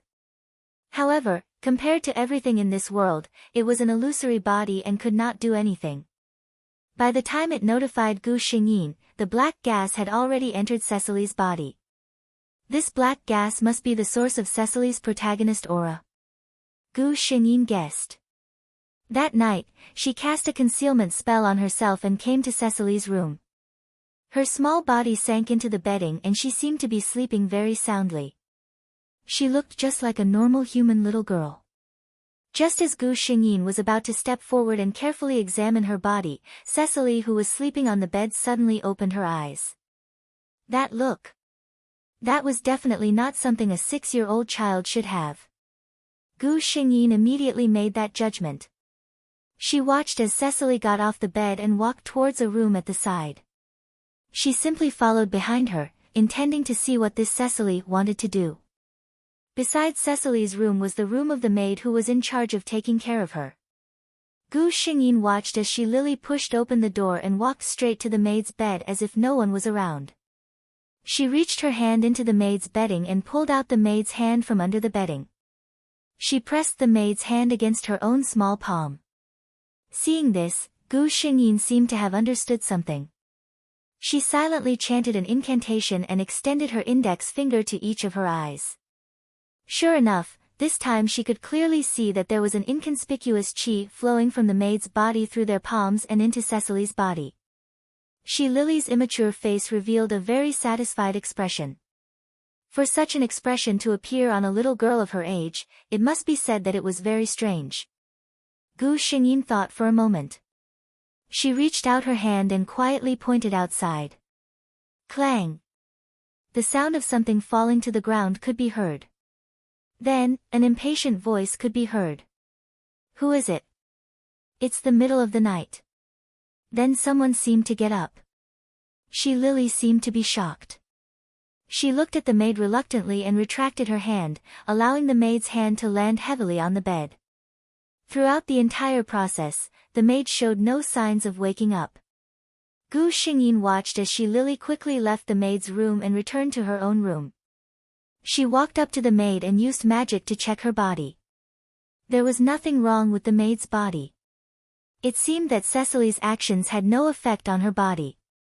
She took one last look at the maid sleeping soundly on the bed and left.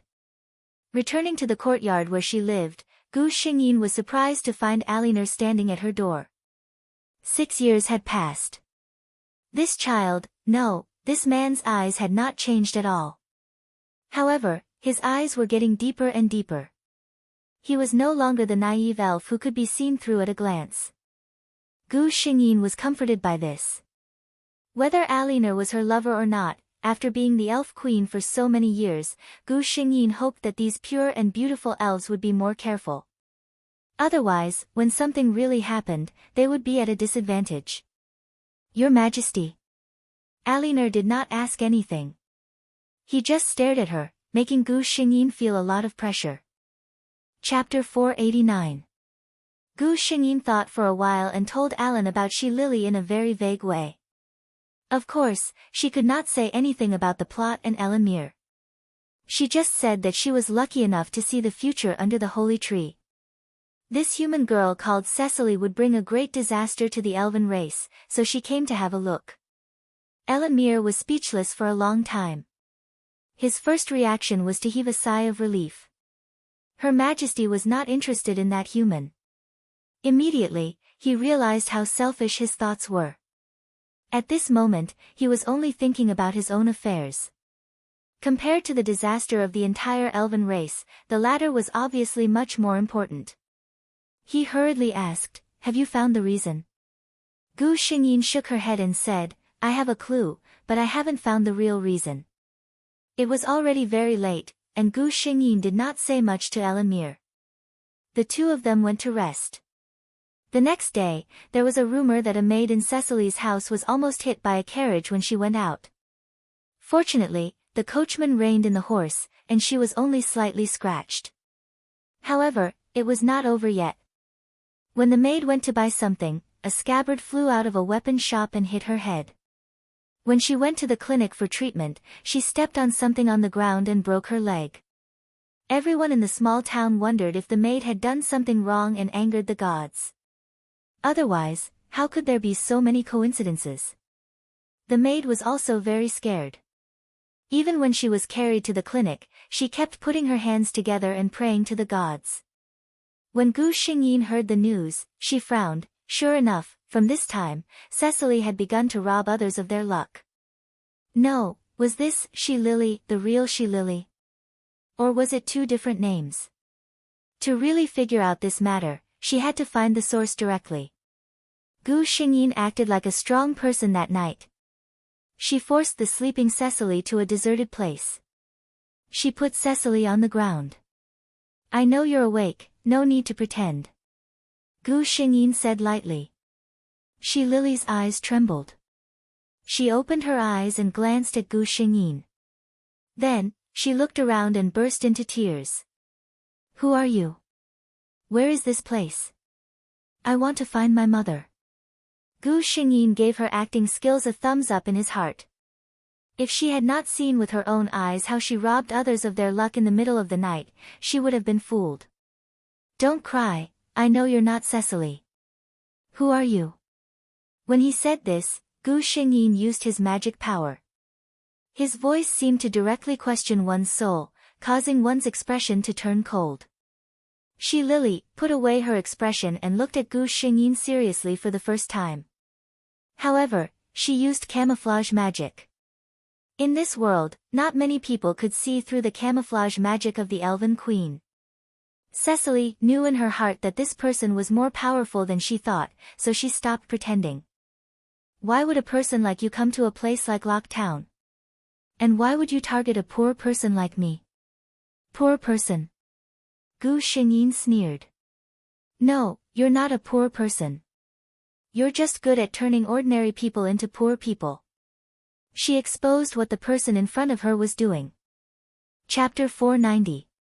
She Lily's expression changed. She looked at Gu Xingyin cautiously. I just want to live. I'm not in your way. Why do you have to force me? Gu Xingyin did not listen to her quibbling. How could the words of a person who relied on hurting others to strengthen herself be credible? She raised her hand and a light green barrier enveloped the two of them. She remembered that in the training materials that the system gave her, there were many examples of people who died from talking too much. So this time, she was too lazy to talk nonsense with this she Lily. She raised her hand and an extremely beautiful silver longbow appeared in her left hand. She placed her right hand on the bowstring. A light green arrow slowly formed at the tip of her finger. Elf. She Lily's expression turned ugly. She clearly recognized which race this skill came from. Gu Xingyin loosened his grip, and the arrow with powerful destructive power whizzed toward She Lily. She Lily felt the power contained in it, and her expression turned ugly. However, she could not use it at all in the enchantment, so she could only flee in a sorry state. Everyone says that the elf race is the kindest race that does not kill. Why won't you let an innocent person like me go? She continued to argue. Gu Xingyin ignored her and shot another arrow through the air. Wait. You don't want to care about this little girl's life? If this arrow hits me, I can guarantee that I won't necessarily die, but this little girl will definitely be finished. She Lily saw that the other party didn't care about her at all, so she finally shouted out her trump card. As expected, Gu Xingyin's hands stopped moving. There's a chance. She Lily's eyes lit up. She finally had the time to catch her breath and continued, I don't know what your relationship with this little girl is, but I'm sure you don't want to see her die like this. I can promise that as long as you promise to let me go, I will make sure that she is unharmed and will leave far away, never to disturb her life again. Gu Xingyin seemed to think for a moment. She Lily also looked at her nervously. Okay, Gu Xingyin decided. She looked at Cecily and said, I can agree to your request, but you must swear that you will never harm Cecily, and you will never approach this town again. She Lily's eyes lit up, and she quickly nodded. No problem. It seemed that this little girl was very important to this elf. If he could make use of her. Various thoughts flashed through She Lily's mind. All of a sudden, Gu Xingyin spoke up, make a magic oath now. Use the words you just said. Cecily was not surprised. She nodded and stretched out 3 fingers on her right hand. In the name of the gods. Just as she started to speak, a sudden change occurred. A meteor-like arrow pierced through her chest at an unstoppable speed. Ah! 2 screams suddenly came from the small body. Gu Xingyin could clearly hear that one of the voices was Cecily, and the other was a mature woman's voice. It should be the person she had just dealt with. Gu Xingyin saw a trace of black smoke drifting out of Cecily's body. It danced in the air for a while before disappearing into thin air. She was relieved. It was finally over. Previously, she pretended to agree to this person's request to numb her, so that she could give her a fatal blow when she was most relaxed. She slowly walked towards Cecily, who was lying on the ground, took out a bottle of the Spring of Life from her sleeve, and gently poured it on the wound in front of her chest. As if a miracle had happened, the wound began to heal at a speed visible to the naked eye. In just a short moment, it was as good as new. Gu Xingyin picked up Cecily's small figure and left. However, she did not notice that after she left, a thin black fog suddenly appeared in the originally empty place. The fog condensed into the shape of a human face in the air. It looked at the direction Gu Xingyin left with resentment, and then walked away.